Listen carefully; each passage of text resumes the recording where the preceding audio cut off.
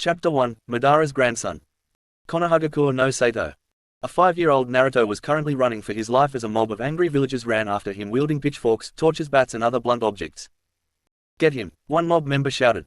Kill him, another shouted. We'll avenge Yondaime-sama, you demon brat. Naruto ran down an alleyway and managed to lose the crowd of angry civilians in an alley not far from the Hokage's office. Why do they hurt me? Naruto asks himself. What did I ever do to deserve this? Found him. He is hiding in this alley. A voice yells and the mob charges into the alley with weapons and blunt objects. Now you pay for all those you killed. You crushed my husband. I'll kill you. Then the mob then charges and starts beating the crap out of Naruto. Naruto couldn't think because of the pain. Eventually the crowd leaves a battered, bruised and bleeding Naruto in the alleyway. What did I ever do to deserve this? Naruto cried to himself as he slipped into the sweet bliss of unconsciousness. After a few seconds, a man with 2 large Venus fly-trap-like extensions that envelop his head and upper body, giving him a plant-like appearance. He has short green hair, yellow eyes, and that his body has 2 different colored halves. His left side is completely white, while the right side is almost entirely black. Madara-sama's not going to be happy about this. Black Zetsu said to his other half. You don't think he'll kill us, do you? White Zetsu asked. If we hurry we can still save him, for our sake I hope we aren't too late. Zetsu grabbed Naruto and took him in the folds of his cloak and sunk into the ground with Naruto. Mountain Graveyard. Madara was in his robes connected to the Gedo statue as he started coughing. I hope Zetsu makes it in time, Madara says as he coughs up some blood. I pray I can save my grandson. Just then Zetsu emerged from the ground and unconscious and bleeding Naruto slung over his shoulder. I've retrieved Naruto-san, Madara-sama. But based on his injuries he won't last long. He needs blood transfusions and some of his flesh has been torn off and his skull has suffered blunt force trauma, though it looks like something has already started to heal the damage, but whatever it is isn't strong enough to save him. Madara's eyes widened in horror and fear at the thought of losing his grandson. Place him on the table, Madara said, walking over to the operating table that he once used to save Obito. Get me 3 vials of my blood and 4 vials of Hashirama's blood as well as some of his tissue. You don't intend, Black Zetsu said, shocked. Yes, I will save my grandson at any cost. Madara's eyes started spinning madly. Yes, Madara-sama. Zetsu ran over to the Gedo statue and grabbed a hollowed-out Zetsu body, then the vials of blood Madara kept and carried them over to Naruto. Alright, now place the body around Naruto and I will use a very powerful medical ninjutsu to merge the outer and inner skin layers that will stop the bleeding and heal his internal injuries. Madara scanned Naruto over and watched carefully as Zetsu placed the hollowed-out body over Naruto's, and once it was complete Madara started weaving hand signs. Ninpo, Hada Yugo no Jutsu. Ninja Art, Skin Fusion Jutsu. Naruto glowed a bright blue as the skin of Zetsu and Naruto's skin merged. When the light died down, Naruto's wounds had sealed themselves, and then Madara took out 2 blood bags and put Hashirama's blood in one and his own in the other, then inserted the needles into Naruto and the blood started replacing the blood Naruto lost. Incredible, the boy took in your blood and Hashirama's without a single adverse side effect. He's my grandson after all. Madara then saw a spark of all too familiar red chakra. Zetsu, lift the boy's shirt. But. Do it, Madara roared. Why yes sir. Zetsu lifted up Naruto's shirt and Madara saw the Hakafun in all its glory. From what little I know of sealing jutsu, this is an 8 tetragram seal, and if that chakra I saw is what I think it is, then my grandson is my pet's Jinchuriki. Then Obito will go after this boy in order to complete Project Tsuki no Mi. Then my path is clear. Madara looked back at Naruto's sleeping face. I must train this boy, he is my legacy, I won't let Obito hurt him. Just then Naruto's eyes shot open and he saw Madara and Zetsu standing over him. Are your eyes open, young one? Where am I? Naruto asked. Madara Uchiha. Kurama roared in fury. I fucking kill you. Ah. Naruto fell off the table in shock and fear. What was that? Naruto looked around frantically. Madara started laughing at his grandson's antics. That was probably the Kyuubi yelling at me. Madara said, chuckling. You see, he and I don't have the greatest history together. I haven't seen you laugh like this, it's actually kind of scary. Zetsu said, sort of creeped out. That's because I haven't laughed like this in a long time. Madara got a sad look on his face. Not since Rika died. Who's Rika? Naruto asked, his shock from Kurama's voice broken. She was my wife and I cared for her deeply. Madara looked at Naruto. Now I'm sure you are wondering who I am and where you are, so I'll answer you. My name is Madara Uchiha and you are in my mountain hideout near the Shumatsu no Tani. Valley of the End. Why am I here and why do you even care if I live or die? You ask that like I shouldn't. Madara says, surprised. Because most people don't care what happens to me, they'd sooner see me dead than help me. Well, I'll tell you who I am to you. As I said, my name is Madara Uchiha and the reason I care what happens to you is because you're my grandson. Chapter 2, Madara's Past. I'm your what? Naruto shouted. You are my grandson, your father was my son who I thought had perished with my wife during an attempt on my life. Madara said. Who was my father? Your father's name was Minato Namikaze, otherwise known as the Yondaime Hokage. Naruto's world collapsed around him as Madara's words fell on his ears. You're joking, right? Naruto laughed a bit, but when he saw that Madara and Zetsu was silent he stopped. I'm deadly serious, Naruto. Your father was the Yondaime Hokage and my son. How did you find out? You said that you thought he died. I found out thanks to Zetsu, because on the day I thought he died I never found his body. I only found my wife, so I assumed that my son lived, but I couldn't find him. I searched everywhere I could to find a blonde-haired boy with black eyes, but to my dismay I couldn't. But after years searching I finally found him, but it was too late. I only found out about my son 3 years ago. I'm sorry I couldn't be there for you, Naruto, but now I want to spend the rest of my life the little family I have left. Madara smiled. How do I know you're telling the truth? Naruto asked suspiciously. You don't believe me. Many have tried to deceive the boy in thinking they care for him only for them to treat him like dirt. White Zetsu said. They treat him like scum. The boy is now wary of everyone who he meets as they might try to hurt him. Black Zetsu continued. Show me. Do you still have the Sandaime's journal that I stole for you? Oh yeah, Madara said as he grabbed the journal and flipped through a few pages and found what he was looking for. Special thanks to VFSNAKE for letting me borrow this from Rise of the Lord of Foxes. It's a good story and I suggest you give it a read. Day 1. My reinstatement. It has been several days since the sealing and I find myself bound with a great pain in my heart knowing that I did not perform the sealing of the Kyuubi instead of Minato. Even more so that I lack the necessary fortitude to protect his son from those who would try to harm him, thinking he is the monster they all fear will come back to kill them all. They are fools, plain and simple. I know that those that oppose my law will leak the information to shadows lurking beneath the surface of the village. They want an outlet for the sadness and they will use this innocent boy for it, and it is the fact that I can't protect him is one of my greater failures in life. Not because I lacked the will of fire I had come to embrace in my younger years, but deep down and Kami helped me, a part of me hates the boy too, to some degree. I am ashamed of myself for thinking like that, knowing that while I love the boy with every fiber of my being, a little part of the darkness that all of the village will soon feel for him is there as well. Sarutobi Sandaime. Year 4. My near failure. I saw through my crystal ball the orphanage caretaker try to strangle Naruto with her bare hands, calling him those horrible names that my law strictly forbids, and over a thing like asking for some food. Food that the bitch of a woman denied the boy apparently for 3 days straight, not wanting him to reach his full potential. My ANBU that I assigned to watch him don't seem to care what happens to the boy, and the crueler children will see him when he is older as a target they can prey on without repercussions. Had not for intervention of a female chunin named Kurenai who wanted to play with the children there that day, I would have failed to protect the boy. I punished that bitch of a caretaker accordingly and execute her for her crimes before the council could try to overrule my decision. However, word gets out and the possibility of Naruto surviving is sliming further, as no one wants to help the boy out of fear of being labeled a demon lover, as one newly demoted Junin to Genin called the boy. I nearly fail Minato and Kushina, but I will make amends for it now and show those old fools why I am called the Kami no Shinobi. Sarutobi Sandaime. Madara glowered in rage as he read every paragraph at every word that dictated his grandson's horrible life.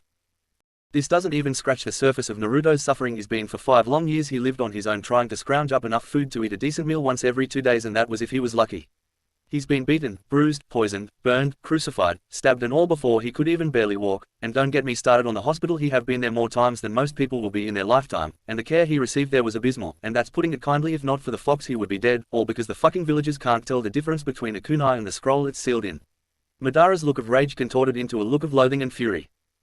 How dare they? Madara unleashed a huge torrent of ki. Naruto fainted and Zetsu was having trouble breathing. Madara SSSSSS Sama SSSSSSSSS stop why you're KKKKKKKK killing NNNNNNNN Naruto SSSSSS Sama.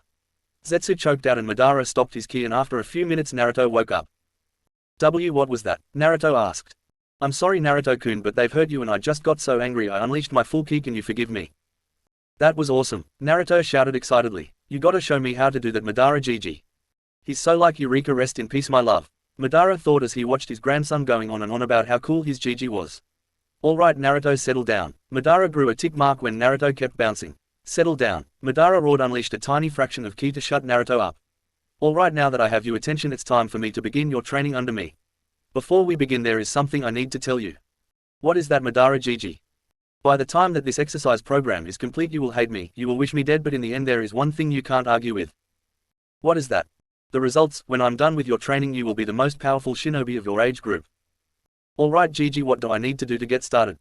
First off, I'm going to have Zetsu get you some weights, but in the meantime you and I will discuss the Sharingan as it is your birthright. What's the Sharingan? The Sharingan's abilities consist of 2 parts, the Eye of Insight and the Eye of Hypnotism. The first of the Sharingan's powers is being able to see chakra flow. The Sharingan itself gives color to chakra, allowing the wielder to differentiate them. They are also able to tell if a person is under a genjutsu because the person's chakra flow would be irregular. The Sharingan's second most prominent ability grants the user an incredible clarity of perception, allowing them to easily recognize genjutsu and different forms of chakra, though not to the same extent as the Byakugan. This also allows the user to pick up on subtle details, enabling them to read lip movements. Madara explains. What do you mean? Naruto tilts his head confused. In other words, you can copy hand signs, pencil movements and see through pretty much any genjutsu place on you or others. Madara says, dumbing it down as he remembers he's talking to someone who hadn't grown up in Uchiha. I've got an awesome eye technique, I'm going to be Hokage for sure. Naruto says, thrusting his fist in the air.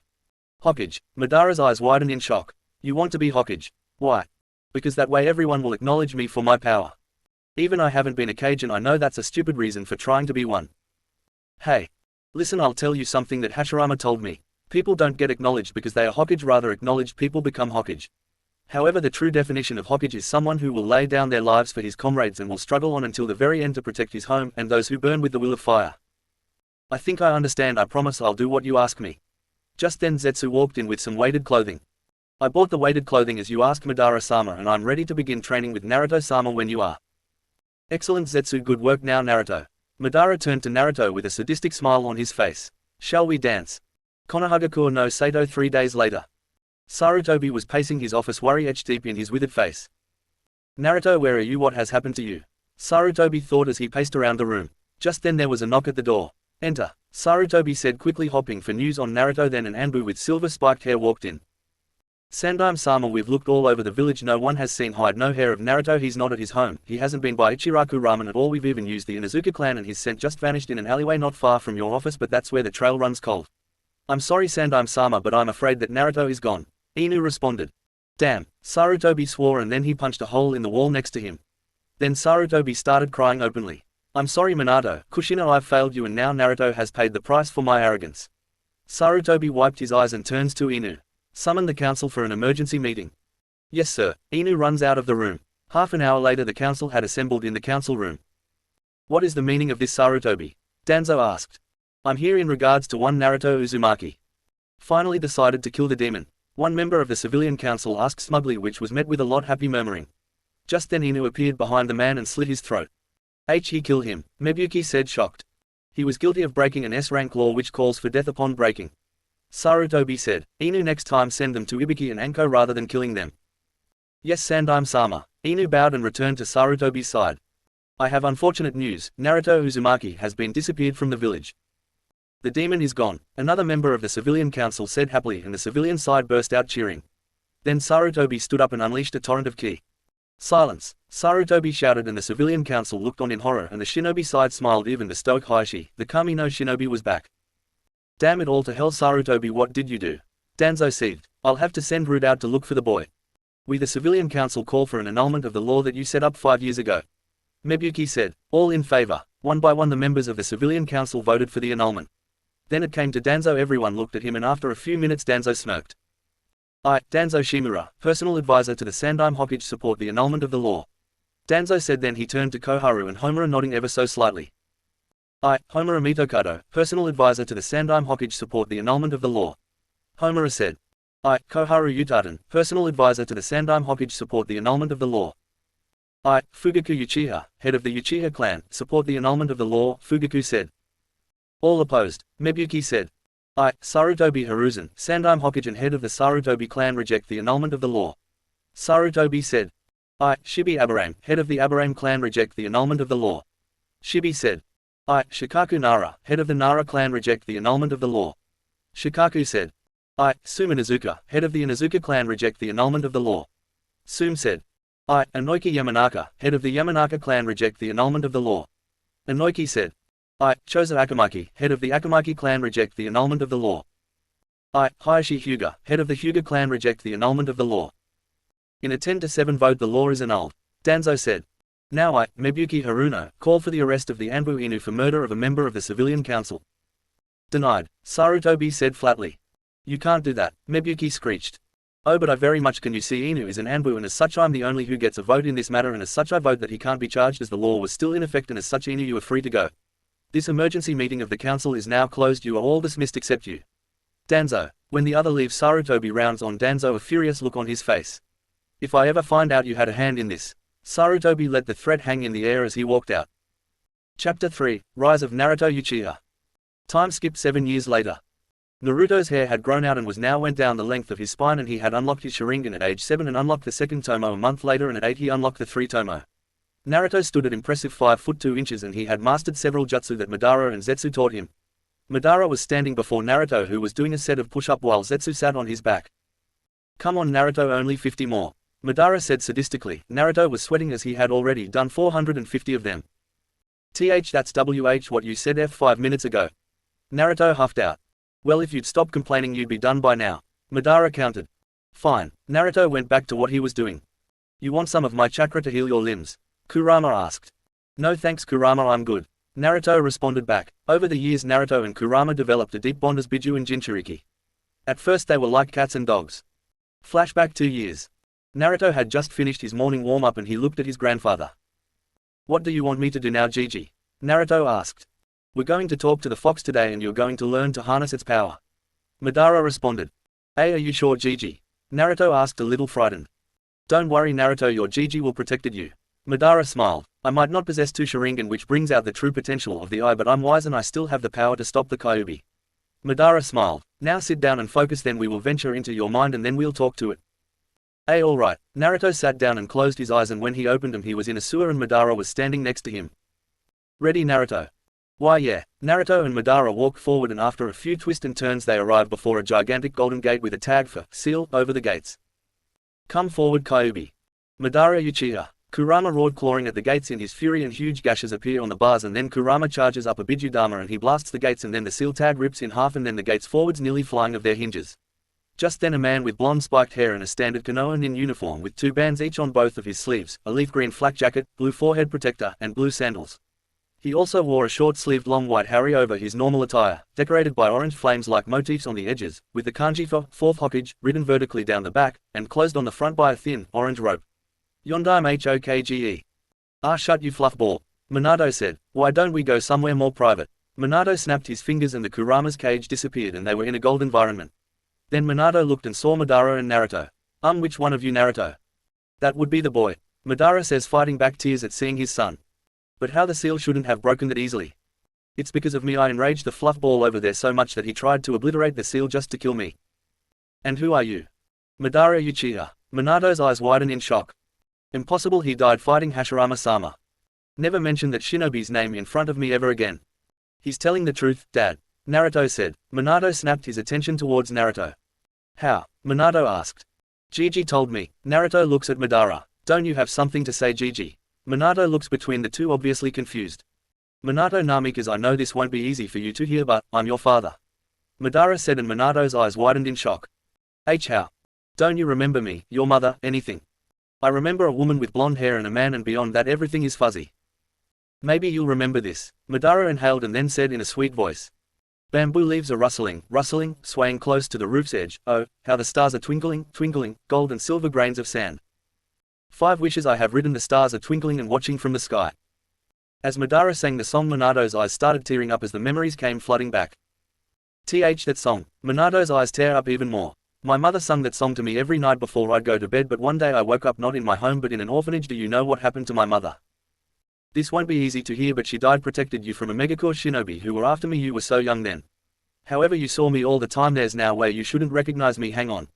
Madara makes hand signs. Henj no jutsu. Madara took the form of his younger self, armor and all. "Father." Minato grabbed his head in pain. "Minato." Madara dashed over and saw a seal on Minato's neck. "This is a memory alteration seal, but there is a second seal, a Kekkei Genkai seal. Now I get it, your memories in Kekkei Genkai were sealed by someone in Konoha. Release." Madara channeled the Gedo statue's chakra though the seal and shattered it. Minato's eyes glazed over, and when they cleared, Minato hugged Madara. "San." Minato started crying. "Minato." Madara started crying too, but then Minato started flickering. "My chakra is fading. I'll rebuild the seal one last time, and San, take good care of Naruto. This is my last request of you." Minato smiled, then placed his hand on Naruto's stomach and twisted his hand, and the seal was repaired. "Goodbye Naruto, San." And with that Minato faded. End flashback.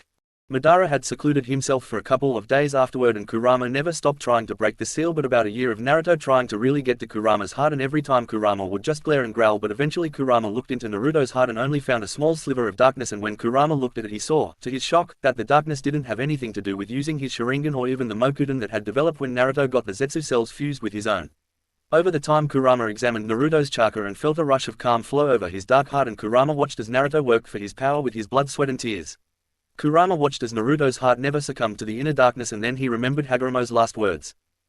I don't have long anymore. Shukaku, Matatabi, Isobu, Son Goku, Kokuo, Seiken, Chomei, Gyuki, Kurama, even though you have been separated, you shall always be together.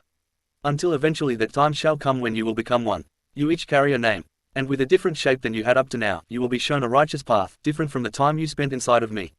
I hope you learn what true power is, before that time. Maybe I underestimated you, Naruto Uchiha, and maybe I misjudged you, Madara. You never once abandoned your family, you loved them. To a kitsune such as myself, abandoning one's family is the worst crime. Naruto kept working on his push-up, and when he finished Zetsu got off his back. Naruto hopped to his feet and looked at Madara.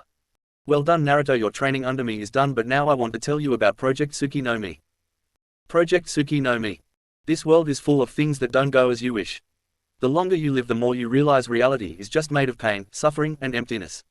Listen, in this world, whenever there is light, there are also shadows. As long as the concept of winners exists, there must also be losers. The selfish desire of wanting to maintain peace causes wars, and hatred is born to protect love. I found a way to end that hatred. I wanted to create a world of love, a world of winners, a world of peace. I wanted to capture the 9 Biju and recreate the Jubi and use the Mugen Tsukuyomi to create this world, but now I want nothing more than to that project to fail. I won't hurt my grandson at all. You are precious to me. So my grandson, go on and avenge my son, your father, kill Obito Uchiha, and Project Tsuki no Mi dies with him. Madara smiles. Now get some sleep Naruto, it's late. Hi Gigi. Naruto ran off towards his room, but Madara stayed there and looked at Zetsu with a somber look on his face. You know what to do Zetsu, fetch my original eyes, it's time I do what I must, to give my grandson my final gift. Yes Madara-sama. Zetsu walks off and Madara waits until he hears the snoring of his grandson, then he grabbed his kunai and walked into Naruto's room and then lunged at his grandson's sleeping form and plunged the kunai at his heart. Acting on instinct, Naruto dodged the kunai and disarmed his attack and then stabbed Madara in the heart. When the light from the other room hit Madara's face, Naruto saw who his attacker was. And no. Naruto started crying. Gigi, why? What have I done? Naruto, forgive me. Madara choked out and drew his last breath. Gigi. Naruto's Sharingan activated and then started spinning, forming a 4-blade windmill shuriken, and the blades were curved and they looked like shark fins. Just then Zetsu walked in and saw Madara's dead body. It's alright Naruto, this is what Madara-sama wanted. He wanted to die by your hand so you would unlock the Mangekyo Sharingan. His final wish was to give you his original eyes so you won't go blind. For the next few weeks I'll be training you in the Mangekyo's abilities. Naruto started crying at the dead body of his grandfather. Come on Naruto, remember all that Madara taught you. I know Zetsu. Naruto wiped his tears away and got a very cold look on his face. Zetsu, I want you to bury Gigi's body somewhere no one will ever find it, but make it something worthy of him. Yes Naruto-sama, now we'll transfer Madara's original eyes. It will take a few days for you to adjust to them. Then we'll need to discuss your living situation because Konoha has branded Yukiya. I know Zetsu, just let me mourn Gigi. Madara loved you Naruto, don't let his sacrifice be in vain, become stronger, I know you can. Alright Zetsu, give me Gigi's original eyes. Yes Naruto-sama. Chapter 4, Naruto and Fu. Time skip 1 year later. Naruto quickly got used to his grandfather's eyes and mastered his time reversal power. Naruto had yet to discover the power of his own Mangekyo, which he ordered Zetsu to dispose of the original as soon as Naruto had Madara's eyes. Naruto donned his grandfather's armor and covered the Uchiha clan symbol with his hair and a small genjutsu. Naruto looked at Zetsu and then at the road, thinking on his grandfather and his plans. Zetsu, I will be traveling the shinobi world learning the locations of the other Jinchuriki. If you have any suggestions on where I should start, I'd love to hear them. According to my intel, the Nanabi Jinchuriki is in Takigaku no Sato. That would be the first place I'd go, build a reputation, then when you're ready return to Konoha and show them the power of Naruto Uchiha. Thank you Zetsu, keep me posted on Obito's movements and keep my movements a secret for as long as possible. We can't let Obito lose trust in you yet. Yes Naruto-sama. Zetsu sunk into the ground. Naruto took one last look at the mountain graveyard as it went up in smoke, then he leapt off towards the Shumatsu no Tani. When he arrived, he looked at the statue of his grandfather, then leapt up the side and into the air and found his grandfather's body lying there peacefully in a bed of flowers. Hey Gigi, it's me, I hope you can forgive me. I know this is what you wanted, but I still miss you. I'll become strong, I'll make you proud Gigi. Naruto left, then he started traveling, and after a few days he arrived at Takigaku where the guards stopped him. Halt, state your business in Takigaku. I am here to seek an audience with your leader in requesting residence. Why grounds do you have to request entry? I didn't want to do this but, Naruto activated his Sharingan and he locked eyes with the guards whose eyes widened in shock at seeing the legendary Kekkei Genkai of the Uchiha clan. Genjutsu, Sharingan. Feel free to enter. Thank you. Naruto smiled and walked into the village and towards where he sensed the highest chakra signature when, out of the corner of his eye he saw a girl who wore an orange clip in her short, spiky mint green hair that matched her eye color, which was also orange. Her ninja outfit consisted of a short sleeveless white midriff shirt with fishnet armor underneath, long white armlets, and fishnet shorts with a short white apron skirt over it. Her forehead protector was worn on her right arm. She also carried a cylindrical object in red wrapping on her back. The girl was scrounging around in the garbage while Naruto saw the people around her giving her dirty looks and the same glares he received from Konoha. When the girl saw Naruto she noticed how he didn't have a look of hatred on his face. Hey mister, could you help me? I'm alone and I'm hungry, these people treat me like dirt. I know that feeling. Kid, I sense demon chakra coming off of her. Kurama said. From the feel of this chakra it's the Nanabi. That explains the looks. Nice to meet you Nana. Nice to meet you too Q. Fu said. Naruto reached into his pouch and pulled out a bag full of ryo that Zetsu had given him. Here, buy yourself some food. Naruto smiled. Thanks mister. Fu smiled. Call me Naruto. I'm Fu. Anyway, do you know where your leader resides? Fu's look turned dark. Yeah, I know where he is but I doubt he'll listen to a word you say. You're a Jinchuriki after all and you've associated yourself with me so I really doubt he'll care. I have my methods. Naruto activated his Sharingan. Those eyes. Yes, I wield the Sharingan Kekkei Genkai so I can convince the leader to let me stay. You'll find the leader in that tower over there. Fu pointed to the small tower that was intertwined with a large tree in the center. Thanks Fu. Naruto smiled at her. It's been fun Naruto, now I'm gonna get something to eat. Likewise Fu. Naruto walked off towards where Fu pointed out and when he arrived the two guards outside looked at him with contempt. We don't have time for a demon lover. The guard snarled. Naruto got an impassive look on his face. Let me talk to your leader before things get ugly. Naruto flares his Sharingan and unleashes a torrent of ki. Right this way. That's what I thought. Naruto smiled sickly then he walked into the office. So why are you here? The man behind the desk said. I'm here to join Takigaku. So he's associated with the Jinchuriki. One of his guards said to the leader in his ear. Shibaka's eyes narrowed slightly but he said nothing. So what can you bring to our village? Shibaka asked. This. Naruto activated his Sharingan and then made the snake hand seal. Mokuden, Mokujuheiki. Wood style, wood wall. That's the Shodime Hokage's Mokuden. Shibaka stuttered. Yes, I wield the Sharingan and Hashirama's Mokuden. The council must hear of this. Shibaka got up and looked at one of his shinobi. Gather the council, tell them we're going to get a new Kekkei Genkai. Yes sir. 10 minutes later Naruto was standing in a circular room with a bunch of people standing around him.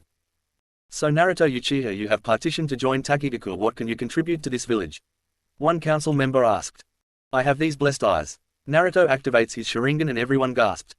The Sharingan. He truly is an Uchiha. A second council member said. He'll be an asset to this village. A third council member said. Let's put the matter to a vote. Shibaka said. All in favor. All at once everyone raised their hands allowing Naruto to stay. Then it's decided. Naruto Uchiha, welcome to Takigaku, here is your headband. Shibaka tossed Naruto a Taki forehead protector. Thank you Shibaka-sama. Naruto bowed then he walked out and to his surprise Fu was standing outside. You're a Taki shinobi, Fu said happily as she saw his forehead protector. Yeah I am now. I was wondering if you wanted to do some training with me. Sure, I can teach you about Taki. Then let's go. Time skip 3 months later. Naruto and Fu had developed a close bond, become great friends. Naruto and Kurama helped Fu and Chomei with learning to control Chomei's chakra. Naruto noticed the dirty looks he and Fu got when they were walking down the road getting food, but Naruto used his Sharingan to get fair prices with the locals, but when the council saw Naruto's overprotective nature they got nervous and so he and Naruto found himself in the council room. Naruto Uchiha, it has come to our attention that you have become rather close to Fu. We of the council have to protest such closeness. What we are about to tell you is highly ranked secret. Fu is the Jinchuriki of the Nanabi. She is a ticking time bomb, a demonic chakra. With all due respect, I'm sealing expert and I've learned a lot, and one of the first things I learned was how to recognize a faulty seal, and Fu has exhibited nothing of the sort. And how would you know the signs of a faulty seal? Sealing is in my blood. My mother was an Uzumaki and my grandfather took me to the ruins of Uzushiogaku. It was on my 8th birthday my grandfather and I went to Uzushiogaku and there I found an ancient archive of Fuinjutsu that only one of Uzumaki blood could unlock, and then I took my family's records and techniques and spent 3 years learning Fuinjutsu, and 3 years is a long time, especially if I used Kage Bunshin's shadow clones to speed up the training, so in really I took 40 years of Fuinjutsu experience and compressed it into only 3 years. How could you have so much chakra, let alone no AB ranked Kinjutsu of Konoha? We Uzumaki have a certain curse. We are cursed with abnormally high chakra levels, and as for me knowing AB rank Kinjutsu of Konoha, most other nations know that jutsu, so my Gigi knew it and he taught it to me. Well, regardless of your knowledge of seals, the council has voted to banish you from the village as Fu can't afford to have any distractions. She is our Jinchuriki, she is this village's muscle. Fine, if you want to lose the Sharingan, it's not my problem. You have until morning to be gone or we will kill you. Okay, bye. Naruto took off the forehead protector and tossed it back to Shikbaka. It's been fun. Naruto walked out and then walked to the house where he slept, and he packed his things, and when he walked out he saw Fu standing there. Hey Naruto. Fu smiled, then she saw his backpack and the apartment he had emptied out of his possessions. Hey Fu. You going somewhere? The village has kicked me out, so I'm going to travel the shinobi world, gather allies and see if I can one day return to my original home. I'm going with you. But Fu. No buts, I'm going with you. If you leave, the villagers will just hurt me worse than before, besides there is nothing for me here. Alright, I'll trick the guards with a cage bunshin while you escape with me under a Henj no Jutsu. Transformation Jutsu. Alright, when do we leave? Now. Okay, let's go. Fu transformed into a random civilian and Naruto used Genjutsu to hide her chakra. Then Naruto and Fu left the village, but at separate times as not to arouse suspicion, and Naruto used a transformed cage bunshin to fool the guards into thinking Fu was still in the village. After a while Naruto undid the Genjutsu while Fu undid the Henj. I'm free. Yeah, you are now. Let's get moving, we've got a lot of ground to cover and not a lot of time to do it. Chapter 5, Haku and Zabuza. Time skip 1 month later. Naruto and Fu were traveling somewhere near Nami no Kuni when suddenly a huge mist rolled in. Naruto activated his Sharingan and stared around and saw, to his shock, the mist was chakra-laced and Naruto couldn't see a thing, but his sensory abilities told him there were 2 powerful chakra signatures nearby. 2 lonely little brats, but from the feel of your chakra you're not normal brats. A voice came from the mist. Who's there? Fu asked, slightly scared as a torrent of ki was unleashed upon the 2 of them. What gall you have asking me who I am when I'm about to kill you? The voice responded, if you hand over your supplies and money I'll let you live. Naruto drew his gunbai. Well, do you wish to dance? Naruto asked, then he swung his gunbai. Futon, fan wind. Naruto unleashed a huge blast of wind that destroyed the mist. When it disappeared Naruto saw a man with a large cleaver slung over his shoulder. Well, what do we have here? You're not some average little brat, are you? Shall we dance? Naruto asked, charging the man gunbai in one hand and his scythe in the other. Naruto into the air, swinging down with his scythe, anticipating Zabuza to raise his Kubikiriboko to block, but Zabuza dodges a smirk on his face and swings his Kubikiriboko with the intent to cut Naruto in half, but Naruto spins in the air and uses the momentum to bring his gunbai down and deflected the sword with the end of his gunbai and goes in swing with the scythe again. You're good kid, really good. Zabuza grunts. The same could be said of you. Naruto swiftly dodges the sword slash and counters with his gunbai wind wall, blasting Zabuza backwards. Naruto takes the temporary LAX in battle to form hand signs after he created a shadow clone. Ninpo Futon no Kaiden collaboration, Okina Ruiki. The 2 Narutos raw, channeling as much chakra as possible to their jutsu, blasting as much fire in order to destroy Zabuza entirely. After Zabuza dodges the extreme blast of fire, he and Naruto clash again and again while Fu watches with shock and envy at Naruto's power, but eventually Zabuza overwhelmed Naruto and held his sword up to Naruto's throat. You're not bad, kid. Who trained you? My grandfather, Madara Uchiha. You're Madara Uchiha's grandson. Yes. But he died at the Shumatsu no Tani. No, he didn't. Hashirama didn't confirm the kill and Gigi survived. Naruto got a sad look on his face. But 1 year ago I killed him, but it was accident and I unlocked these cursed eyes. Naruto's eyes shifted to his Iron no Mangekyo. A kid like yourself really shouldn't travel alone. Why don't you join me and Haku? You both possess strength, but the girl needs to learn to resist ki, but I can train her. Thank you, but I never got your name. My name is Zabuza Momoki the Kirigakure no Kijin. My name is Naruto Uchiha and this is my friend Fushi, and I are technically Rouge Shinobi from Takigakure. I was banished so I have no village association, but Fu is a registered Takigakure Newt Nin. As in, Rinpun no Fu. I've heard of you, kid. Zabuza turns to Fu. You've got a high bounty on your head from Takigakure, but it says you are to capture you alive. That's because I'm a Jinchuriki. They want me back so they can place a control seal on me so I never run away or have free will. Well then, you and Naruto are welcome to join us. Zabuza turned to a nearby tree. Haku, come out and introduce yourself to your new teammates. Haku jumped down and held out his hand. Hello Naruto-san. Fu-san, I am Haku, and before you ask, I am a boy. Haku said, smiling. Nice to meet you too, Haku. Fu smiled. Nice to meet you too, Haku. Naruto smiled. Now brats, I'll be training you up to an Anbu level. Fu, I want you to start mastering your Rinpun techniques and then we'll work on some ninjutsu after we discover your affinity. Naruto, I want you to work on your reaction time as well as ocular prowess, for that you will train with Haku. She's the fastest, so you'll need to train your body to match what your eyes can see. Yes, Zabuza-sensei. Fu and Naruto said. Haku and Naruto faced each other and Naruto activated his Sharingan. Haku made a single hand sign. Meikyo Hyosho. Crystal ice mirrors. Haku made a dome of mirrors and Naruto eyes stunned from a moment before, involuntarily shifting to his Mangekyo Sharingan before understanding of the technique came with his ocular prowess. Naruto-san, why have you activated your Mangekyo? These eyes. Naruto said, shocked. They must allow me to copy elemental Kekkei Genkai. But that's impossible, not even the Sharingan can copy my jutsu. Each Mangekyo Sharingan comes with a unique ability. My grandfather's was the ability to reverse time, mine must be to copy elemental Kekkei Genkai. Can you prove it? Naruto nodded. They made the same hand sign Haku made. Meikyo Hyosho. Naruto made the same dome, but instead of the set of 21 Naruto made 30. Such chakra. Haku said, shocked. Even at my absolute limit I can only make 21, but to make 30 with ease, and based on how you're not even sweating, I bet this isn't your limit. Probably not if I were to utilize Kurama's chakra, who knows how many I could make. Well, let's get back to training. Right, Naruto deactivated his Mangekyo and the mirrors he created shattered. So in order to utilize elemental Kekkei Genkai you need to have my Mangekyo activated. Interesting. Haku takes advantage of Naruto's distraction to charge, but Naruto jumps out of the way with ease and practices with his reaction time. Time skip 1 month later. Naruto, Fu, Haku, Zabuza, Meizu and Gozu were all facing a short little man who barely came up to Fu's waist. Over the past month Fu had mastered Rinpun techniques including Rinpunkaga and Rinpun Bakusai. Over the time they learned that Fu had a wind affinity as well as fire affinity. Naruto's reaction time was on his father's level, and he had learned to master several Hyoden ninjutsu and invented several of his own. Alright then, it's agreed, the 6 of you will kill Tazuna and in exchange I will pay you 22 million ryo. Gato said. Alright Gato, you got yourself a deal. Zabuza responded. Gato walks out of the room and his guards follow him. Zabuza-sama, who will we send to kill him? Haku asks. Haku, let's send the demon brothers. I am sure they can handle whatever puny ninja the leaf will send, as Gato has bled this country dry. They could only pay for AC rank as most. Zabuza says. Yes Zabuza-sama. Meizu and Guzzo responded. Then they departed and Naruto got a sour look on his face. Then he started to walk out, but Zabuza placed a hand on his shoulder. Naruto, something wrong? Zabuza asked.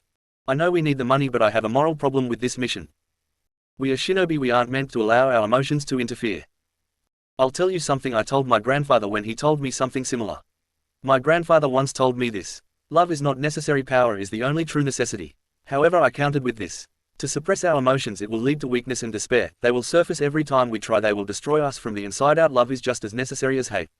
To suppress one emotion is to suppress them all, and it limits our ability to think clearly and adapt to situations. To my shock, Madara Gigi agreed with me and started tearing up, as those were the same words my Ba-chan Rika told him once. Whoa, that's deep, Naruto, but I guess you have a point, but I have a reputation to uphold. I can't ask you to like this mission, but we have to finish it. Alright Zabuza-sensei, I'll do it, but don't expect me to like it. Naruto walked off towards a small room where he slept and closed his eyes and started meditating, and when he opened his eyes he was in his forest mindscape and he walked towards Kurama's cave. Kurama, come on out, we need to talk. Kurama walked forward and looked at his host. What did you want to talk about, kid? I need to train with your chakra, but to do that properly I would need the key to your seal. Any idea where I can get that? The last thing I saw before I was sealed was a toad by the name of give me a minute. Kurama thought for a minute, then his eyes snapped open. Geratora, that was the name, and according to what I remember from Kushina's memories the holder of the toad contract is Jiraiya of the Sannin. Contacting him will be difficult. Any suggestions? Well, the best way and certainly the easiest would be to venture to Konoha and ask the Sandaime to contact him for you, but as you and Konoha don't have the greatest history that's not a great option. Another way would be to do something that would require Jiraiya to use his spy network to locate you and track you. For that I suggest you attack some shinobi of Konoha and let them live, but tell them your name, which will force them to report that to Sarutobi, and that will get Jiraiya looking for you. Thanks Kurama, I think that second option will be easier, as even the Oni Kyodai fail the Konoha shinobi will be on high alert, and that's when Zabuza-sensei and I make our move. You're clever, kid, I like that about you. Kurama smiled. See ya Kurama. And then Naruto faded from his mind, and when he opened his eyes he saw Fu sitting on her bed, Chomai's chakra swelling around her like a whirlwind of energy. As Naruto watched as the first tail sprouted and a few seconds later the second tail and another few seconds the third, then fourth, but as the fifth tail emerged Fu's skin started to turn red as she started losing control. Oh boy, Naruto started weaving hand signs. Mokuden, Mokuryu no Jutsu. Wooden Dragon Jutsu. Naruto held out his hand and the wooden dragon shot from it and wrapped around Fu, suppressing the chakra while simultaneously absorbing it, form a small orchid of trees. Thanks, Naruto, Fu huffed out. No problem, next time let me know when you start training with Chomai's chakra. Gotcha. Time skip 3 days later. Failed. What do you mean they failed? Gato shouted at Zabuza. Stop whining. This time I will go personally and this sword will be the last thing he sees. Zabuza says as he swings his sword and holds just in front of Gato's throat. You sure about that? Apparently the old man hired some protection and they have several high-ranking ninja with him. Since your first attempt failed they will be watching. It will take someone with very advanced skills.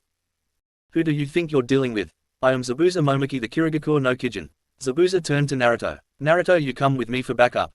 Yes sensei. Naruto said. Then he ran back into his room and grabbed his gunbai in the side. Naruto then shouldered him and followed Zabuza out of the room, and they leaped through the trees, and Zabuza started motioning to Naruto, who nodded and took his position and suppressed his chakra. Just then a boy with the Inuzuka tattoos on his face threw a kunai Zabuza, but he substituted with the snow rabbit they carried with them.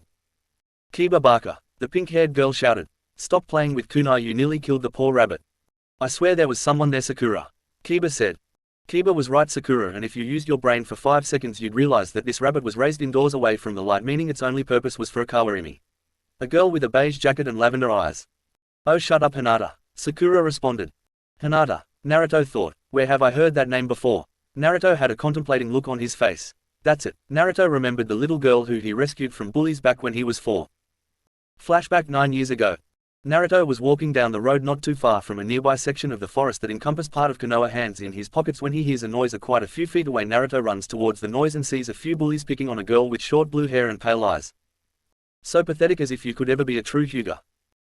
Leave me alone. The girl responds. Please leave me alone. One of them mocks, please don't hurt me. If you were truly a Hyuga you would make us stop.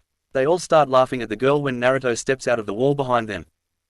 Back off, Naruto snarls. And who are you to defend this pansy of a Hyuga? The first one says. Wait, I know that guy. A second one said. He's that brat my parents told me to stay away from. Oh, you mean that brat who keeps going on about being Hokage? The same. Of this ought to be good, let's teach him a lesson. Naruto started weaving hand signs. Those hand signs. Bunshin no Jutsu. Naruto roared out, but as usual Naruto fucked it up and created a crap clone. What a joke, the first kid said, laughing. Let's beat the crap out of him, the second kid said. Yeah, the third kid agreed. End flashback. Hinata-chan, I never thought I'd see you again, but what do you really think of me? Just then Naruto saw Zabuza's Kubikiriboko flying in, but then the grey-haired Junin yelled out. Duck. He dragged his team to the ground and the others dodged to the right or left depending on their position. Then Zabuza landed on his blade that dug into the tree. Zabuza Momoki, the demon of the bloody mist. Hinata glares at the man in front of her. Ah, so a lonely genin knows my name. Zabuza says, bowing. I see that my illustrious reputation precedes me. Yes, I got that from Dragon Ball Z, Fusion Reborn, which I don't own either. Well, when you slaughter your entire graduating class and then try to assassinate the... I believe it was the 4th Mizukage that tends to get your name in the bingo book of every ninja village across the world. Hinata said with a pause, recalling the Mizukage aspect pertaining to Zabuza. If he is our opponent, then I will need to use my Sharingan. Kakashi thinks, lifting his headband. Kakashi of the Sharingan Eye, am I right? Zabuza asks. Then he notices Kurenai. And Kurenai Yuhi Konoha's Genjutsu Shujin. Naruto, get out here, let's see how your bloodline faces against a Genjutsu master such as her. Yes, Zabuza-sama, Naruto said. Then he jumped down and landed in front of the group of 9. Everyone's eyes widened at that name, and when they saw Naruto, Kakashi's eyes started tearing up. Naruto, Kakashi said, shocked. Naruto-kun. Hinata, though shocked as she saw her crush again. He looks different, is calmer, more powerful than before. Hinata activated her Byakugan and examined his chakra levels. Everyone be careful, he's got unbelievable chakra, he's at tailed beast's levels. What? Sasuke and the others looked shocked. Naruto opened his closed eyes as he put his emotions aside like his grandfather taught him and activated his Sharingan. When Sasuke saw it, his fear turned to fury. How dare you? Sasuke charged Naruto. Sasuke, don't charge in alone. Kakashi shouted, but Sasuke didn't listen and Naruto dodged Sasuke's enraged punches with ease. Why can't I hit him? Sasuke threw punch and kicks, but Naruto dodged them with a bored expression on his face. Enough, Naruto scoffed and he disappeared from Sasuke's sight in a burst of speed. Then he dropped under Sasuke's guard and slammed his fist right into Sasuke's gut. Then he flipped over Sasuke and kicked him in the back, sending Sasuke flying into a tree. When he made contact, Sasuke collapsed into unconsciousness. Sasuke-kun. Sakura shouted and ran to her love. You're dead. Sakura rushed Naruto, but Naruto dodged her strikes with no effort. Then Naruto grabbed his gunbai and swung it. Die. When Naruto swung the gunbai, 3 tornadoes of fire, but because of Sakura's closeness to the gunbai, she was blasted by all 3 tornadoes. Sakura was sent flying and she landed into the water. Her clothes singed and her skin was suffering from 3rd-degree burns. Naruto, you jerk, I'll fucking kill you. You ruined my hair and clothes. You are pathetic. Naruto stuck his gunbai point into the ground. Zabuza-sama, do I have permission to kill whoever gets in my way? I'm a little busy. Zabuza responded as he was fighting Kakashi on the surface of the water, sword against kunai. But go ahead. Yes, Zabuza-sama. Naruto rushed in at blinding speeds towards Kurenai, who just finished her last hand sign. Magen, Narakumi no Jutsu. The leaves swirled around Naruto, who looked on board when he saw his grandfather on the ground, a kunai in his chest. Naruto, forgive me. Madara choked out. Kit, Kurama said, gaining his host's attention. I know, Kurama. Naruto flared his chakra and unleashed a torrent of ki that floored even Zabuza. How dare you? Naruto roared and he started weaving hand signs. Kaden, Goku Mekyaku. Fire style, great fire annihilation. Naruto unleashed a gigantic breath of flame towards his foes, obliterating anything and everything in its path. Hinata struggled to her feet, fighting off the ki with thoughts of protecting her comrades. Shugo, Haka, Rokugu Yonshu. 8 trigrams 64 palms guard. Hinata unleashed a huge torrent of chakra as the sphere of chakra tore through the torrent of fire, protecting her teammates. However, Kurenai started running for her life. Bitch! Naruto roared and he activated his Iron no Mangekyo. Susanoo. Naruto started channeling chakra into the Susanoo's palm. Yatsaka Magatama. Naruto threw the attack, but with her swift reflexives Kurenai dodged the attack, which rocketed past her and destroyed a large section of the forest when it exploded. Naruto stopped this. Hinata shouted, gaining his attention, and he rounded on her, his wrath and his chakra on an ungodly level. She dares to show me the greatest regret in my life. Gatsuga. Fang over Fang. Kiba's voice roared out and 2 swirling spirals rocketed toward Naruto, but his Susanoo blocked the attack and Naruto grabbed Kiba and the transformed Akamaru. Just as Naruto is about to crush him, a blast of water captures Naruto's attention and he sees Zabuza in danger, so Naruto drops his Susanoo and dashed at full speed and took the attack that Kakashi thrust with his kunai, but Naruto smiled and gripped Kakashi's arm. Dai Hitaki. Naruto started weaving hand signs when suddenly 3 senbon him and Zabuza in the neck, knocking him out. I thank you for your assistance in taking them down. I've been waiting for days for them to drop their guard. Haku said behind his hunter mask. You're a hunter ninja, aren't you? Kakashi said. Yes, I am. Now I must go. These 2 are going to the collection office. Haku grabbed Naruto and Zabuza, then shunshined away. Well, this has been an interesting experience, Hinata said. Then she saw Kakashi collapse. Tazuna-san, how far is to your house? Kurenai asked. About a mile, Tazuna responded. Then we'll be there in about an hour if we push ourselves, but we can't travel too fast because we have 3 injured shinobi. One of them is suffering from major burns, another who knows what, and Kakashi is suffering from chakra exhaustion. Kurenai picked up Sasuke while Kiba and Akamaru picked up Sakura and Kakashi, and they started the long trek back to Tazuna's house. With Haku and the others. One day later, Naruto woke up and saw Haku standing over Zabuza. Damn it, Haku, what the hell was that for? Naruto asked as he got to his feet. I'm sorry, but if you had lost control, Zabuza-sama might have been hurt. Haku responded. Naruto got up and started walking around. I'm surprised you recovered so quickly. Not even Zabuza-sama can recover at the speed you do. It's because I'm a Jinchuriki. The Biju inside of me heals me and aids in my recovery. Damn it, Haku, did you have to throw those senbon in my neck? Zabuza grumbles. Oh, you're awake. I thought you would be out for at least another day or 2. Haku says, smiling at his master. I can get the needles out. Zabuza reaches up and pulls out a bunch of the senbon out of his neck. Careful, Zabuza-sama, you shouldn't pull a bunch at a time or you could die of blood loss. Just then Gato walks in with his 2 samurai guards following him. You failed. Didn't you tell me that you would take care of it personally, and the last thing that Brat Tazuna would ever see was your sword? Gato yells at Zabuza, walking forward and reaching for Zabuza's mask when Haku grabs his hand. How dare you try to threaten Zabuza-sama? Haku glares at Gato. Kill him, Gato yells at his guards. Haku glares at the guards, unleashing killer intent. The guards faint under the strain. Try that again and I assure you that they won't get back up. Haku glares. Fine, you have one more chance to complete the job or the contract's over. Gato walks out. That wasn't necessary, I could have handled it, Zabuza says, lifting up his bed sheet to reveal a kunai. We can't kill Gato just yet, the murders would just draw their attention. Haku says. We have to show restraint for now. Fine, how long do you think I'll be out of commission? A week, but knowing you it will take half that time. Haku smiles. I'm going for a walk. Haku, do you need me to look for any supplies to aid in Zabuza's recovery? Naruto asked. Yes, I'll give you a list of herbs I need and their physical description, but be careful with Konoha out there and your identity compromised. They might attack you if they see you. I'm not worried. Naruto walked out, and after a few minutes of walking and gathering herbs for Haku, Naruto started walking and eventually he walked into a destroyed clearing and Naruto saw, to his shock, Hinata was lying there fast asleep. Naruto scanned her over with his Sharingan and saw she was suffering from minor chakra exhaustion and she would awaken momentarily. Naruto walked over to her and he shook her shoulder. When Hinata opened her eyes, she saw Naruto kneeling over her. Naruto. Hinata jumped up and dropped into a Yuken stance. Relax, Hinata, I'm not here to hurt you, Naruto said, getting up and looked at her. Why are you here? The hunter ninja killed you. Haku is our ally. She placed us in a death-like state. Hinata started tearing up. Thank Kami-sama. I thought I had lost you for a second time. Second time? Naruto asked, confused. 2 years after your disappearance, the Hokage gathered the village and declared that you kidnapped, and then he declared Yukio. I cried for weeks. My clan elders pushed my father to brand me with the caged bird seal on me, but after your death I trained and I've become a Yuken master, one the likes my clan hasn't seen since my great-grandmother. Well, you've got impressive chakra, that much I can tell. However, I have to ask you something. What? Do you have someone who is precious to you? Well, there's you, my Omoto Hanabi, and my 2 san. Then you will grow very strong, Hinata. When someone has a person who is precious to them, it's only then that their true strength emerges. I've got a question for you if you will indulge me. All right, shoot. If you weren't dead who trained you, I know that you didn't have the Sharingan before. My grandfather, Madara Uchiha, he helped to make me strong. What did Kurenai-sensei make you see that sent you into a rage like that? You see, 2 years ago my grandfather was dying. The force that had kept him alive was failing him, and as such he wanted to die on his terms, not on anyone else's. So while I slept he crept into the room that I slept in and tried to plunge a kunai into my heart, but my reaction time and instincts kicked in and I dodged the blow, disarmed him and plunged the same kunai into Madara Gigi's heart. His last words were, "Naruto, forgive me." Then he dropped dead and I unlocked these cursed eyes. Naruto activated his Iron no Mangekyo. What is that? My Iron no Mangekyo Sharingan. You see, over time the regular Mangekyo would go blind, cutting off the light from the user's eyes forever, but you can avoid this by transplanting the eyes of a direct relative. Unlock the final form of these eyes. My original eyes are gone, I disposed of them. I don't want them falling into anyone else's hands. Naruto started looking at Hinata. It's been fun, Hinata, but I've got to go.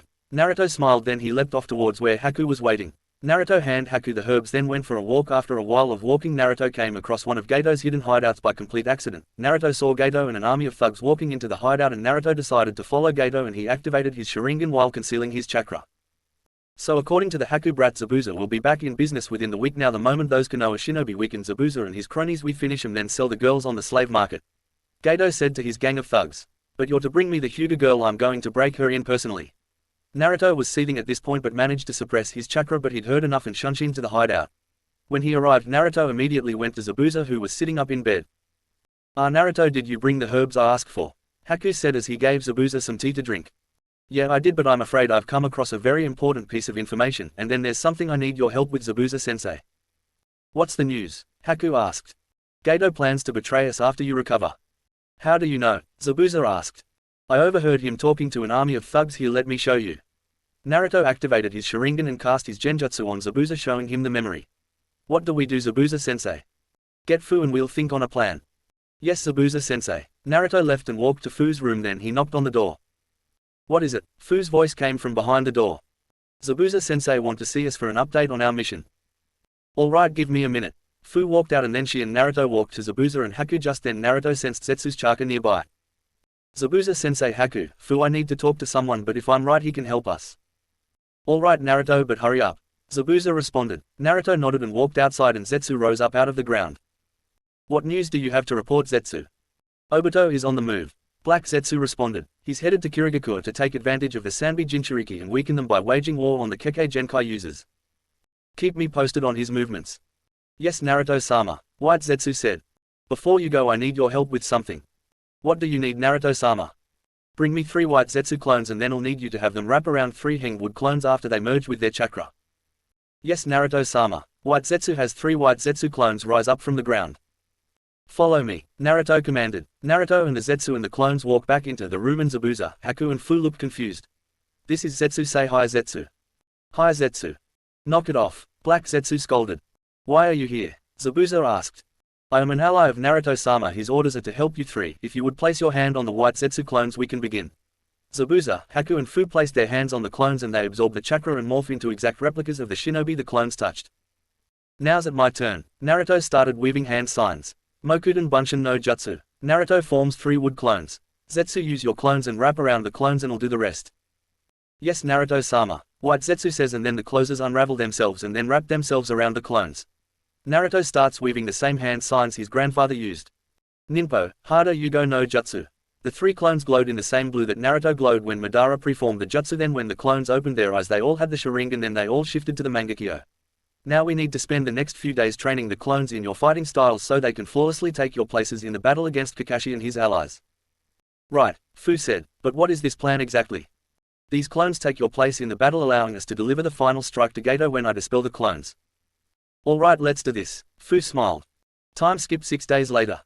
Naruto and the Zetsu wood clones picked their gear and ran off towards the bridge. When they arrived, the Zabuza clone attacked the workers, knocking them out. Kirigakure no Jutsu. Zabuza. With Kakashi, Kurenai, Sasuke, Hinata, Sakura, Kiba and Akamaru. "On your guard, you two, this mist is chakra-laced." Kakashi says. "I knew he was still alive, he just couldn't wait for round 2. "Sorry I kept you waiting, Kakashi." A voice calls from the mist that is all too familiar to all of them. Next to Kakashi, Sasuke started trembling. "I see that boy is still trembling, how pathetic." "I'm trembling with excitement," Sasuke says. Just then 10 Zabuzas appear around them. Sasuke, do it, Kakashi says, and Sasuke nods, then with a swift series of movements takes down all the Mizu Bunshin and they burst into the puddle. I can see it. You could see they were water clones. The brat is improving, looks like you've got a rival, Haku. Zabuza says. So it seems, Haku says. Well, so I had it right, Kakashi says. It was all an act.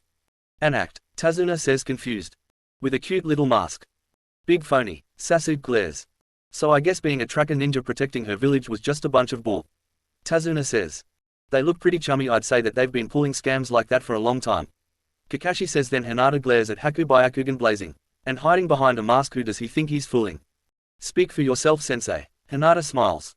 That's it, I'm taking him out. Sasuke glares. He is quite the man.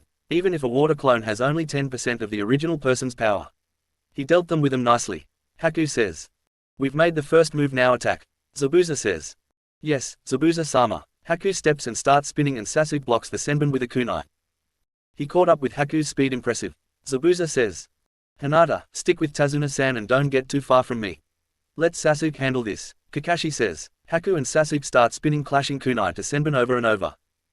I don't want to kill you, but you won't back off, right? Haku asks. What are you, stupid? Sasuke asked. As I thought, but you be able to keep up with me or my next move. And I'm already 2 steps ahead of you.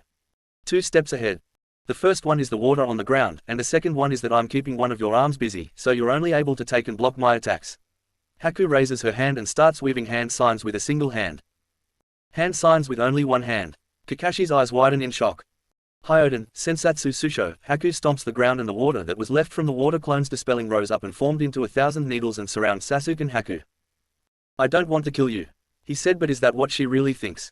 Zabuza thinks as he observes the battle unfold. Sasuke, Sakura shouts in concern. Her crush. Sasuke closes his eyes and starts to focus his chakra, and then Haku leaps back just before the attack connects and Sasuke leaps into the air. However, in the explosion of water, Haku fails to notice this. When Haku looks back at where Sasuke was, she didn't Sasuke anywhere. He disappeared. Just then Haku looks up and sees Sasuke floating, their kunai in hand. Then he throws a few shuriken at Haku, who leaps back to avoid them. Just then Sasuke appears right behind Haku. You're pretty slow. Now you can only receive and block my attacks. Both Haku and Sasuke move in a blur of speed and end up in a crossed arm position. Then Sasuke smirks as he throws his kunai and Haku ducks to dodge it, but only ends up walking right into Sasuke's kick, which blasts her back towards Zabuza. Haku lost in a contest of speed. Zabuza thinks in shock, then he looks at Sasuke. Looks like my speed is just a bit faster. You shouldn't underestimate my team just because they're kids. Kakashi eye smiles. Sasuke here is a true prodigy of the Hidden Leaf Village. Hinata here is a true Yukin master, so you know the battle prowess of the Hyuga clan. Zabuza starts chuckling. Haku, do you understand that you're going to get defeated like this? Zabuza asks. Yes, Haku responds as his chakra pours out of him. What is that? Sasuke stares in wonder. It's a shame. That's cold air. Haku makes a single hand sign and ice mirrors starts to form all around Sasuke. Meikyo Hyosho. Hey, I like this attack, I can see myself everywhere. Sasuke thinks as he looks around. Then the mirrors glow as Haku steps forward. What is that technique? Kakashi thinks in fear. Then Haku steps into one of the mirrors and his reflection starts to appear everywhere. These are mirrors, what does he plan to do? Damn it, Kakashi curses as he starts to run forward. Then in a blur of speed Zabuza appears in front of Kakashi. I'm your opponent, remember. He's a goner now that Haku has used that technique. Let's begin. I will show you my true speed. Haku says as she lifts his arms and starts throwing tons of senbon at Sasuke so fast that Sasuke can keep up with speed of the blows. Sasuke, Kakashi shouts as more and more attacks connect and the kunai in his hand flies out of his grip and embeds itself into the ground not too far from Hinata and Tazuna. Sasuke screams in pain as more senbon slice at his skin. Don't even think of moving, because if you do I will kill the 2 behind you. Zabuza says. Sakura looks at Tazuna then back at Sasuke trapped in the dome. I'm sorry Tazuna-san, but I have to leave for a few seconds. Sakura says. Tazuna nods at Sakura. Go, I won't stop you. Tazuna responds. Sakura runs forward, the kunai in her hand. Sasuke heads up. Sakura calls out as she throws the kunai to her fallen teammate. However, before the kunai can reach its intended recipient, it is snatched out of the air by Haku and Sasuke's legs give out beneath him. He caught it, damn. Sakura thinks in despair, but just as Haku re-enters the mirror. Hinata was watching the confrontation. Just then Hinata sensed Naruto's chakra behind her and Tazuna. Hakakusho. 8 trigrams air palm, Hinata shouts, and then Naruto gets blasted back and then he lands on his feet. Nicely done Hinata, you're strong, I think I will dance with you for a while. Naruto draws his gun by and charges Hinata, who charges chakra erupting from her palms. Hinata starts striking at Naruto, who dodges her strikes thanks to his Sharingan. You're good Naruto-kun, but why work for a man like Gato? I need the money. Naruto responds as dodges another strike. Why don't you come back to Konoha with me? Even if I did, what would there be for me? The civilian council has declared my Kia Day a national holiday. They would just hunt me down and try to kill me. San can protect you. Just come back. You haven't seen what the village is like. The Hokage is not the same man he used to be. If it weren't for the clan heads threatening civil war if Danzo or anyone calls for an incompetency hearing, Danzo would have replaced the Sandime. If that's the state of the village, then there's nothing for me. The moment I walk into that village, I'll be held on trial for abandonment. As I said, Konoha holds nothing but pain and regrets for me. Naruto, please. Hinata pleaded, tears cascading from her eyes. Naruto vanished and pinned her to the ground. This is all part of a plan that I concocted with Zabuza-sensei, but for it to work, Gato has to show up. As for your offer, I'm weighing my options, but for now you need to be unconscious. Good night, Hinata-chan. Naruto tapped her on the back of her neck, knocking Hinata out. Gatsuga. Naruto jumped up, activating his Mangekyo. Well, in Onizuka this will be an interesting dance. Naruto drew his gun by. What is your fascination with dancing? My grandfather trained me well. Now I can't really get my adrenaline flowing, but if you think you can get it flowing again, then I will call this a fight. Akamaru. ARF. Akamaru came rocketing towards Naruto, who dodged and then waved hand signs. Kaden. Ruin Hoku no Jutsu. Fire style, dragon flame caterwall. That's Madara Uchiha's jutsu. I told you my grandfather taught me well. Just then Naruto heard the chirping of birds and Naruto backhanded Kiba with Susanoo and saw Kakashi with lightning with his hand. Reikiri. Kakashi roared, lightning blade. Naruto saw the jutsu with his Sharingan and copied the technique, and with the technique copied, understanding bloomed. Naruto charged and slammed the palm of his Susanoo between the two, separating them with force of the impact. Sorry Kakashi Hitaki, but I can't let you kill Zabuza-sensei. Why Naruto, what has he done to inspire such loyalty in you? He treated me like a person instead of some monster. Naruto, your village misses you. Hinata misses you. Come back. Just then Naruto and the others heard a slow asshole clap as Gato and an army of thugs came into view. Well, looks the Kirigakure no Kijin was just a baby demon after all. Seems you were right, Naruto. Zabuza said as he and the real Haku and Fu came jumping down from a lookout tower. How? Never heard of clones? Naruto asked Mater off-factly. You really should keep shinobi guards, especially if you plan to betray your employees. Naruto shook his head. Kakashi, stand down, we are no longer your enemies. Naruto channeled chakra into his Susanoo and fired off a string of Yatsaka Mangatamas at the thug army, obliterating them in seconds. Can someone please explain what's going on? Kiba shouted. We knew of Gato's plan to betray us, so I made some Mokuden bunchins to fool him, but I guess my Haku clone went overboard. Sorry, but the Uchiha's pretty banged up, but he'll live. How did you know? I spied on him and figured it out, Naruto said matter-of-factly. But now you said you wanted me to return to Konoha, but I will only do so under one condition. If Zabuza, Haku and Fu can join me there. I'll talk to Sarutobi-sama. By the way, I raided Gato's vault and I'm giving the money to the Nami no Kuni as recompense for all the damage I've caused. Tazuna's eyes welled up with tears. Time skipped 2 weeks. Naruto and the others had helped finish the bridge. Then the group of 12 walked back. Hinata looked at Naruto, who was walking, an aura of power radiating off him. You know, Hinata, if you want to talk to me, just say something. I'm not that hard to approach. Naruto joked. Well, sorry mister, I'm Madara Uchiha's fucking grandson. It's just this is the first time I've seen you in 8 years and you've grown handsome. Why do you care about some nobody when a perfect hunk of man like Sasuke-kun right here? Sakura asked. Shut up Sakura, unless you want to be ashes before we get back to Konoha. Naruto growled. So Naruto, what's Madara like? Kiba asked. He was a kind and caring man, but a slave driver when he wanted to be, and no matter how many times I think about him I have nothing but admiration for him. He was the first and the last family I had in this world, and now he's gone. Naruto got a sad look on his face. Dobe, I demand you teach me everything Madara taught you. Sasuke said. I won't dance with you, Sasuke Uchiha. You are far too arrogant. My grandfather would be ashamed to know he's related to someone like you. How dare you? I'm an elite among the Uchiha. No, you are a weakling. Your chakra levels are barely above Chunin level. Dancing with you would be absurd and pointless, and this is the last I'll say on the subject. How dare? Naruto shut Sasuke up by blasting him with an intense focus blast of ki. If you insist on dancing with me, then I will kill you, plain and simple. Sasuke made the wise decision not to say anything but simply grunted, and they continued walking. Time skip 8 hours later. Naruto, Haku, Kakashi, Fu and Zabuza were in Sarutobi's office while said man's eyes were welling up with tears. Naruto, you, re-alive. Sarutobi said as he hugged his surrogate grandson. I'm alive, Gigi, but not for long if the civilian council has anything to say about it. Naruto said. Where were you these past 8 years? I was with my grandfather, he trained me in everything I know, but now he's dead. Naruto got a sad look on his face. Who is your grandfather? Madara Uchiha. What? Sarutobi yelled. Calm down Gigi, I can prove it. Naruto activated his Sharingan, then channeled more chakra, shifting it to his Iron no Mangekyo Sharingan. What is that? My Iron no Mangekyo Sharingan, I unlocked it when killed Madara Gigi. That's impossible, Madara died fighting Hashirama-sama. That's just it, he didn't die when he fought Hashirama. He survived the battle and had a child with his late wife, my grandmother, Rika Namikaze. Of course that's why Jiraiya placed the seal on him. It was to protect him if people learned that Madara had a son they would stop at nothing to kill him. So you knew about the seals on Tucson? Yes, Jiraiya told me what they did, but why didn't you send a message to me telling me you were safe? Because Gigi cut me off from all outside contact and focused on all of my training. He made me strong. How did you leave the village undetected? Zetsu took me to Gigi. Now Naruto, I believe you stated you wanted to join the village.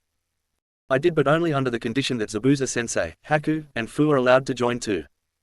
Naruto, I can't offer sanction to Nuke Nin. If you let him join, I'll tell you a secret on how to defeat Paperwork. Sarutobi tossed Fu, Haku, and Zabuza forehead protectors so fast they barely had time to react and grab the forehead protectors. Tell me. Sarutobi shook Naruto's shoulders. It's actually quite simple. When confronted with two enemies you can't turn your back on. It's better to look in two directions at once so they can't sneak up on you. Naruto says cryptically. Realm of the Afterlife. Yami and CJ were playing shogi against one another when a loud "AA" was heard from down in the mortal plane. Naruto just told old Sarutobi the secret of Paperwork, didn't he? Yami asks. Yep, CJ responds, placing his silver general up with continuing with his climbing silver stratagem. Think we should do something about it? Nope. Back with Sarutobi. Sarutobi's eyes widen in shock, then he walks back to his desk and opens it and pulls out a small wooden plank with the words, when you find the answer to something simple, hit here. The plank showed a small target board with a chibi Jiraiya holding it. Stupid, stupid, stupid, stupid, stupid, stupid, stupid, stupid, stupid, stupid. Sarutobi banks his head on the plank over and over again in understanding. Shadow clones, of course, Sarutobi says, looking at the evil pile of paperwork. Ha, ha, you fiends, I have the instrument of your demise at last. Sarutobi cackles evilly. The secretary heard the laugh from outside and thought. I think the Hokage has finally lost it, she thinks. Back with Naruto and the others. After Sarutobi had calmed down, he looked at Zabuza.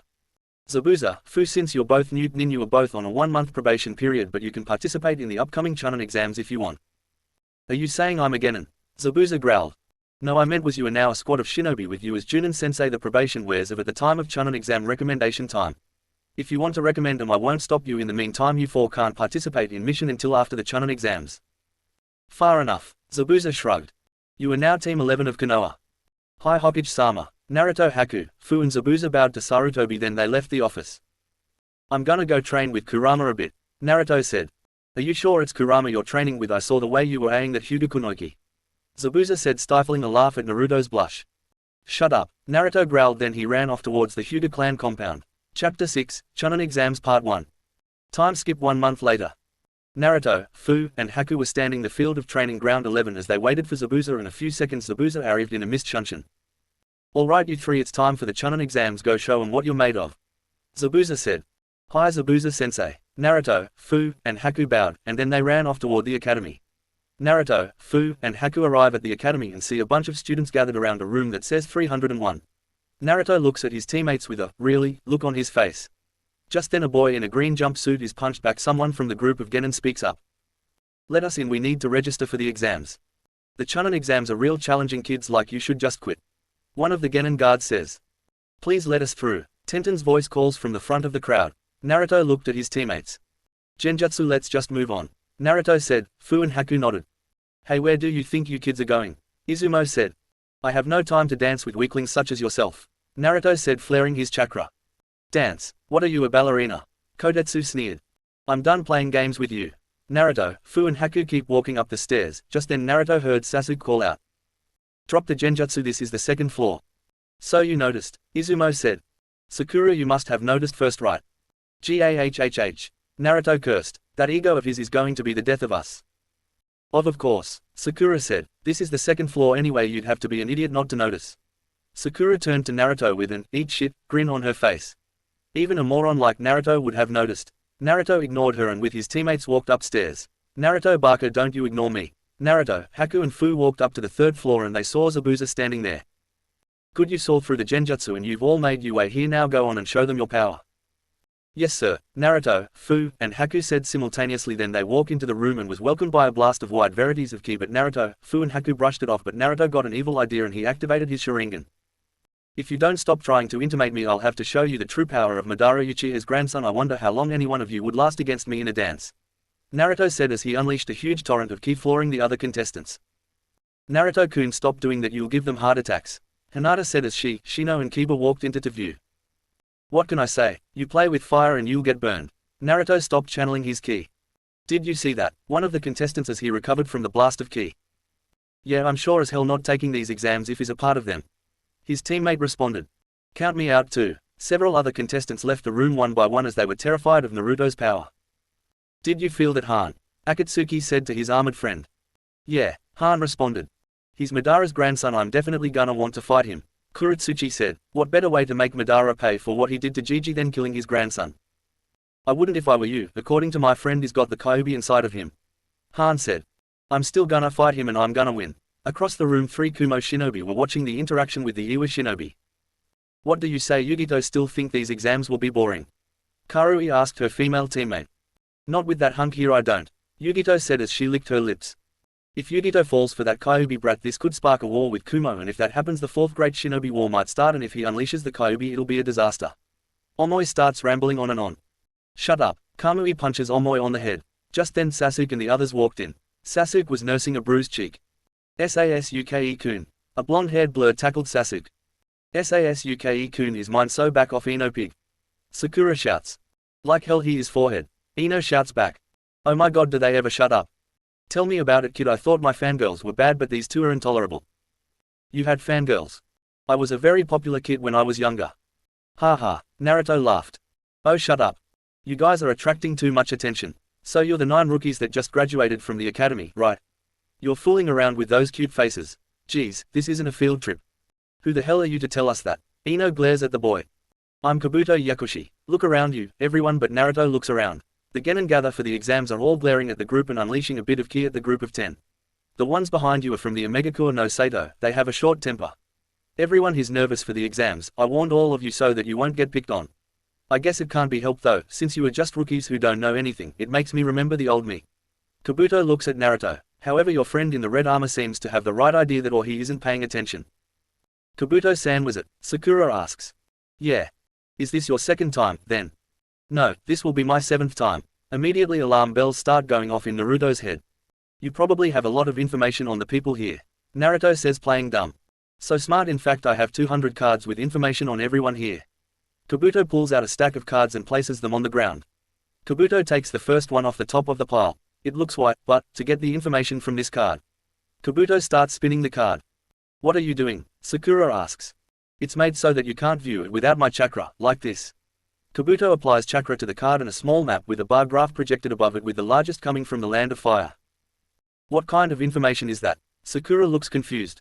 The exam's total number of examinees and countries participating. It also has the number of participants from each hidden village. Let me ask, why do you think we do the Chunin exams together? Kabuto asks. All the 9 rookies look at him in silence while Choji munches on some chips. First, it's to deepen the friendly relationships with the other countries. Next, it's to heighten the level of the ninja. That is what they say. That is what they say. Kiba repeats, confused. Yes, the real purpose is to confirm the level of the ninja in each adjacent country to try and balance out the power. Power balance, eh? Naruto says, looking at Kabuto. Why do they go through such a troublesome task? Shikamaru asks. If they don't do that, the weak countries will be invaded and dominated by the strong ones. So they check and restrain each other's powers. That is my guess anyway. Kabuto answers. Just then Sasuke walks forward with a determined look on his face. Are there any cards there that have detailed personal information? Sasuke asks. Yes, is there someone that interests you? Yeah, there are. The information of this exam's examinees are not perfect, but I've burned and saved them. They include information about the 9 of you as well. Tell me whatever you know about the people you know that interest you. I'll look it up for you. Gaara from the Sunagakuwa, Rock Lee from Konoha and Naruto Uchiha of Konoha. Oh, you know their names, that is no fun. Kabuto swipes his hand over the deck, and then Kabuto holds up 3 cards in front of them. Show me, Sasuke demands. Based on the information he has I can determine what to look out for. Naruto thinks, looking at Kabuto's little display. First up is Rock Lee. Kabuto says, and then he channels chakra into the card and Rock Lee's information appears as well as 2 graphs dictating his overall stats and number of completed missions. He is 1 year older than you. His mission experience includes 20 D rank missions and 11 C ranks. The squad leader is Might Guy. His hand-to-hand combat skills have increased dramatically in this past year, but his other skills are terrible. He got everyone's attention last year as a skilled rookie genin, but he didn't take the Chunin exam. Like you, this is his first time taking it. Thank you, Captain Obvious. Naruto rolls his eyes. His team is composed of Tenten and Neji Hyuga. Next let's see Gaara of the Desert. Kabuto channels his chakra into the second card and Gaara's stats appear. Interesting, his skills are unknown, mostly that means Mr. Ninja Info Guy doesn't know everything. Kurama notes, but I can tell you he holds my insane little brother the one-tailed Shukaku. His mission experience is 8C ranks and this is amazing, he did a B rank mission as a genin. He is a foreign ninja and it's his first time taking the exam, so I don't have any more info on him, however it seems that he has returned from all his missions unharmed. Oh, this reeks of Shukaku's influence. If I were to hazard a guess, I would say this Gaara kid controls sand for both offense and defense, and, like yours truly, he has a very strong self-preservation instinct, so odds are the sand will spring up to defend him. Thank you, Kurama. Naruto smiles at his inner Biju. He did a B rank mission as a genin and was unharmed. Shikamaru asks shocked. Kabuto takes another card from his deck and channels more chakra into it and a picture of Naruto shows up. Naruto Uchiha, wielder of the Iron no Mangekyo, said to be the grandson of Madara Uchiha himself, but other than that I've got nothing, he's been well hidden for quite some time. Kabuto said. Sasuke grimaced at the lack of information on Naruto. Just you wait dope, I'll get that info on you yet. Sasuke thought bitterly. Just then Kabuto takes another card and channels chakra into it and the minimap pops up again. Konoha, Suna, Iwa, Kumo, Am, Kyuza, Taki, Oto. This year, many talented genin from these hidden villages have come here to take the exams. The Hidden Sound Village is a village of a small country that was just made recently, so I don't have much info on them. Either way, all of them are powerful hidden villages. So all the people here are all. Sakura trails off. Right, it's not only Lee, Gaara or Naruto, all the people here are the top elites chosen from each country. I can assure you this won't be easy. Naruto starts chuckling silently and starts shaking. Fu notices this and her unease starts to grow rapidly. Even Naruto is nervous, maybe should try and help him. Fu thinks in dismay, however just as she is about to say something Naruto turns to the other participating genin and unleashes a torrent of killer intent, smiling like a madman. Excellent, this seems like a declaration of war. Naruto's eyes starts glowing with glee, then he holds out his hand and clenches it into a fist. I can't wait to crush you all. Instantly every genin with the exception of Gaara, Haku, Fu, Hinata, Han and Yugito starts sweating up a storm and a few even collapse under Naruto's power. Within the crowd there are 3 Oto genin who were looking over at where Kabuto was. Did you hear that? The one with a headpiece similar to Tobirama's asks. They said that the Otogakur is a minor village in a small country. I'm hurt. The one wrapped in bandages responds. Let's play with him a little, then. The only girl says smirk. Yeah, they spoke as if we're just leftover ninja, let's make him add this into his data. Ninja from the Otogakur are somewhat cruel. Shall we? First boy asks. Let's. The second responds, then the 3 of them rush over to the rookie 9 then come flying in at Kabuto. The first boy leaps into the air and throws a couple of kunai at Kabuto who dodges them with ease. When the second comes in to strike, swings his right arm which Kabuto dodges with ease. Then the lenses of Kabuto's glasses shatter. So it's a sound wave attack. Interesting. Note to self, apply soundproofing seals to the ear area which can activate at will and deactivate at will. Naruto thinks. I see, so that's what kind of attack it was. Kabuto takes off his shattered glasses. Sasuke runs forward confused. What is going on? You definitely dodged it, so why did your glass? Sasuke says in confusion. It must have hit his nose. That's what happens for trying to look cool. Shikamaru responds. Just then Kabuto's eyes widen in shock as a wave of nausea overcomes him and his vision blurs. Then Kabuto collapses to his knees and throws up. He threw up, Kiba says looking in shock. Kabuto-san. Sakura cries out in concern. Everyone looks shocked except for Shino who doesn't really have an expression. Sakura and Kiba run over to Kabuto. Hey, Kabuto, are you alright? Kiba asks concerned. Yeah, I'm okay, Kabuto responds. Really? Sakura asks. You're not as good as I thought for a veteran who took the exam 4 years running. Dosu says. Write this in your card, Zaku says. The 3 from Otogakur will definitely become Chunin. Lee, what do you think of that attack? Neji asks. There was no problem in dodging it. There must be some sort of trick. Just then a huge plume of smoke erupts from the front of the classroom as a deep voice growls out. Quiet down you punks. Everyone in the room turns their attention to the new arrival. When the smoke clears, a bunch of Chunin in grey uniforms with a man with a black trench coat with scars running down his face standing in front. Sorry to keep you waiting, I am the examiner of the first test of the Chunin exam, Morino Ibiki. Everyone looks on with a twinge of fear, not only from Ibiki's intimidating presence but some were still recovering from Naruto's killer intent. Then Ibiki points to the 3 Oto genin. You 3 from the Otogakur, don't think you can do anything you want before the exam. I'm sorry, I was excited, since this is my first exam. Dosu says. This is a good time to say this, you are not allowed to fight each other during the exam unless given permission by the examiners, and even if permission is given, you are not allowed to kill the other. Pigs who go against me will fail immediately. Understand? Zaku laughs at Ibiki's statement. This exam seems so soft and easy. Zaku says. We will now begin the first exam of the Chunin exams. Am I being ignored? Zaku thinks to himself, glaring at the examiner. Turn in your applications, take one of the number tags, and sit where the number tells you to. Ibiki says, holding up a small card with a big black number 1 on it. Then we will pass out the papers for the written exam. Great, a paper test, fan-fucking-tastic. Naruto groans inwardly. You think this is bad? You should actually pay attention to the amount of papers on the Hokage's desk on any given day. He has to fill out and sign all of them, and that usually takes up most of his day. Well, with the Kage Bunshin I can get that paperwork done faster. When everyone sits down, the Chunin that accompanied Ibiki sit down in chairs at the edges of the room while holding clipboards. Naruto looks around the room using the chameleon he has positioned on the ceiling and notices that everyone is separated from their teammates. Let's do our best, Hinata-chan.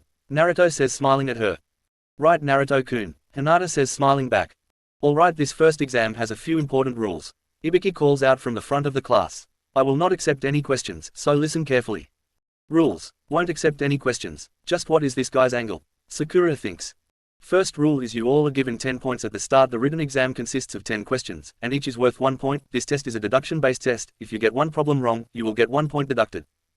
So getting all of them wrong will get you 0 points. Kiba thinks. Second rule, the pass-fail decision will be determined by your team's total points. Wait, your team's total points? What? Shut up, Ibiki shouts. There is a reason for this, so shut up and listen. A reason, Sakura thinks. Now that you know, let's move on to the next rule. If an examiner determines that you cheated or do something similar during the test, each action will cause you to lose 2 points. A few students react in shock. In other words, there will be people who will be forced to leave this place without their tests being graded. So there's a way to lose points besides getting the written problems wrong. Those who try to cheat without thinking carefully will only hurt themselves. We'll check you at any time, Izumo says, smiling.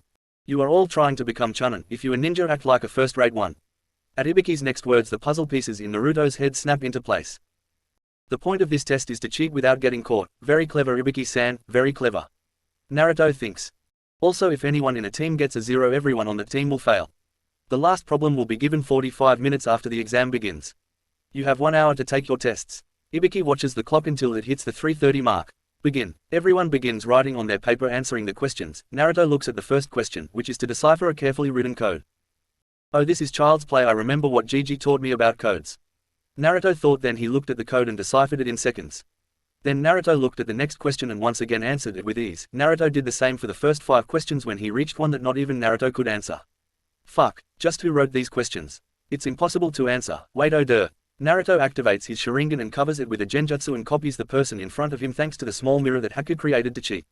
Just then a kunai goes flying past Naruto and hits the test behind him. The genin stands up and shouts out. What is the meaning of this? You screwed up 5 times. You fail. Izumo responds. What? The genin's eyes shrink. Teammates of his, get out of here. The genin's teammates get up and walk out, and after a couple of seconds he follows them. Number 23, fail. Number 43 and 27, fail. Kodetsu says. Then genin are dropped one by one and their teammates are kicked out as well. Over the next several minutes teams walk out, and after 40 minutes, 24 teams remain, and everyone starts cheating in attempt to figure out each other. After a few minutes Kankuro raises his hand and leaves for the bathroom and gets the answers from his puppet. When he comes back Ibiki smiles. Have fun playing with your dolls. Ibiki smiles at Kankuro's narrowed eyes. Eventually the clock hits the 45-minute mark and Ibiki calls out. Pencils down. Everyone looks up in shock. I will now give the 10th question. Took you long enough. Sasuke thinks, smirking. The last question finally. Sakura thinks in excitement. Yes, but before that, there's one thing I must say. There is a special rule for this last question. I will now explain. This is a hopeless rule. A hopeless rule. Naruto smirks. First, you are all going to choose if you wish to take this 10th question or not. Choose. Temari asks, confused. So what happens if we don't take the 10th question? If you choose not to take it, your points will be reduced to 0. In other words, you and your team fail. A kid in the back of the room shouts out. Of course we going to take it. Here is the other rule. What, not another rule? Cut the crap, Shanaro. Damn it. Sakura thinks in exasperation. If you choose to take it and you get it wrong, you will lose the privilege to take the Chunin exams forever. What kind of idiotic rule is that? Kiba shouts out. There are genin here who have taken these exams before. Ibiki starts laughing. You were unlucky. This year I am the rule. That is why I gave you the option of quitting. Those who are not confident can choose not to take it, and take the exams next year, or the year after that. Ibiki starts laughing again. Now let's begin. Those who don't want to take it, raise your hands. Very clever, he sadist. This is psychological warfare, but two can play this game. Naruto thinks, standing up with a determined look in his eyes. No way am I giving up. Even if I have to stay a genin, I will become the greatest genin Hokage. I never go back on my word. That's my nindo. After Naruto's declaration the examiners all nod at Ibiki, smiling, and he nods back. In that case all those of you here, pass. Everyone looks shocked. 3, 2, 1. What? Everyone shouts shocked, but Naruto, Fu and Haku stay silent. So those questions were all for nothing. Temari shouts. They served their purpose. They weeded out those who were unfit to be chunin. The point of this test was to gauge how good you are at information gathering. In the shinobi world, if you were caught stealing information, you will be tortured for information on your village. Ibiki takes off his bandana, shows scars on his head. That looks bad, but I've had worse. Naruto thinks, shaking his head. Still, torture is torture and it sucks. However, it looks like lighting catalyzed the wounds, man. That looks like it hurt. Just then a lump of black cloth smashes through the window and a banner appears behind the new figure which reads, "The second examiner, the sexy and single Anko." Then the person says, "Everyone, there is no time to be happy. I am the second examiner, Anko Matarashi. Let's go to the next exam." Anko thrusts her fist in the air. "Follow me." The room is dead quiet and everyone has the WTF face. Ibiki steps out from behind the banner. "Grasp the atmosphere," he says, mentally face palming. 69 people. Ibiki, you let 23 teams pass. The first exam must have been too soft. It looks like there are a lot of excellent students this time, especially the blonde. After everyone left, Ibiki walked around and picked up the test and he saw a chibi Naruto with a speech bubble. "Keep an eye on Kabuto, he has access to too much classified information. Fluffy Butt says he reeks of snakes, and if you're as smart as I think you are, you know what that means." Ibiki's eyes widen in shock and he ran off to Sarutobi's office. Chapter 7, The Forest of Death. The 23 remaining teams and Anko arrive at Training Ground 44. Naruto looks at the forest with a hint of curiosity. "Welcome you maggots to the Forest of Death," Anko announced with a gleeful look. "Well, this looks like it'll be fun," Naruto says as he smiles, looking at the forest. Just then a kunai flicks past Naruto's cheek and blood comes from the wound and Anko licks the blood from his cheek. "Tough guys like you usually end up dead within the first day. I was trained with Madara Uchiha himself. If you think this will scare me, you're in for a whole new experience." Just the Anko turns around with another kunai in her hand and accuses a ninja with a long tongue. "Here is your kunai, miss," the grass ninja says. "Oh, thank you." Anko smiles. "This is bad. The chakra radiating off this guy is insane," Naruto thinks as he is looking at the ninja. "However, don't stand behind me like that. That is unless you want to die young." Anko takes both her kunai and the grass ninja pulls her tongue back in. "Well, I get itchy when I see blood. Also, my precious hair was cut, so I got a little excited, sorry." The grass ninja walks away. "Anyway, in order for you to participate in the exams, you need to sign these warrants that free the hidden leaf from any responsibility or liability should you die in the forest." "What do you mean death?" some of the participants asks. "Just what I said. When you enter the forest, you will start out with either a heaven or an earth scroll. You will need to get both scrolls to get into the tower at the center. Don't open the scrolls or else, well, let's just say it will be fun for me if you do." Anko smiles dangerously. "This exam will last 5 days. What will we do about food?" Choji yells out. "Scrounge some up. This forest is a treasure box of nature." Anko's smile widens. "But be careful, as some of them are poisonous, and also you might find that you will be hunting only to end up hunted." Anko brings every team to a gate and then after 5 minutes a buzzer goes off and the gates open up and everyone rushes in. After a few minutes Naruto looks at his teammates. "Alright, we got an earth scroll, so we need a heaven scroll. We'll take the scroll and we'll set a trap, but odds are we won't even need to do that. My bet is that the team from Iwagakure will come after me due to my connection with Madara Gigi." Fu looked at Naruto. "What did your grandfather do to Iwa to piss him off so much?" Fu asked. "I'll show you the truth." Naruto activated his Sharingan and in a second the world spun and Fu and Haku were looking at a young Madara in front of 2 shinobi, one who looked like a mummy, the other was a midget. "Why?" the younger Onoki asked. "This is not the agreement," Hashirama-sama said. "There is no alliance. From here on, you will obey Konoha. And never, ever say that shinobi's name around me," Madara said as he channeled chakra into his eyes and his Susanoo rose up. "Susanoo." Madara smashed the temple. He stood before them. Onoki grabbed the rock and then stood up and faced Madara. "You want to continue dancing, but there is no strength in your steps." Madara casted a genjutsu on Onoki, causing him to drop the rock and collapse to the ground. Naruto then ended the jutsu and the world returned to normal. "Well, your grandfather is strong, even I've heard of Raitenban no Onoki," Haku said. Onoki wasn't in his prime back then, but he was using only a fraction of his true power. "I must admit I've never seen Madara Gigi's true power because he was an old man when I met him, but he is powerful," Naruto said. "Man, if I were an Iwa shinobi I'd be after your hide. They'd want revenge." "You're damn right we do," a female voice called out, and then Kuretsuchi, Akatsuchi and Han landed in the clearing. "I'll kill you, Madara's grandson, and you will fall into despair in your last moments." "Well then," Naruto draws his gun by, "let's dance. There's that arrogance, you're just like your grandfather." "It's not arrogance if I can back up my words with power." Naruto unleashes a huge torrent of ki and chakra. "I can't lose as long as I have the Tsuchi no Ishi behind me." Power is not will, it is the phenomenon of physically making things happen. "Why you?" Kuretsuchi charged in a blind rage and attacked Naruto with a flurry of taijutsu, but Naruto countered easily with a bored expression on his face. When Kuretsuchi noticed something that infuriated her to no end. "Why haven't you activated your Sharingan?" Because I don't need it to see though your attacks. The Sharingan is only a tool, it does not make the user invincible. If you can force me to activate my Sharingan then I will activate it, however I promise that our dance will be short if I do activate my Sharingan.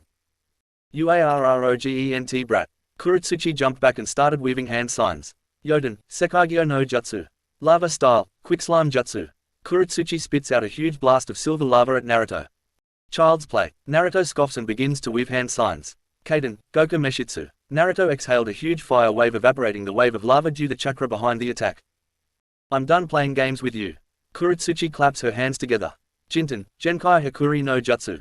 Particle style, atomic dismantling jutsu. Kuretsuchi opens her hands and square was spread between her hands. Then she launches it at Naruto, who couldn't dodge. Naruto, Fu and Haku shouted. I did it, I killed Madara's grandson. Kuretsuchi laughed as she stood there laughing like a maniac. Just then a slow clap rung out and Naruto walked out from behind a tree smiling. You really are Onoki's granddaughter to be able to use his Jinten, but it doesn't matter to me. How? I just saw you die with my own eyes. What you just killed was a Mokuden Bunshin used by Hashirama back in the day. It's well made, only my visual prowess and my grandfathers could tell the difference. Naruto looked at Kuretsuchi with a bored expression.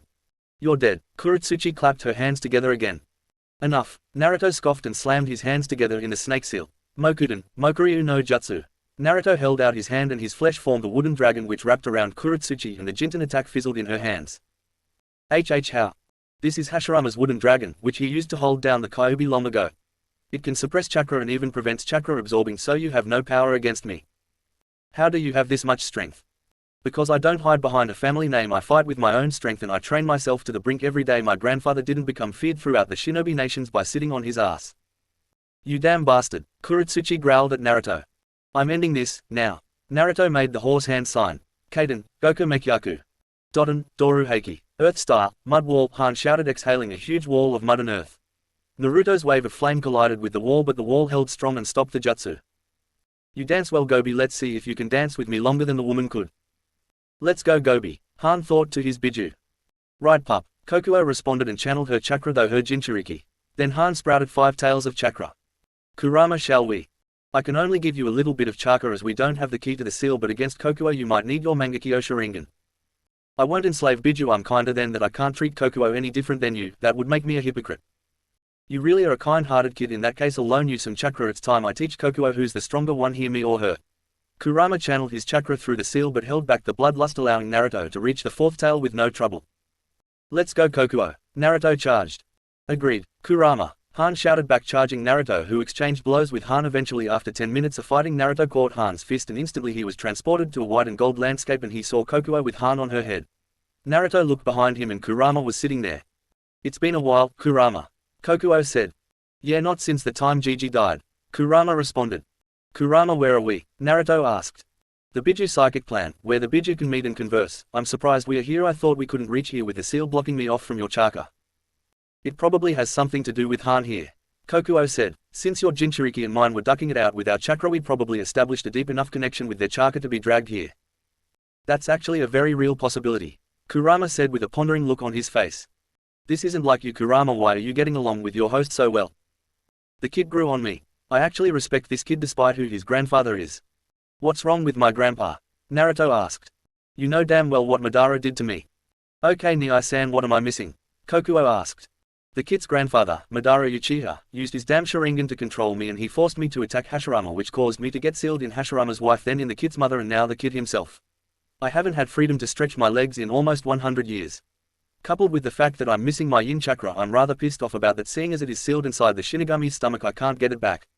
Kurama folded his tails under his chin, signifying his unhappiness. Any idea how to get it back, Kurama? Naruto asked his friend. Kurama responded with bursting out laughing.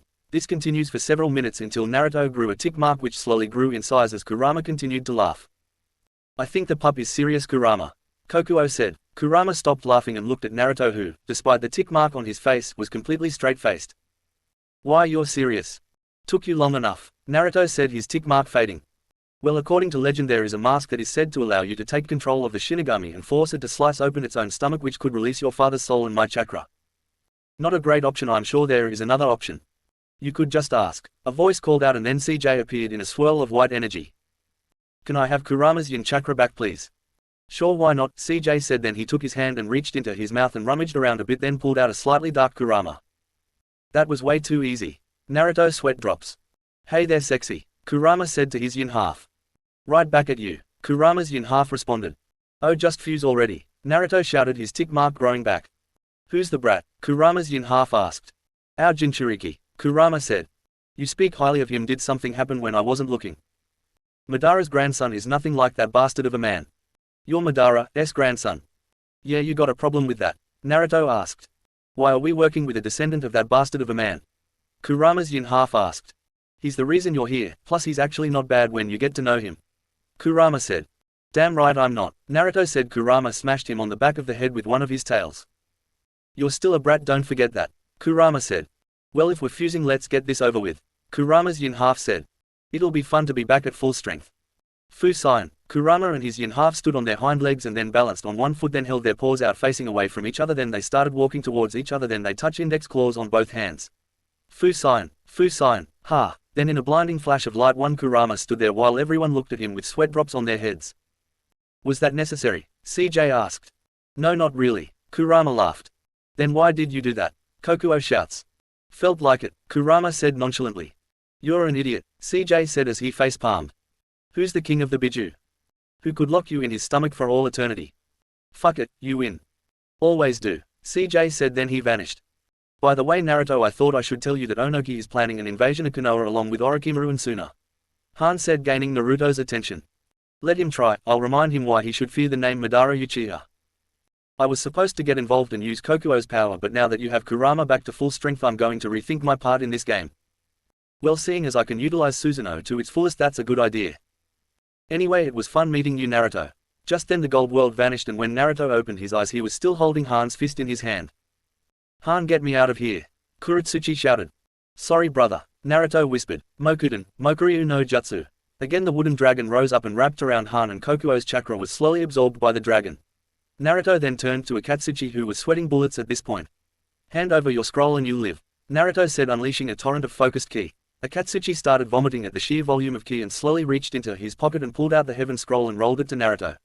Good, now you can get your teammates and get the hell out of here, and if you attack me again, I'll kill you, Naruto said. Then he looked at his teammates. Let's go to the tower in the center, there we'll rest for the remainder of the exam. Right, Fu and Haku said. Then the three of them ran off towards the tower when suddenly Naruto sensed a very high chakra level flare itself into existence. Fu, Haku, take the scrolls and go to the tower, I have to check something out. What is it? Haku asked. I just sensed a very high chakra level, either there is another Jinchuriki here or we have a problem. But what about you? Fu asked. I'm gonna check this out, don't worry, I'll be fine. Naruto handed the two scrolls to his teammates and then ran off towards the chakra signature. After a few minutes of leaping through the forest, Naruto saw a man with a pale white face and instantly recognized him. That's Orochimaru, Kurama said. I know Kurama, let's show him our power. Right, Naruto leapt forward, and to his shock he saw Anko kneeling on the tree branch clutching her shoulder. Why did you come? Anko says, glaring. We haven't seen each other in a long time, but you're treating me so coldly, Orochimaru said, smiling. Did you come to assassinate Hokage-sama? No, well not yet anyway, I don't have enough men for that. So I was planning on reserving some outstanding ones from this village. Anko clutches her neck again and collapsed to her knees. I just gave someone that same cursed seal as a present a while ago. There is a boy I want. That boy is going to die before he serves you. True, there is only a 10% chance he'll survive, but he might be like you, and not die. You seem quite interested in this boy. Anko sneers, then Orochimaru reaches out and touches her face. Are you jealous? Are you still angry that I used you and then cast you off like trash?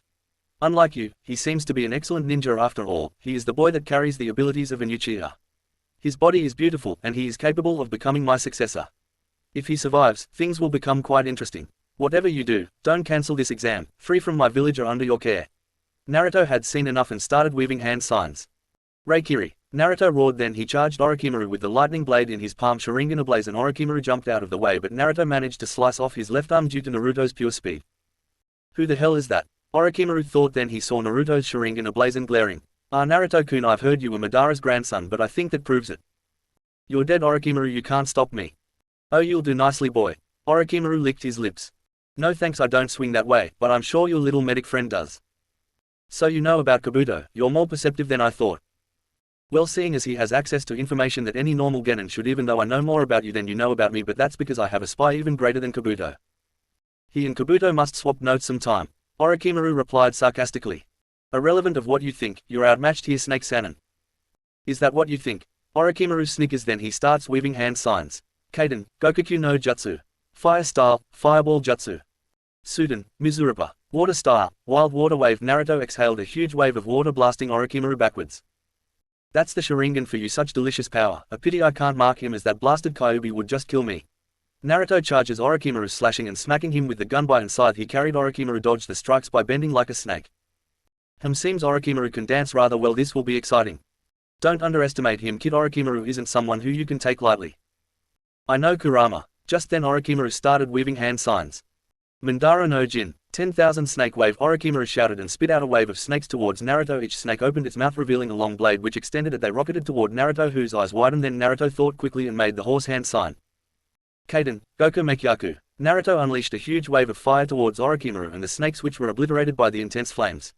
Anko watched in awe as Naruto pushed Orochimaru back. He's holding his own, no, beating Orochimaru. Anko thought, shocked. Orochi fucking Maru. Such delicious power. Orochimaru said with glee. I'm done dancing with you. Naruto said, bored, and channeled chakra into his right eye.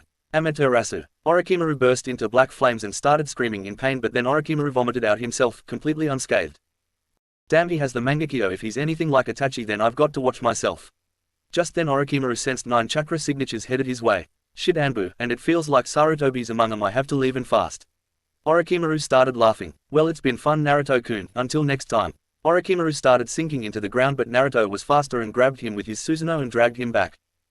I don't think so, Orochimaru. I'm ending this one on my terms, not yours. Amaterasu. Orochimaru took the black flames right to the face. Orochimaru cried out in pain again, but the lower part of his skin shattered and a new Orochimaru appeared, then sunk into the ground. Damn, he got away. No mater'll get him next time. Holy shit, Gaki. Anko shouted. That was awesome. Naruto, what's going on here?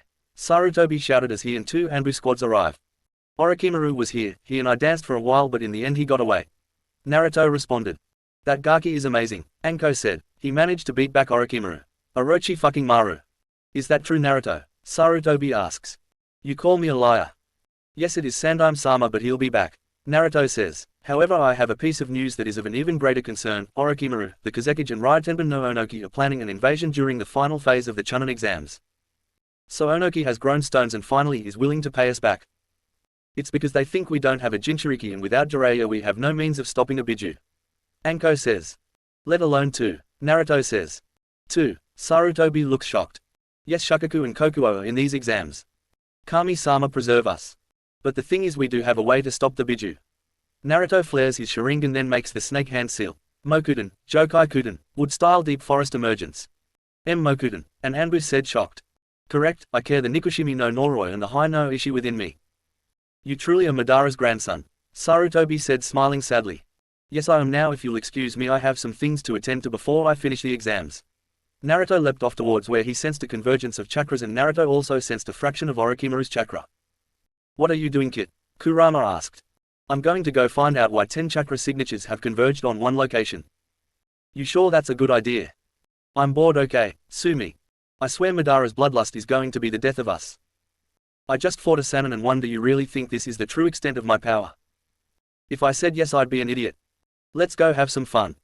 With Sakura, Sai, Sasuke, Kin, Dosu, Lee, Zaku, Ino, Choji, and Shikamaru. Sakura was out of chakra and exhausted, Lee was down for the count, Sasuke and Sai were out cold because of Orochimaru's attack, Ino was in possession of Kin's body, Shikamaru had paralyzed Dosu with the Kijimane no Jutsu, and Zaku was laughing as he aimed his hands at Sasuke's hiding place. Let's just put an end to this and kill Sasuke is our mission. Zaku laughed. Zankua. Slicing sound wave just as the attack rockets towards Sasuke. A white ethereal skeletal hand blocked the attack and Naruto came walking into view, his Susanoo activated. Not again, more of these weak genin just keep popping up. Zaku said exasperatedly. Zaku, watch yourself, this is Naruto Uchiha Madara's grandson. Dosu shouted. Whatever, I'm gonna blow him away. Zaku held out his hand again, but Naruto dashed forward and punched Zaku in the stomach. Dance. Naruto's Susanoo rose up, taking on a white version of Madara's Susanoo, and the two swords slash wounds into Zaku's sides. Then Naruto slams the flat of the blade down on Zaku, who substituted with a log to avoid most of the damage, but Naruto wasn't done. He channeled chakra into his palm. Reikiri. And then Naruto charged Zaku. Life, flashing, before, eyes. Zaku thought as the lightning blade got closer and closer to his heart. Just then a huge tower, a dark chakra, erupted into the night. Naruto turned and saw it was coming from Sasuke's purple chakra flared all around him. Kid, focus. Kurama roared. Naruto turned his eyes back Zaku and plunged the Raikiri into him, but Zaku turned slightly and Naruto sliced through his left kidney, then collided with the ground. The shockwave broke the ground, freeing Dosu from the Kijimane no Jutsu. I missed, Naruto said nonchalantly. Oh well. He scrapped my kidney. Zaku clutched his side as blood poured from the wound. He didn't kill me, but at this rate he'll bleed to death. Zaku looked over at Kin. Kin, get over here and heal me. I don't think so. Naruto channeled chakra into hand again and dashed towards Zaku and plunged the Raikiri into his left lung. Then Naruto pulled his hand out and weaved signs. Mokuden, Ketsugo no Ki. Wood style, tree of binding. A tree rose up and wrapped itself around Zaku, holding him in place. Now for your right lung. Naruto generated another Raikiri and without hesitation plunged it into Zaku's right lung. Have fun drowning in your own blood. Naruto then turned to Kin, murder in his eyes. Ino, get out of there, Shikamaru shouted, and Kin weaved the hand signs necessary. Shintention no Jutsu Kai, mind transfer jutsu release, Kin shouted. Then Naruto dashed forward and grabbed Kin by the throat. You're a weak woman. Weakness disgusts me, and if you were a senju you would disgust me even farther. W what, A-R, Y-U, G going, T2, D-do, T2, M me. Kin choked out, rape, M me. Those who force themselves on women are scum and disgust me even more than a weak senju. No, I'm just going to kill you, but don't worry, I'll make it quick. Naruto formed a Raikiri in his hand. Prepare yourself for oblivion. Naruto then plunged the Raikiri into Kin's heart, killing her instantly. Naruto then turned on Dosu, then smiled darkly. Wait, Dosu said as he kneeled and pulled out his heaven scroll and an earth scroll. It's clear that I'm no match for you, so I surrender our scrolls, so just let me go, okay? Naruto looked on with loathing in his eyes. Sorry, not happening. I don't want Orochimaru learning anything more about than he already has. Naruto rushed in and plunged a Raikiri into Dosu's heart, then pulled out the two scrolls, and then he turned Ino, Shikamaru and Choji. Which scroll do you need? Heaven, Shikamaru responded. Here ya go. Naruto tossed the heaven scroll to Shikamaru, who caught it with surprise. Why, on this test we are your enemy. Do I need a reason to help a fellow comrade of Konoha? I thought you resented the village and villagers. Nope, just certain people. Naruto smiled. Now get out of here. Naruto got a serious look on his face, then he turned to the unconscious form of Sasuke. Sasuke will be awakening any second, and if this chakra flowing through him, he'll be hostile to pretty much everything, so I'm going to focus that hostility on me. As if on cue, Sasuke stood up a tornado of purple chakra. Sasuke started cackling like a maniac. Yes, with this power I can definitely kill him. Sasuke burst out laughing, then he saw Naruto standing there looking at him. Naruto, fight me. I want to test this new power. With it I'll crush you. Naruto smiled and drew his gunbai. Then we danced Sasuke. Naruto rushed Sasuke and Sasuke activated his Sharingan only to growl in fury as Naruto didn't bother use anything other than the Uchiha Interceptor Fist, something Sasuke knew. Damn that loser. How dare he use my family's taijutsu against me. Sasuke jumped back and started weaving hand signs. Kaden, Hosenku no Jutsu. Fire style, Phoenix Flower Jutsu. Sasuke exhaled a huge barrage of fireballs. Naruto responded by channeling chakra through his grandfather's gunbai, and a large white circular barrier rose up and the fireballs connected with the barrier and they exploded, but when the smoke cleared, Naruto stood there, a bored expression on his face. Foolish little Sasuke, surviving in such an unsightly manner as this. Naruto unleashed a torrent of ki, flooring Sasuke. So by all means flee, run and cling to life, survive in an unsightly way. Naruto activated his Mangekyo. And one day when you possess the same eyes that I do, come before me again. Sasuke's look of hatred turned to pure loathing and malice. How dare you? Sasuke started weaving hand signs. Kaden, Ruku no Jutsu. Sasuke blasted Naruto with a wave of fire, but Naruto dodged and grabbed Sasuke by the throat. I'm done dancing with you. Naruto threw Sasuke into the air and then used his Susanoo to punch Sasuke, who went crashing into a tree that ripped right through it and several others. Sasuke struggled to his feet, pure hatred in his eyes. You want to continue dancing, but there is no strength in your steps. Naruto casted a genjutsu on Sasuke and he dropped to the ground as the last of his chakra left him. Ugh, what just happened? Sai said as he got up, scratching his head. So this is the boy that Zetsu told me works for Danzo. Naruto chuckled. Well, I have a message to deliver to that bastard. Naruto dashed forward and he grabbed Sai by the throat. What are you doing? Sai choked out. I have a message for Danzo. Naruto growled. You tell that bastard that what is done to my family is unforgivable, and when I find him I will take great pleasure in ripping out Shisui's eye, and then I'll rip off that right arm of his. Naruto then locked eyes with Sai. And tell him, the second we find him, not even the laws of this will save him, nor will the Izanagi. Why yes, I'll tell him. Good. Naruto threw Sai into the air and then spun around and kicked Sai, sending him flying through the air, and he slammed into a tree and Sakura, knocking them both out. Naruto ran towards the tower and after about 5 minutes Kurama tapped him on the head. Wakey kid. Genjutsu, seems this day will be more interesting. Good grief kid, you are Madara's grandson. Alright, come out whoever you are. Naruto roared out. So you released my genjutsu, the rumors about you are true, you really are an Uchiha 3am ninja. Jumped down and looked at Naruto. Shall we dance? Naruto rushed forward after he asked his trademark question, and then after a horrible 30-second beating, the 3am ninja were on the ground, who Naruto left to bleed to death. After a few more minutes of leaping through the forest, Naruto saw Haku and Fu standing there playing I Spy. I spy with my little eye something beginning with Naruto. Haku shouted out to his friend. Sup, Naruto said as he landed in front of his teammates. Let's go, we've got both scrolls. Are we the first team to make it here? Know that Gaara guy's team arrived a few minutes before we did, but that's it. Fu said. Chomei says to watch out for Shukaku. Chomei is right, we need to find Jiraiya so we can get the key to the seal ASAP. Kurama said. Gotcha Kurama, Naruto responded. Then Fu and Haku walked into the tower, then they saw an empty room. Naruto saw a placard that said, if you're missing, go to the library, and if you're missing, then the training ground is your best bet. Oh no more riddles, I hate riddles. Chomei complained. This is Kurama's shtick. We need to open the scroll, my guess. Naruto said. Then he reached into his back pocket and took out the heaven scroll that he picked up off Akatsuchi and Kuretsuchi. Then Haku took out the earth scroll they started with. Then Haku and Naruto looked at one another and nodded, and at once they opened both scrolls. Naruto saw the symbol on them. Toss the scrolls. Now, Naruto shouted, and without hesitation Haku and Naruto threw the scroll and they landed in an X formation on the ground, and in a flash of smoke Zabuza emerged. Congrats, you three have passed second stage of the Chunin exams. Zabuza said. Get in there, you've got 4 days to relax, so get ready for the third stage. Chapter 8, The Preliminaries. Time skip the end of the second exam. The Junin senseis were gathered in the room and their students. First off, congratulations on passing the second exams. Anko says into a microphone headset, and her voice reverberated around the room. There were 69 people who took the second exam, and 23 were able to pass. I did say that I would cut them down by half, but I was really hoping that less than 10 would be left. Well, your students didn't do too badly, but my students are here as well, so their luck's run out because my students made it as well, and this part relies with ability, and we've got you far outclassed. Guy says to his eternal rival. How did you say something? Kakashi asks. Ah, Guy grabs his head. Alright Kakashi, you win this round. Boy, that drives me nuts when you act so cool. Guy glares at his rival. Tenten looks at her sensei. So that's Guy sensei's eternal rival. Guy sensei completely loses to him in looks, but Tenten thinks Guy sensei is the coolest one among the other teachers. He's shinning. Lee finishes his teammates' thoughts without realizing it. Sarutobi looks around at the remaining genin. So this many remained, and most of them are new. Sarutobi thinks and then looks back at his Junin. No wonder they recommended them. We will now have an explanation of the third exam from Hokage-sama, so everyone listen well. Anko says. Sarutobi steps forward and clears his throat. The third exam will begin, but before the explanation, there's one thing I want to make clear to all of you. Everyone's eyes widen slightly at Sarutobi's words. It's about the true purpose of this exam. True purpose. Sakura thinks in confusion. Why do we do a joint exam with the Allied Nations? We told you it was to maintain good relations with the Allied Nations and heighten the levels of ninja. However, don't let those reasons deceive you. This exam, so to speak, is the epitome of a war between the Allied Nations. So this will be an interesting dance. Naruto thought, looking around at his fellow contestants. Of the 69 that remained at the beginning of the exam, now only Sasuke, Sakura, Sai, Kiba, Hinata, Shino, Ino, Shikamaru, Choji, Fu, Haku, himself, Kabuto, Yowa, Mitsumi, Akatsuchi, Kuretsuchi, Han, Omoi, Karui, Yugito, Gaara, Temari, and Kankuro remained. What do you mean? Tenten asks.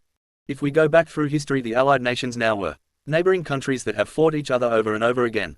To avoid wasting military power, those countries decided to choose a place to fight. That was the beginning of the Chunin exams. Sarutobi responds. Why would we do that? We're not doing this to select Chunin. Kiba asks. Yes, this exam does examine those who are worthy of the Chunin title. But on the other hand, it's also a place where ninja fight and carry their country's dignity. Country's dignity? Sakura asks.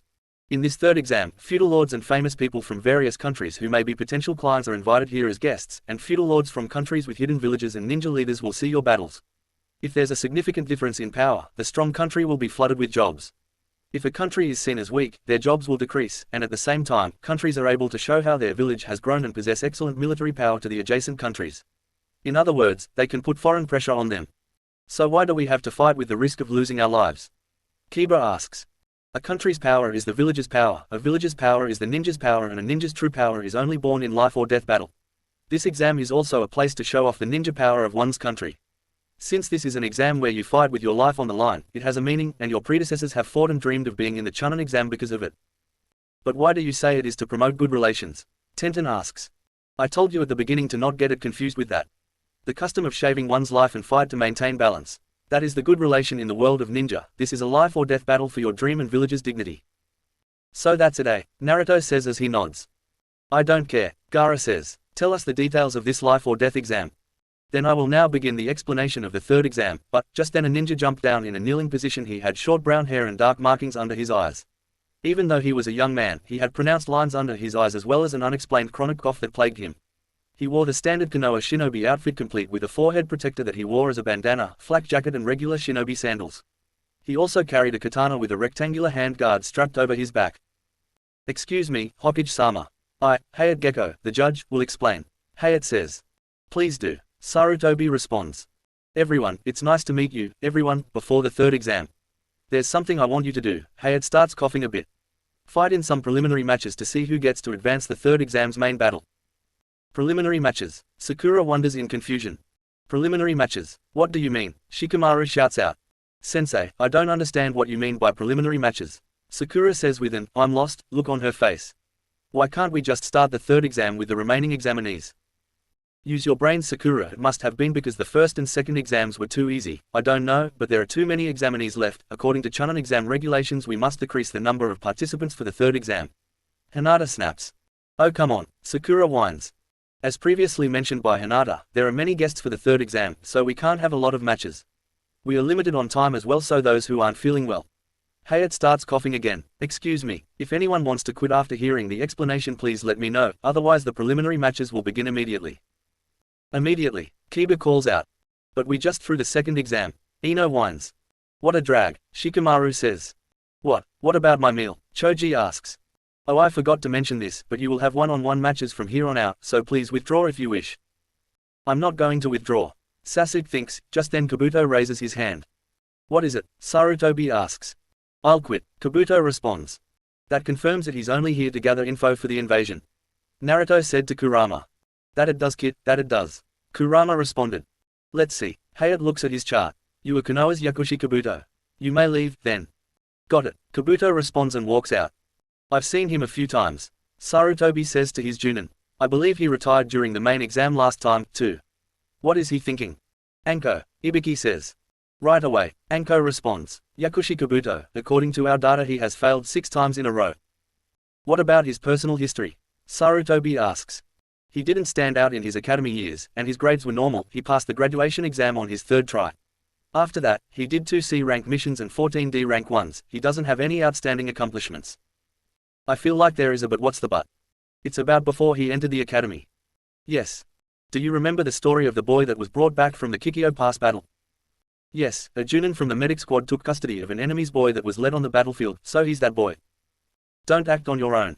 One of Kabuto's teammates whispers in his ear. Did you forget Orochimaru-sama's orders? I'll leave it to you too. Kabuto says, especially Yorwa-san, you will have no problem with your special ability. It's your chance to show what you're capable of. Since you're irritated because I got ahead of you.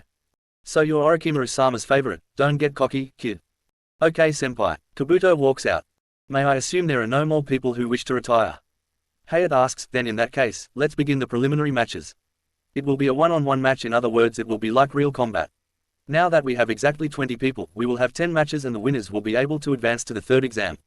There are no rules. You will fight until the other person dies, is knocked out or surrenders. If you don't want to die, please give up immediately. However, if judged that the match is over, I may stop you to prevent any unnecessary deaths. The thing that will hold your destiny. Hayate turns to Anko, who nods and turns to the back wall. Open it up. Slowly a wooden panel opens up to reveal a large computer screen. Will be this. This electronic bulletin board will randomly display the names of 2 fighters for each match. Without further ado, I will now display the names for the first match. The computer screen starts spinning names randomly for about 20 seconds, then the names Yorwa Akadu and Sasuke Uchiha appear on the screen. Sasuke smirks at the display. Looks like I get to show off my Uchiha swagger. Sasuke says arrogantly. Those whose names were displayed step up. Sasuke and Yorwa walk forward. The first match of the Chunin exams will be Sasuke Uchiha vs. Yorwa Akadu. Are there any objections?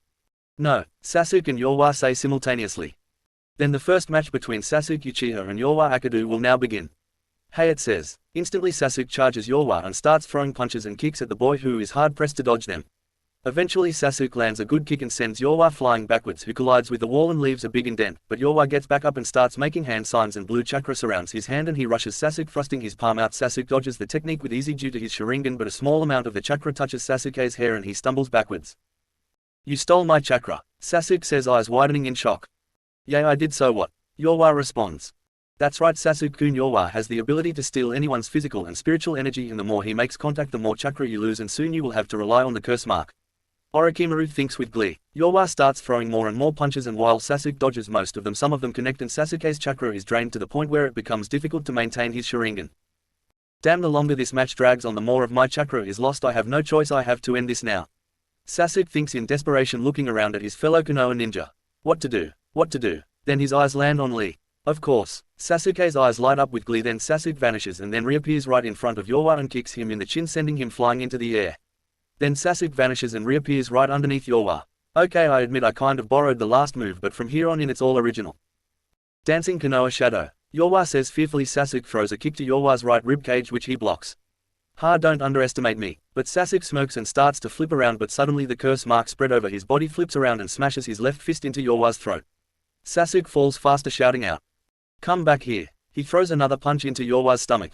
I'm not done yet. Sasuke throws an axe kick into Yorwa's stomach. Shishi Renden. Lion's barrage. Yorwa collapses unconscious. Hayate walks over and kneels down and says, "Well, this one's had it." Then he gets back up.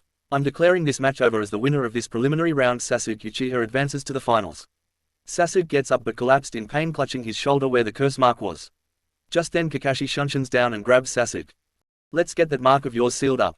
Kakashi and Sasuke shunshined out. Okay, then let's begin with the second match. Hayate says the screen flashes up two names, Shino Aburame and Akatsuchi. Will both contestants step forward? Shino and Akatsuchi. If we fight then you lose. Shino said to Akatsuchi. In the name of Sandaime Tsuchikage Sama Rai Tenbin no Onoki, I will defeat you. Akatsuchi started weaving hand signs. Doden, Goremu no Jutsu. Earth style, Golem Jutsu. Akatsuchi spits out a rock golem at Shino, who dodged it and sent a swarm of insects at Akatsuchi, and they wrapped around Akatsuchi.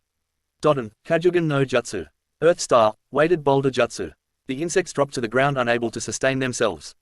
Interesting, you used your chakra to make my Kikiaichu unable to fly or move, however you've used up half your chakra, and the more my Kikiaichu attack you the more chakra you lose, even more chakra. Sorry, but this match is over for you. Not yet. Akatsuchi started weaving hand signs when suddenly Akatsuchi clutched his arms. What the hell did you do to me? When those insects swarmed your skin and you increased their weight, they had invisible nano-sized insects that attack the cells. They are poisonous. Surrender and I'll retract the insects. If you don't you'll never live to see tomorrow. Fine, I give up, Akatsuchi said shamefully. Shino walked forward and touched Akatsuchi's arm, and the purple on his body retracted. Winner of the second match, Shino Aburame. Hayate said. Then Shino and Akatsuchi walk back up to the balcony. In the stands, Lee looks at Neji. Who is he, Neji? Lee asks. Neji walks to the left a bit and makes the hand signs: hare, rat, dog, horse, dog, hare, rat, ball with nearly straightened fingers, and snake with the right index finger lifted straight up. Byakugan, Neji says as his dojutsu activates. Neji stares at Shino for a minute, then rails back in shock. What a guy. I would understand if he summoned those bugs with a technique, but he lets the bugs live inside of him. Rock Lee's eyes widen in shock. What did you say? He must be a part of the clan in Konoha that controls bugs. Guy says in a serious tone. I've heard of it before, Neji says. The story of the clan that lends their body as a nest to bugs upon birth and uses them to fight. They control the bugs with their minds and let the bugs battle for them. In exchange they give their own chakra as food to the bugs. Shino starts walking back towards the stairs. So he is the successor to that clan. Lee says. Now for the next match. Hayate said, and the screen started spinning again, and then it turned out two names, Sabaku no Kankuro, and Naruto Uchiha. For the fourth match, Sabaku no Kankuro and Naruto Uchiha. Crap, oh crap, oh crap, oh crap, crap, crap. Kankuro swore in his head. Well then I'll dance. Naruto jumped down and looked at his opponent with a cold, merciless expression. Better him than me, Shikamaru thought as he remembered how fast Naruto had decimated the sound team in seconds. Naruto held up one of his hands with 5 fingers extended. What's that? How many seconds until you give up? Kankuro asked arrogantly. No, Naruto said calmly. That's how many moves it will take to defeat you. Naruto activated his Sharingan. Bring it, Kankuro roared, and instantly Naruto vanished, and when he reappeared he had his palm no Kankuro's chest. Kankuro had a shocked look on his face. Reikiri, Naruto said calmly as lightning was covering his palm. Kankuro smiled and grabbed Naruto, whose eyes widened slightly. Gotcha. Kankuro sprung out from the wrappings on Kankuro, back reveling it to be his puppet, Crow. Let's see you kill me now that you're in Crow's grip. Die Uchiha. At a twitch of his fingers a flurry of blades pierced Naruto from every conceivable angle. You're dead. Just then the sound of lightning caught Kankuro's ears and Naruto turned to wood and wrapped around Kankuro in the wood dragon. Am I? Naruto asked, laughing slightly. Then Naruto walked forward and held the Reikiri right next to Kankuro's heart. How? What you killed was a Mokuden Bunshin used by Hashirama back in the day. It's well made, so well made that only Gigi's and my own visual prowess could tell the difference. But how did you know that I was in the wrappings? When facing the Sharingan you really ought to hide better as these eyes see chakra as different colors. When I saw Crow had no chakra and there was a chakra source on its back I instantly figured it out. By the way, that's 2 move, it only took 2 moves to kill you. If you don't surrender I'll plunge this right into your heart. Okay, you win. Winner by forfeit Naruto Uchiha. Hayate said. You can never dance with me now, go rot and reflect on your weakness. Naruto walked back upstairs. Guy looked at Naruto with shock. That's Kakashi's assassination jutsu, where did you learn it? Guy asked. I copied it off of Kakashi back in Nami. Don't worry, he knows I know it, he gave me permission to use it. He's right, Kakashi said as he reappeared behind Guy. He copied it off me and in exchange for letting him use it he taught me a few kaiden ninjutsu. That's a dangerous technique to leave in the hands of a genin Uchiha or not. Guy scolded. Naruto's no ordinary genin, he's Madara's grandson. I actually feel honored that the grandson of the legendary Madara Uchiha considers me my original jutsu powerful enough to use. Kakashi I smiled. It's a very powerful technique, Kakashi-san, but truly the honor is mine that a legendary shinobi such as yourself considers me worthy to wield your original jutsu. Think nothing of it, Naruto. With Sakura. Sakura was washing her face and hair to get the dirt out when she sees someone in the mirror. Ino, Sakura sneers. You sure are jumpy, Sakura. I know why, I mean even Sasuke-kun nearly collapsed and it's probably just because he's so great that's all that happened. Frankly I don't know what will happen to you if you compete, I think you should give up. Sakura runs her hand through her hair, then she remembered Kin's threat. I won't quit, not ever. Sakura glares at her rival. Sakura walks towards the exit of the bathroom and stops right next to Ino. In fact I can't want to show off my skills to Sasuke-kun. Sakura walks out smirking. Shanaro, bring it on, Ino, Sakura roars. Alright, now for the 4th match of the Chunin exams. Hayate coughs, the electronic board starts spinning names again. Well, whoever it is, it's going to be one of 2 things, epic or horribly disappointing. Naruto says. For your sake I hope it's the former. Kurama said. Just then the board displays the names, Sakura Haruno, and Ino Yamanaka. Naruto sighs. Well, this is going to be one of those, horribly disappointing, matches, 2 fangirls bickering over my emo cousin. The 4th match will be between Sakura Haruno and Ino Yamanaka. Hayate says, and both girls make their way down to the arena. Sakura and Ino look at one another, determination burning in their eyes. Sakura's and Ino's match proceeds just as canon, but instead of Naruto shouting the encouragements it was Lee, and Naruto didn't really say shit during the match. Wow, was that disappointing, Yugito says. Tell me about those 2 wouldn't last 3 minutes on a real mission if their comrades' lives depended on them. Karui said. Well, if you all miss to dance with me it'll prove for an exciting match. Naruto said from right behind them. Holy crap, where did you come from? Yugito shouted. I've been here the whole time, not my fault you didn't notice me. Just then the screen started spinning again and then 2 more names popped up. Temari and Tenten. It's time for the 5th match. Hayate says. The electronic board starts spinning with names again, then lands on Tenten and Temari and they both walk downstairs and stand in front each other. I am so ready after watching that last match, I have to redeem the Kunoichi name. Tenten thinks. I will show the true power of Kunoichi. Temari thinks, looking at Tenten. The match proceeds as canon. Whoa, and I thought Hinata was vicious. Kiba said. Now for the 6th match of the Chunin exams. Hayate said, then the computer spun again and the names, Kuritsuchi and Misumi Tsurugu. Hayate looked at the board. Kuritsuchi and Misumi Tsurugu. I'm sure you know my power, so I'll give you this one chance. Kuritsuchi said, give up or you're dead, Konoha scum. You're sure cocky for someone from a village who got their asses kicked by Yondaime-sama. Why you? Kuritsuchi shouted, infuriated. Let the 6th match begin. Kuritsuchi jumped into the air and clapped her hands together again. Jinten, Genkai Hakuri no Jutsu. Kuritsuchi shot her jutsu at Misumi and he was instantly disintegrated. Winner by fatal blow, Kuritsuchi. Shortest match ever. That took what, all of 3 seconds. Note to self, Master Jikuken no Ninjutsu. What about the Harashin, your father's jutsu? Oh, that'll be fun to learn. I can't wait to see the look on Onoki's face when I pull that out in the finals. Any ideas on how you're going to get it? Wouldn't put it past Dad to leave it a blood scroll, I'll ask the old man after the exams. Also you might want to find Jiraiya, we need that key. Yeah, I know Kurama, but where do I find him? If I know that pervert as much as Kushina did, then he'll be at Hot Spring. Go after these matches and find him. Gotcha, Kurama. Naruto looked at the computer and it displayed 2 more names. Fu and Haku. Fu and Haku looked at one another. Well, this will prove to be an interesting match. Haku said to Fu. That it will, Fu responded. For the 7th match, Haku Momoki vs. Fu, Hayate said. Fu and Haku walked down into the arena. I know all your tricks, Fu. Haku said. But so do I, Haku, so don't think for a second you have the advantage. Then let's fight. Haku and Fu charged one another and started throwing punches and kicks. Eventually Haku and Fu jumped back and they both started weaving hand signs. Hyoden, Hyoryu no Jutsu. Ice Style, Ice Dragon Jutsu. Haku exhaled a huge ice dragon and Fu responded with her own. Ninpo Futon no Kaiden collaboration, Okina Ruiki. Fu used Nanabe's chakra to form the wind of the jutsu while using her own chakra to blast Haku's ice dragon to nothingness. You learned that from Naruto. Hey, I thought that would be fun, plus if I'm fighting a Hyoden user like yourself I thought a powerful Kaiden ninjutsu would do me some good. Alright then, shall we continue? Yeah. Fu and Haku charged each other and they continued fighting. Then Fu jumped back and swung her hand and two blades of wind which knocked Haku backwards. Haku jumped back on her feet. Fu waved more hand signs and she started exhaling a small wave of silvery powder. Then she clapped her hands together. Hajutsu, Runpanakur no Jutsu. In a flash of silver light Haku shielded her eyes and Fu took the opportunity to stab Haku in the stomach. Sorry Haku, but I win. You really think so? Haku dissolved into ice. Haku's mirrors dissolved. You know, Haku, having a ninjutsu fight with a Jinchuriki is considered suicide. Haku's eyes widened in shock. But you and I are good friends, so why don't we call this a draw? Fair enough. Fu and Haku looked at Hayate. I surrender, Fu and Haku said simultaneously. By double forfeit no one advances through the 7th round, Hayate said. Fu and Haku walked upstairs and Naruto walks over to them and smiles. You both fought well, Haku, Fu. Naruto say. Thanks Nii-san, Fu said smiling back at him. Yeah, thanks Naruto, Haku said smiling. Just then the computer started spinning with names again and then it landed on Kiba and Izuka and Yugito Nii. For the 8th match, Yugito Nii vs Kiba and Izuka, Hayate said. Alright, time to show the power of the Inuzuka clan, Kiba said as he and Akamaru jumped down and Yugito followed suit and landed on her feet gracefully. You're funny kid, but don't you find this a little ironic? Yugito said as she smiled. What, just because you smell like cats doesn't mean you are one? Well, I'll let you figure it out. Yugito charged Kiba, her nails extending as she hacked and slashed at Kiba, who dodged the strikes but a few grazed him. Kiba jumped back and made a hand sign. Ninpo, Shikyaku no Jutsu. Ninja art, 4 legs jutsu. Kiba got on all fours and charged Yugito, slashing at her, but Yugito dodged the attacks with ease and then Akamaru came spiraling in.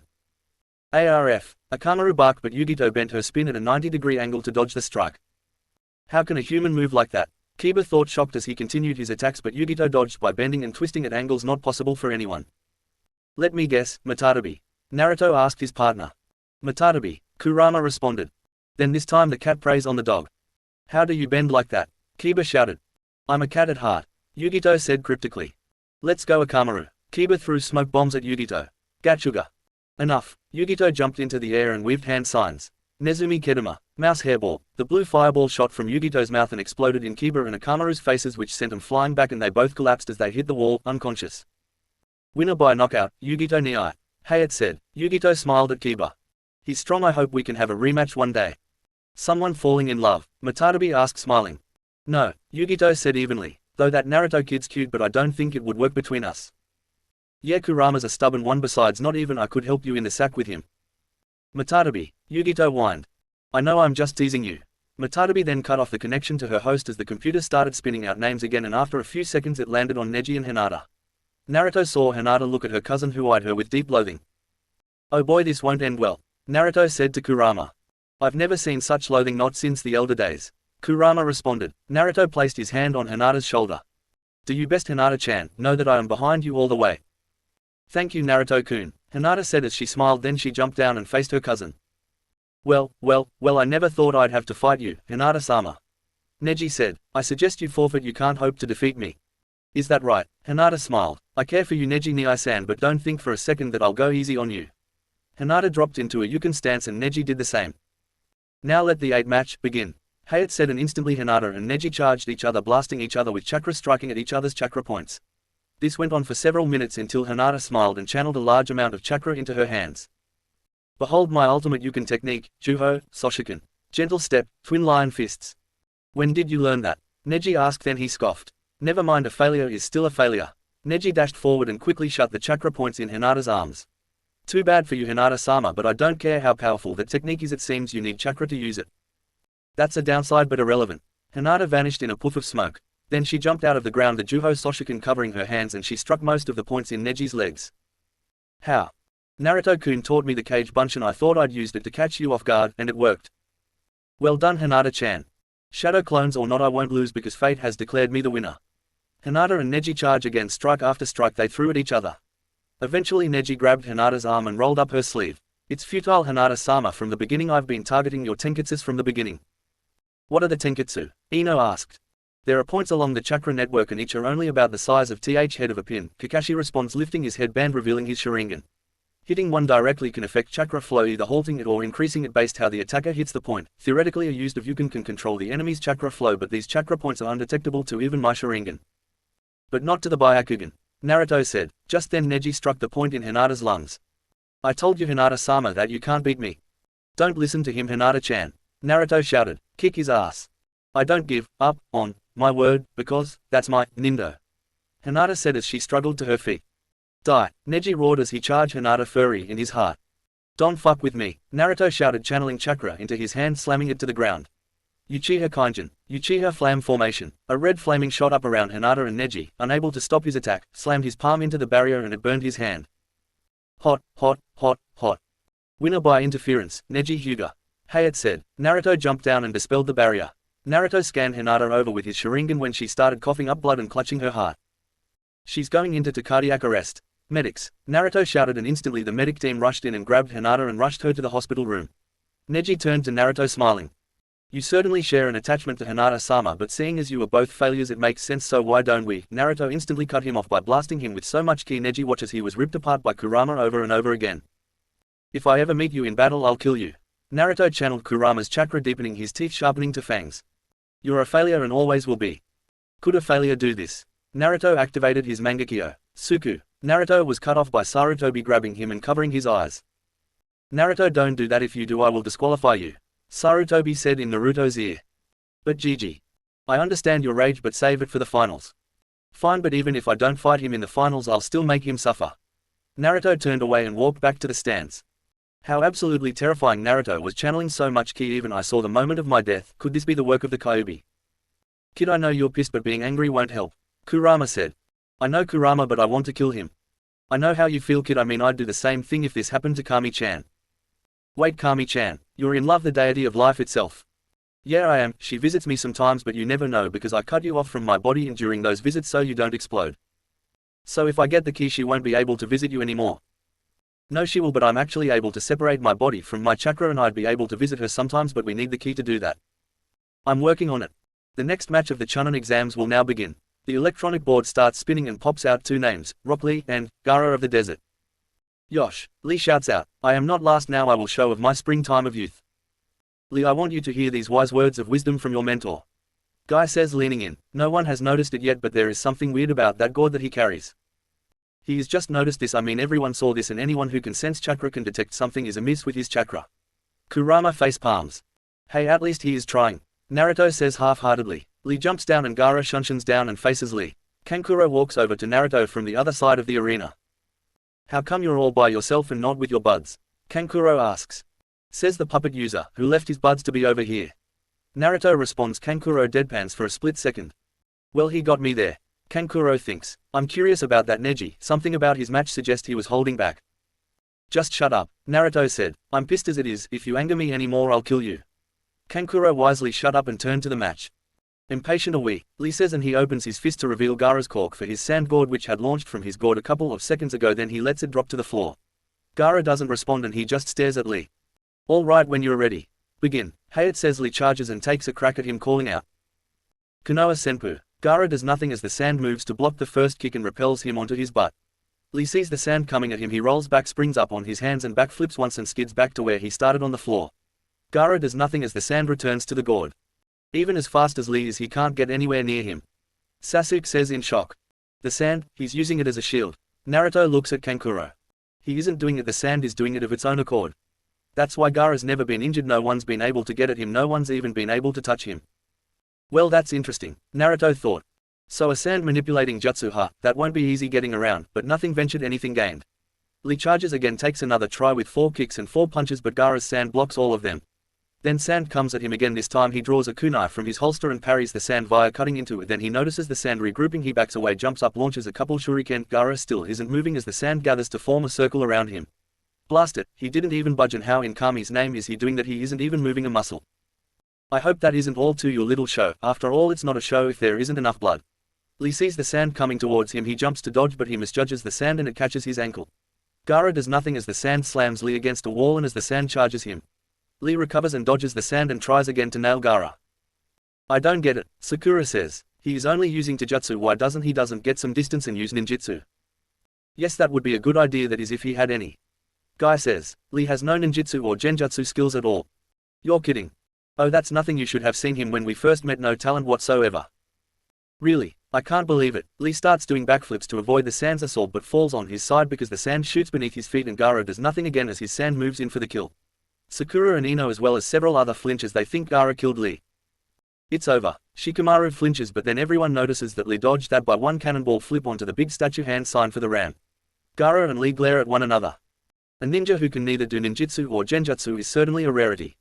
Guy says, Lee has only his taijutsu to rely on, some might consider that a disadvantage but that's what makes him a winner.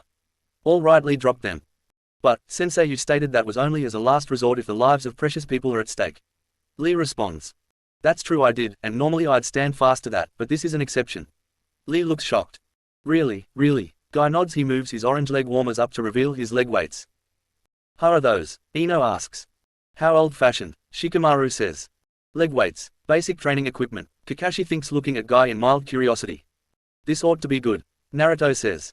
More like totally lame, Kankuro says. Lee takes his weights off. Ah, that is better, now I will be able to move freely. Lee says, then he drops the weights. Come on, you really think that you'll be able to get around Gaara's sand defenses just by dropping a couple of pounds of weight? Temari thinks smugly. That's when Lee's weights collide with the ground, causing a huge explosion of debris. Oh, my God, Sakura thinks, the overly anime reaction shot face. Naruto widens an eye at the display. So he wears weights too, interesting. Naruto thinks, impressed. Guy, you are too much. Kakashi thinks, grabbing his mask. Alright, Guy calls out to his student. Now go. Yes sir, Lee calls out A and everything between pointer, the dropping of the weights and the point B, after the second direct hit is canon to the anime. Just then everyone in the room notices Gaara's face is falling off. He inks himself in sand. Things must be bad, I haven't seen that look on his face for a long time. Kankuro thinks, notes the crazed look on Gaara's face. I knew it, I sensed him getting more and more unstable as the Chunin exams progressed. Temari starts panicking. As I thought, his inner demon has been awakened. Baki thinks. Naruto observes the reaction of Gaara and decides to play dumb for a couple minutes. What the? All those hits, did any of them get through? Naruto asks. Nope, it's a rough equivalent of wearing a suit of armor. Kankuro responds. Is it possible to consider Gaara's sand armor to be a rough equivalent of the Susanoo? Naruto asks Kurama. That can be the case, but it is safe to assume that it takes a lot of chakra to keep that armor up, so it's an insult to call it that. Now normally the shifting clouds of sand, that is the sand shield, would be enough to protect him, but in the event the shield is penetrated, the sand can be worn like armor. Kankuro continues. And just when things were looking up for Lee, Naruto notes sadly. That's proof that Gaara is feeling the pressure, he would never have resorted to the armor otherwise. Temari thinks, then looks at Lee. This Lee is good, no doubt about it, but that's not the same as winning. It may not be as easy as we thought, but the outcomes are given. Gaara can't lose. With Lee and Gaara. Well, is that all? Gaara asks. Not good, even with my high speed, those sand-themed defenses are nearly impossible to bypass. My best chance now is to get him airborne and away from the sand and pummel him from above with the Omode Range. Primary Lotus, Lee thinks, and his eye twinkles, then he glances at Guy, who nods, and Lee undoes his arm bandages to the point they were at his knees. Get ready. Lee employs his high speed and runs around Gaara multiple times in a clockwise circle. That's right, Lee, good work. That flimsy Suna no Tate won't protect him from your high-speed Omode Range. Guy thinks. What are you waiting for? Very well, you ask for it. Lee drops and lands a kick to Gaara's chin. He doesn't go high due to the weight of the gourd. He's not floating. Sakura notes, remembering when Sasuke was almost on the receiving end of that attack. Try this. Lee proceeds to get him higher via more kicks. What an incredible series of kicks. Kakashi thinks. Even an ordinary Omode Range puts an enormous strain on the body, let alone this. You've got to finish it now, Lee. Guy clamps his hands to pray. Just then Gaara noticed Lee wincing in pain and Gaara's skin cracked a bit more. Kakashi and Naruto's eyes widen slightly. Lee's bandages wrap around Gaara. Now take this. Lee calls out. They spin round and round until they are blurs. Omode Range. Then comes the impact. The ground beneath Gaara is fractured, cracked and destroyed. Lee lands on the ground, kneeling and breathing hard. It is over, I got him. Right on, Lee. Guy calls out. Amazing, he won. Kiba says. No, I don't believe it. Kankuro says in horror. You did it, Sakura shouts. Way to go, Lee. Is he? That guy isn't dead, is he? Shikamaru asks. Hayate walks over to Gaara to see if he was still alive. Just then the Gaara's skin starts collapsing into his head and Gaara starts to dissolve into sand. Lee looks in shock as Gaara decomposes. What? Lo asks. What the? Sakura calls out. Then Gaara turns to sand. An empty shell, Sakura calls. But how, when did he do it? Guy asks. It was when you closed your eyes to pray. Kakashi responds. At that moment Lee closed his eyes too, because of the pain. That's when he did it. No, that was too easy, and if Gaara's anything like his old man. Naruto shakes his head, then he notices Gaara's sand substitution. Yep, too easy. With Lee and Gaara. Lee notices Gaara collapsing in on himself, partial bugs-eyed. What?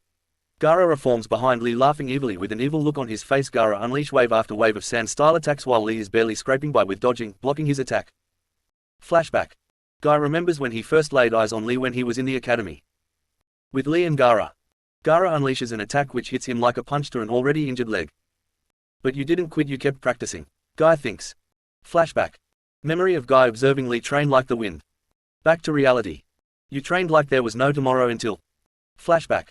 Memory of Guy when he was getting acquainted with his new Genin team and hearing Lee's goal and Neji snickering at what he said as he reminds him of Naruto's attitude toward training.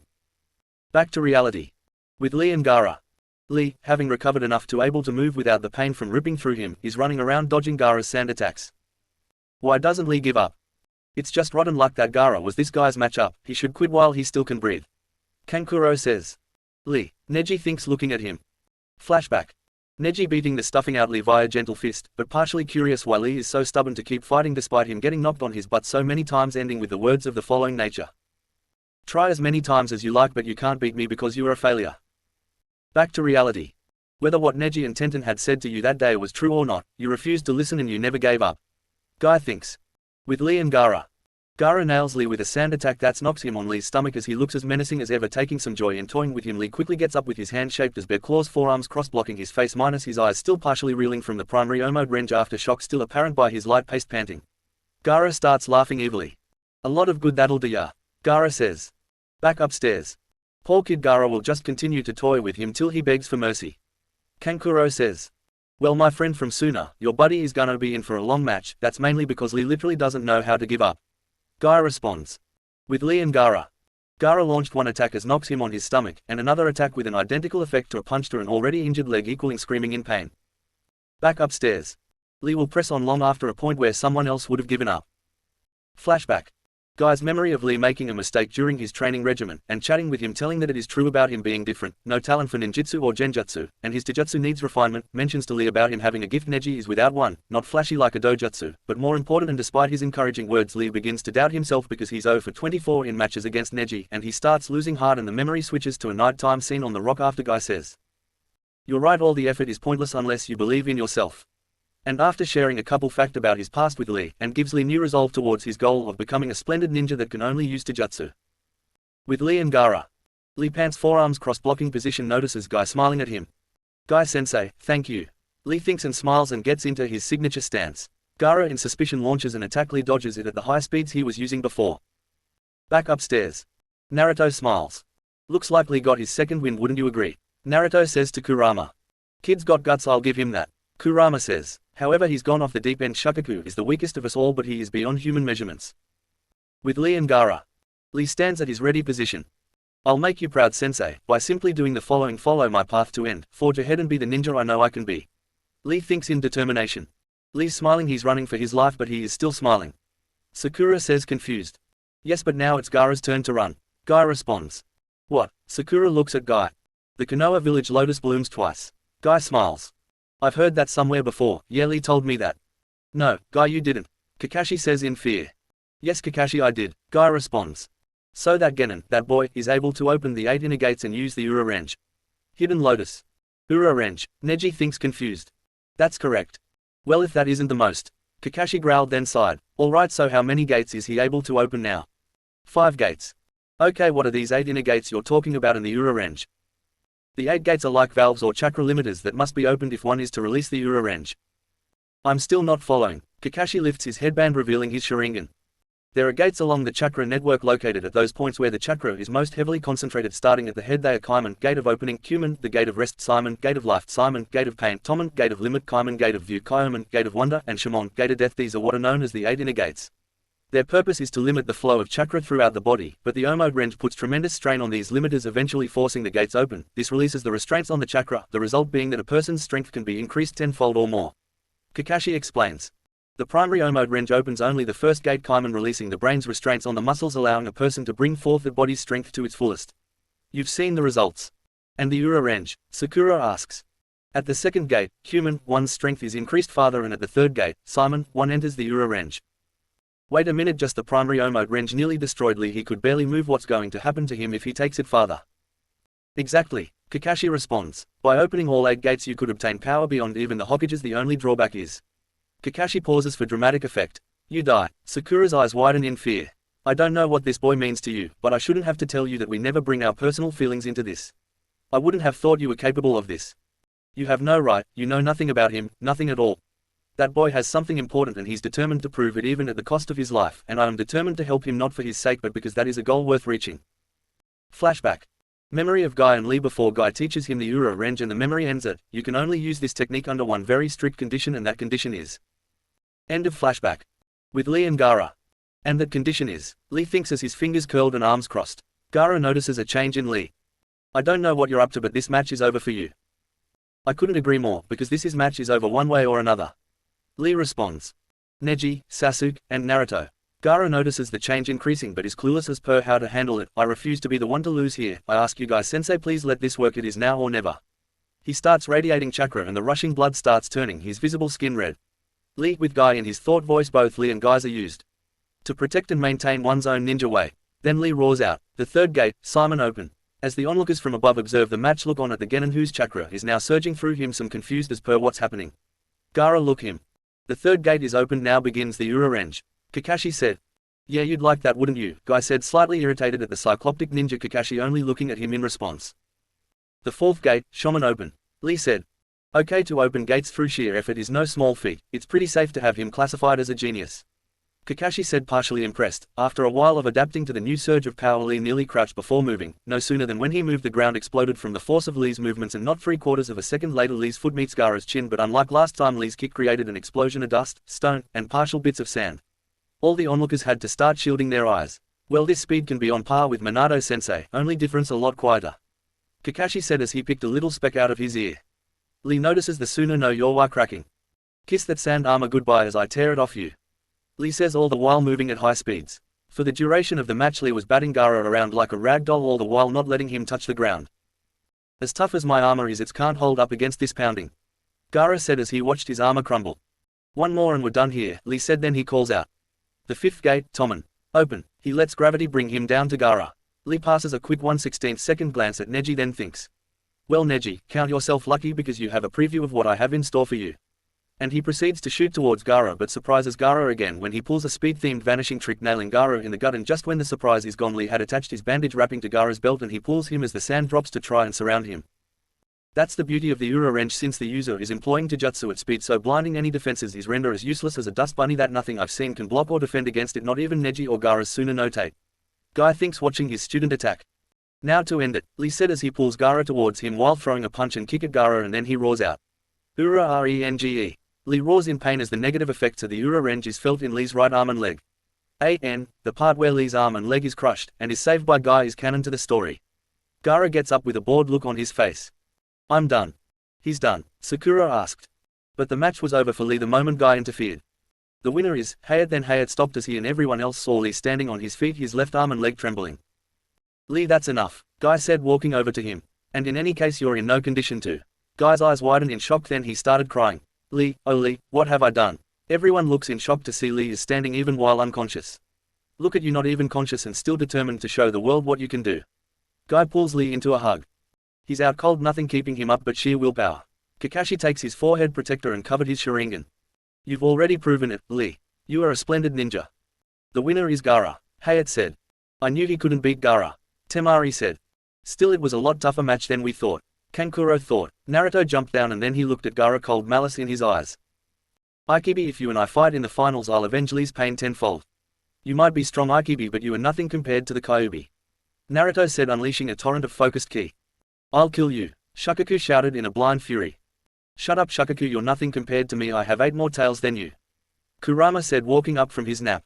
Rikudo no Gigi told us that one day we would learn true power. I know for a fact that this boy is the one Gigi was talking about. He is Madara's grandson, his is the true power among the 4 of us. Naruto worked and worked, shedding blood, sweat and tears to earn his power. Fight him and I guarantee you and that Gaara kid will get your asses kicked. That is what annoys me the most about you, brother. You think that just because I have less tails than you I'm weaker. You kind of are, Kurama said nonchalantly. Gaara, kill them. Gaara goes to unleash his sand when Naruto disappears in a murder of crows and then reappears in the stands. Calm yourself Gaara, when we dance I assure you, it will be one to remember. Naruto says. Then Gaara shunshuns back up to the stands and then the computer starts generating names Karui and Omoi. For the 10th match Karui vs Omoi. Hayate said, and then Omoi and Kaori walk down the stairs and face one another. Well, this is gonna be fun. Naruto smiled to himself. Two Kumo shinobi from the looks of things, both experts of Kenjutsu, this ought to be good. Kurama nodded, aligning his sight with Naruto's to watch the match. Begin, Hayate said. Without hesitation Karui and Omoi drew their blades and charged. Karui and Omoi struck blow after blow, neither of them yielding for a second. After 2 minutes of not landing a blow Karui jumped back and so did Omoi. Kumo Ru Omogiri, cloud style, front beheading strike. Karui and Omoi shouted and they charged each other, blades clashing again and again. Then Omoi back up and cried out to most of Konoha's shock. Mikazuki no Mai, dance of the crescent moon. 3 Omoi charged Karui and she looked frantically between the three of them. Kumo Ru Kangiri, cloud style, flame beheading. Karui swung around her blade around, burning the Omoi that was surrounding her. The Omoi on the left disappeared in log. Kumo Ru Damashijiri, cloud style, deception beheading. Shit, Karui blocked the blade only for Omoi to appear behind her and hold the blade up to her throat. I win Karui. Ugh, fine, I give up, Karui shouted. Winner Omoi of Kumo, Hayate said. You need to learn to think things through, Omoi said as he smiled and sheathed his blade. But if you did, then you might kill me and then that would start a civil war, as some would call for your execution while others wouldn't. And then Karui cut him off by slamming her foot into Omoi's balls.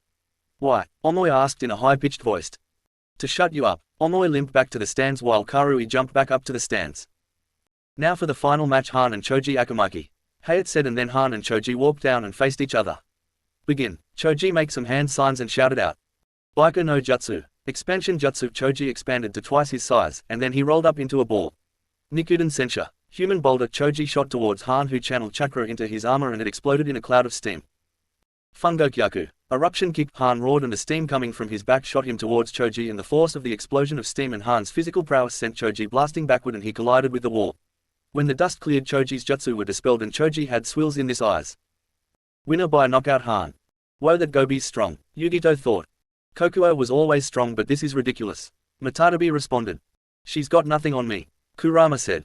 Will you shut up, Kurama, and let me enjoy my pup's victory? Kokuo complained. Yeah, Kurama, give Kokuo some form of praise. You might be the oldest of us all, but that doesn't give you the right to be a dick about it. Chomei said, scolding. Fine, nice work Kokuo, you've trained your Jinchuriki well, Kurama said, rolling his eyes. Play nice, Kurama, Naruto said. Oh, shut up. Does Naruto need to subjugate a bitch? You do, and I'll cut you off from all of my chakra for a month. Kurama shouted. Lighten up, Kurama, I was only joking. Will all the finalists come down the floor? Hayate's voice called Naruto out of his argument with Kurama. Neji, Naruto, Gaara, Sasuke, Kuretsuchi, Han, Temari, Shino, Shikamaru, Yugito, and Omoi walked down and faced Hayate. Hayate pulled out a small box, placed 11 slips of paper, and then he shook up the box and handed it to finalists. Pick a number, that number will determine who you face in the finals. Naruto walked forward and rummaged in the box and pulled out a slip of paper. I got 1, fitting. Naruto says. I got 3, Gaara says, bored. I got 6, Shino says.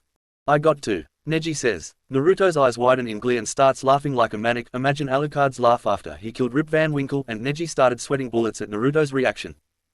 This is a drag, but I got 7, Shikamaru says. I got 4, Sasuke says. I got 5, Kuretsuchi says.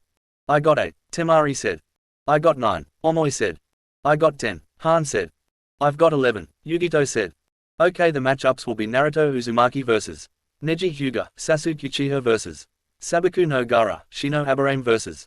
Kuretsuchi, and Omoi vs Han and Yugito will fight the winner of Han and Omoi's fight. Hayate says, and then the Junin sensei and Sarutobi walk down into the arena and Sarutobi steps forward. Congratulations to the winning genin, now we will meet in a month's time for the finals. Sarutobi said. Why a month? Naruto asks. To gain new abilities as well as wait for the daimyo and other important clientele to arrive. Everyone started walking out, but as Naruto started walking, Sarutobi placed a hand on his shoulder. Naruto, I know you're upset, but I don't want you killing anyone, please. Upset doesn't really scratch the surface, believe me, when Neji and I fight it'll make the ass whippings. I'm sure you have your genin team look like a spanking. I'm going to tear down everything he believes in, I will break him, and then when he's lost everything he believed in, then I will kill him, or I might not. The thought of Neji losing everything he believed in and having to live with that hollowness sounds a lot more exciting and more of a fitting punishment. Speaking of, my genin team Jiraiya is in town, I'm sure you'll want to pay him a visit, and when you do he'll be by the hot springs. Oh, and that reminds me, can I have my dad's Harashin scrolls? I'm sure he left them in your possession. Yeah, sure, come with me to my office. Sarutobi and Naruto walked towards his office, and when they walked in, Sarutobi looked at his secretary. Send messages to the Tsuchikage, Reikage and Kazekage informing them that some of their genin made it to the finals. Yes, Hokage-sama. The secretary responds and she starts writing up the letters as Naruto follows Sarutobi into the office. And will leave us, Sarutobi says. Yes sir, Kame-3 replies to his command and 3 and will left the room. Now why don't I? Sarutobi starts reaching for the vault hidden behind Minato's face when Naruto dashed forward and grabbed at the bookcase. You think you can hide from me? Naruto asked. Of course you can't, my Sharingan can see you. Hokage-sama gave you an order but of course you don't listen to him, do you? You only obey Danzo, don't you? You, get, word, out, of, me, demon, brat. Came a choked reply. Oh but I will, Tsukuyomi, Moon Reader. Tsukuyomi world. The Eni Anbu was strapped to a cross in a reverse-colored world while Naruto stood before the man, a sword in his hand. For the next 72 hours I will stab you over and over. Naruto said as he thrust the sword into the Root Anbu's gut. The Root Anbu cried out in pain as pain wrenched in his gut as the swords pierced him over and over. This isn't real, he screamed at him. Don't think it's merely an illusion, your pain is no illusion, it's as real as any felt in reality, and as for getting in trouble, who will believe you? Here in Tsukuyomi time and space, even physical mass, I control them all. Naruto responds, thrusting the swords into the Root Anbu's gut again, digging the blade into his stomach, increasing the pain as the one next to him does the same. How much time has passed? How long have I been here? 71 hours, 59 minutes and 59 seconds to go. Impossible, only a single second has passed. I told you, time and space, even physical mass, I control them all. He and his clones thrust the swords piercing everywhere, causing me to scream in pain. The sky swirled again. When Naruto ended his jutsu, the Root Anbu dropped to the ground, brain dead. Naruto, what did you do? This man was a member of Danzo's root who he sent to spy on you and coordinate movements based on your own, but even my kidnapping caught him off guard because I simple vanished. Not even the spy here could tell him more, but now's brain dead, but I suggest you with this. Naruto took out a small piece of paper and wrote the kanji for detect on it. This seal will detect any other seals in the immediate area, and all of Danzo's root have a special seal on their tongues that prevents them from telling anyone about Danzo's plans, but Tsukuyomi plus my own sealing prowess loosened his lips and I got a lot of info off this one, but now you'll be able to detect Danzo's root no matter how well they hide. Thank you Naruto, you kill a spy that could have been detrimental to our counter-invasion plan. All in a day's work, Hokage-sama. Naruto bowed, then handed Sarutobi the tag and he applied it to the back of his neck. Instantly Sarutobi felt the presence of 3 seals, but he was calm. Now for your inheritance. Sarutobi opened Minato's portrait and pulled out a scroll with the words, Kiroi Senko, then he pulled out another scroll with the words, Aki no Shini. Ka-san, Tu-san, Naruto said sadly as he held the scrolls in his hands. I know it's sad Naruto, but they died heroes. I know Gigi. I'm gonna go find Jiraiya and he's gonna help me train in the Harasshan. Sarutobi laughed. Good luck getting him to do that. No, even Jiraiya could master that technique, but I could send you the Genma squad and they can help you. Wait, there are others who know my father's jutsu. Yes, but it takes all 3 of them to perform it, but I'm sure given enough practice and time. I know, but I want to have it mastered by the finals. Sarutobi looked at Naruto shocked. Well, if you can do that, I'll hand you the hat right after your match. Sarutobi said. I'll hold you to that, Gigi. Naruto walked out of the office and towards the hot springs. Chapter 9, 1 month training. Naruto walked out of Sarutobi's office, his father's and mother's scrolls sealed into his waist, still thinking on he was told. Kid, I've watched Minato use the Harasshan, so I can help you perfect it when the Genma squad teaches it to you. Kurama says, gaining Naruto's attention.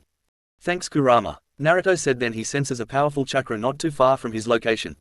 Naruto runs off towards the source of the chakra. After a few minutes of running, Naruto saw a man with waist-length, spiky white hair tied back into a ponytail, with 2 shoulder-length bangs that framed both sides of his face.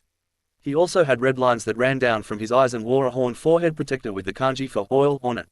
He was peeping at a hot spring with a notepad and pencil in his hands. Naruto got an evil smile on his face. Naruto attached chakra threads to Jiraiya that he learned after seeing Kankuro use it in his fight against him, and then pulled on the strings and the man went flying backwards, but he stayed silent so he wouldn't risk discovery. When the man landed in front of Naruto. What's the big idea interrupting my research like that? Sanin no Jiraiya, I must say you're quite the disappointment. Just who the hell do you think you are? Jiraiya starts swinging his hair around.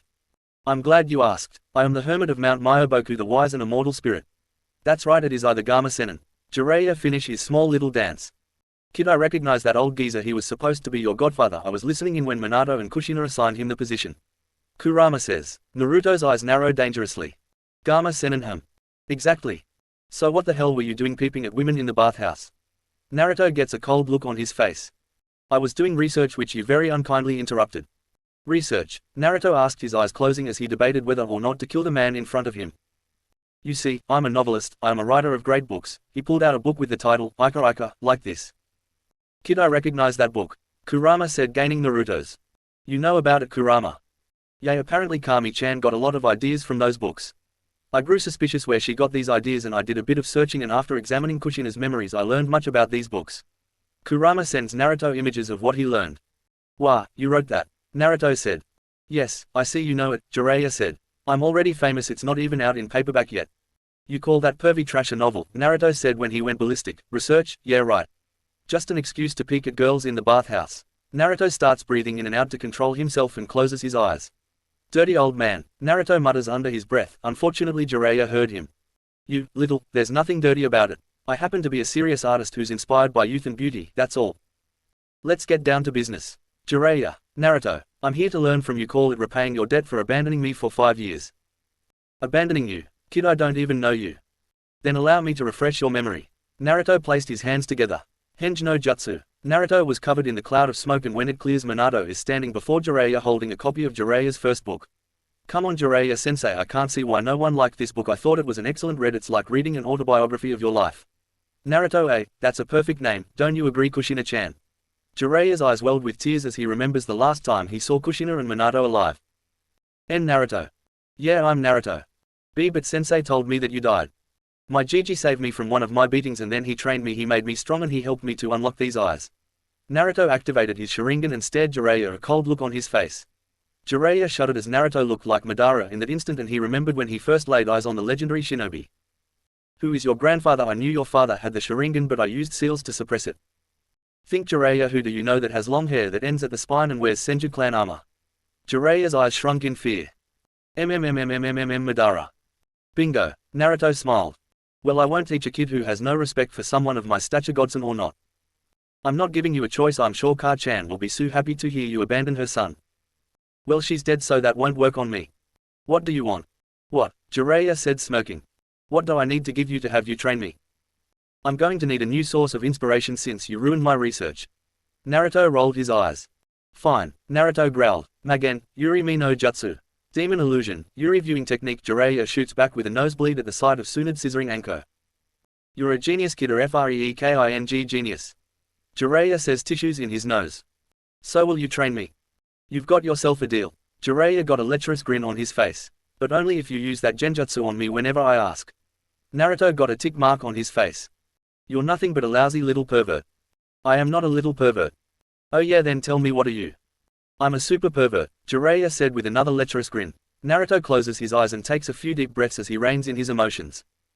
Okay Mr. Super Pervert, are we going to do this training or not? Alright Naruto, let's head to the training field. I got a message from an Anbu telling me that the Genma squad will meet us at the field and teach you the Harasshan. I still don't know how you convinced sensei. How to get him to teach it to you is beyond me. Well, he owes me a lot. 10 minutes later, Naruto, Jiraiya was standing in front of Genma, Rado and Iwashi, who all had crossed arms. So this is the green brat that was supposed to teach Minato-sama's famous jutsu. Genma said as he looked over Naruto. He seems like the early death kind of kid. I bet the moment he learns it he's gonna go running around bragging and then Iwa will kill him. If Iwa tries anything, I'll show them true terror. Naruto activates his Sharingan and unleashes a torrent of chakra that forced Genma and the others to their knees. Besides, I know how to keep my mouth shut. My grandfather taught me well. Well, orders are orders, and if this kid can keep his mouth shut then let's teach him. I'm not the same kid I used to be. What do you mean? You mean you really don't recognize me? Here, let me help. Naruto brought his hands together. Henna no jutsu. Naruto erupted into smoke, and when it cleared Naruto was standing in front of the Genma squad in his younger form. Don't you mock me, I'm gonna be Hokage someday. Naruto, Genma said, shocked. The one and only. Naruto transformed back into his regular self. But how? My name is Naruto Uchiha, grandson of Madara Uchiha, but now let's get to training. Right, Genma took out one of Minato's kunai. Yondaime-sama taught us his jutsu, but we don't have enough chakra to preform it on our own, but with the three of us together we can only preform about 20 to 30 jumps, and we'll show you how it's done. And don't bother using your Sharingan. This jutsu doesn't really use hand signs and we move too fast for even the greatest Sharingan user to track us. We move at almost the speed of light. Right, Naruto watched as Genma, Rado, and Iwashi linked hands, and then Genma looked at Jiraiya and nodded, and Jiraiya threw the kunai at a tree nearby, and before it made contact Genma and the other vanished, and Genma grabbed the kunai with his teeth and then tossed into the air, and the squad vanished again, and this time they kicked it towards Naruto, who out of sheer instinct activated his Susanoo. The kunai bounced off and the squad warped to it, and then they stared at Naruto. How? I told you I am Madara's grandson. Did you really think that I wouldn't find a way to unlock the final stage of the Mangekyo? Now that I think about it, yeah, that was kinda stupid to think now that I imagine it. Genma rubbed the back of his head. Anyway, let's get started on teaching you the Harasshan. First things first, you'll need to take a rock whose size is a rough comparison to your chakra levels, then get a feel for it, and when you're done with that, try to warp it to you from 10 yards away by injecting your chakra and imagining a portal opening up and bringing it to you. Naruto walked over to a boulder at the edge of the training ground and placed his hand on it and closed his eyes and injected his chakra. Then he jumped back and then focused on bringing the chakra to him, and then the rock vanished in a flash of yellow light and then reappeared and smacked Naruto in the face, and he went flying back and crashed into a tree. Naruto got to his feet rubbing his head while Genma, Rado and Iwashi tried to hold in their laughter. Naruto gets up and saw their faces but sucked it up and ran over to it and channeled his chakra into it again and tried again. Time skip 5 days later. Naruto had spent the last 5 days trying to master the first step of the Harasshan, and after much practice and Kage Bunshin spamming he finally mastered the first step. The Genma squad was very impressed that he had enough chakra to move a boulder that size with such ease. Naruto, you've done well and you've mastered the first step, now for the second step. Genma said, smiling at Naruto. What's the second step? The second step is to fly to the same boulder, but the trick to this one is you can't move from your spot at all. Moving an object with your chakra is easy, but now you have focus, you power and instantaneously warp to it. Just as a fact, not to discourage you, it took the 3 of us 3 months to master this step alone, and this was with the Yondaim's help. I don't have 3 months. Naruto crossed his fingers. Kage Bunshin no Jutsu. Naruto created 30 clones and they all went to boulders and then focused, and a few of them managed to vanish and reappear, but the few that did crashed into trees and dispelled when the memories returned. Naruto though carefully on what they did wrong, and the other clones focused again and again. A few disappeared but again they crashed. Naruto growled in anger, but he just made more clones and ordered them to continue when he looked over at Jiraiya, who was observing Naruto's progress with a proud look on his face. Hey kid, I want to teach you something. What is it, Ero Senin? I want you to sign the Toad contract. The Toad contract you want me to sign, that contract the same one my dad signed. Yeah. Kid, aren't you forgetting something? Oh yeah, thanks Kurama. Naruto looks back at Jiraiya. Jiraiya, I need the key to the Kyuubi's seal. Jiraiya's eyes widen in shock at those words. How did you? Kyuubi told me. You're talking to it. Him. What? The Kyuubi is a boy. I'm a man, Kurama said indignantly. Oh shut up you. Anyway, I can't give you the key. Jiraiya said. If the Kyuubi breaks free, it will mean the end of Konoha. Don't worry, I can subjugate him so he won't, and plus we're friends, he won't break free. Wait a second, you've become friends with a gigantic 9-tailed fox that is responsible for the near annihilation of our village, and you can guarantee that he won't break free. If you want you can talk to him. Okay. Naruto enters his mind and looks at Kurama. So how are we going to switch if you were behind that cage? Make a Tamashii Kage Bunshin, Solace Shadow Clone. It's a jutsu of my own creation. It uses the same hand signs as the Shadow Clone, but just don't pump your chakra into and I'll handle the rest. Gotcha Kurama. Naruto left his mind, then made a single hand sign. Tamashii Kage Bunshin no Jutsu. Naruto created a clone, and then when the clone opened its eyes, they were slit like a cat's eyes. Hello Jiraiya, it's been a while, 13 years if recall correctly. Hi KKKKKKK Kyuubi. That's Lord Kyuubi to Yugama Senin. Kyuubi enough. Naruto glared, not revealing Kurama's name. Fine, ruin all my fun. Kurama looks back at Jiraiya. Give the kid the key, I swear on my 9 tails that I won't try and break free. How can I trust you? When a Biju makes a promise on their tails, we are honor bound to keep it until such time as the person we make the promise to dies or releases us from that promise. That kind of promise dates back to the time of the sage himself. Naruto added, the Kyuubi here is the wisest, oldest, and most powerful of the 9 Biju. As such, he's also the one who is stuck in tradition. Why you? Kurama growled. My point is that when the Kyuubi makes a promise on his tails, he'll keep it. Fine, Jiraiya said, then he bit his thumb and weaved hand signs. Kuchiyos no Jutsu. Summoning Jutsu. Jiraiya slammed his palm on the ground and in a flash of smoke Giratora appeared. What is it Jiraiya? Giratora asked. I'm giving the key to the seal to Naruto. What? Giratora looked at Jiraiya like he was nuts. It's only been 13 years, the kid's not ready for the key. Do it, Jiraiya said, all air of goofing gone. But. Do it, Jiraiya growled. Fine, I'll do it, but if the Kyuubi breaks free, I'm not helping you seal it. Giratora rose up and then he unraveled his stomach, revealing a key design written in Fuinjutsu. Alright Naruto, place your hand on the small box and channel chakra into it. Naruto walked forward and placed his hand on the box and channeled chakra into the box, and then the key design spread over his right arm, then sealed itself there. Naruto then went back to training the Harasshan. Time skip another 15 days later. Naruto was standing there clutching his knees, huffing but a smile on his face. Genma, Rado and Iwashi were looking at Naruto with impressed looks on their faces. This kid's impressive, alright, he mastered the second step and the final step in just 15 days. I have no idea how he did it, but he mastered it to the same extent as Minato-sama. Genma thought as Naruto jumped into the air as Kurama refilled his chakra. Alright Naruto, that's enough, Jiraiya said, gaining Naruto's attention. Now it's time for your next jutsu, the Kuchiyos no Jutsu. Jiraiya takes out a scroll and unrolls it and hands it to Naruto, and Naruto sees his father's name on the contract and Naruto bits his thumb and writes his name in blood. Then Naruto starts weaving hand signs and slams his palm on the ground. Kuchio's no jutsu. Naruto channeled as much chakra as he could, and in huge pillar of smoke a gigantic toad with the kanji for oil on the back of his coat, a gigantic dagger and a pipe in his mouth. What the? The toad shouted. What's going on? Why have you summoned me, Jiraiya? Oh crap, he summoned Gamabunta. Jiraiya thought. I'm actually Mr. Toad, sir, I summoned you. Naruto said, rubbing the back of his head. Bullshit, Gamabunta shouted, laughing. There's no way a punk kid like you summoned me. Want me to prove it? Okay, prove it. Naruto closed his eyes and reopened them, revealing his eternal Mangekyo, and had his Susanoo rise up to its true and terrible power, and Naruto floated in the gigantic white gem housed on its forehead. How exactly does this prove that you summoned me? It proves that I'm the grandson of Madara Uchiha, and if he could tame and summon the Kyuubi, then his grandson should be able to summon you with ease. Why you're Madara's grandson? Yeah, I am now. I have summoned you for a very specific reason, because I'm the newest holder of the Toad contract and I'm just learning so I can counteract an invasion that's coming to Konoha with the combined forces of Iwa, Oto, and Suna. What? That's right, we'll be under attack, so I'm going to need your help when the time comes. Alright, call me when you have need and I will help you. I won't let Konoha fall after all the effort that Minato put forth into protecting this place. Gamabunta then vanished into a cloud of smoke and Naruto deactivated his Susanoo and landed next to Jiraiya, and then he looked at him. I've done your little test, so now what? Well, there is one more technique I wanted to teach you, but I think I'll save that for after the exams, as it's an A-rank jutsu and not to be used lightly.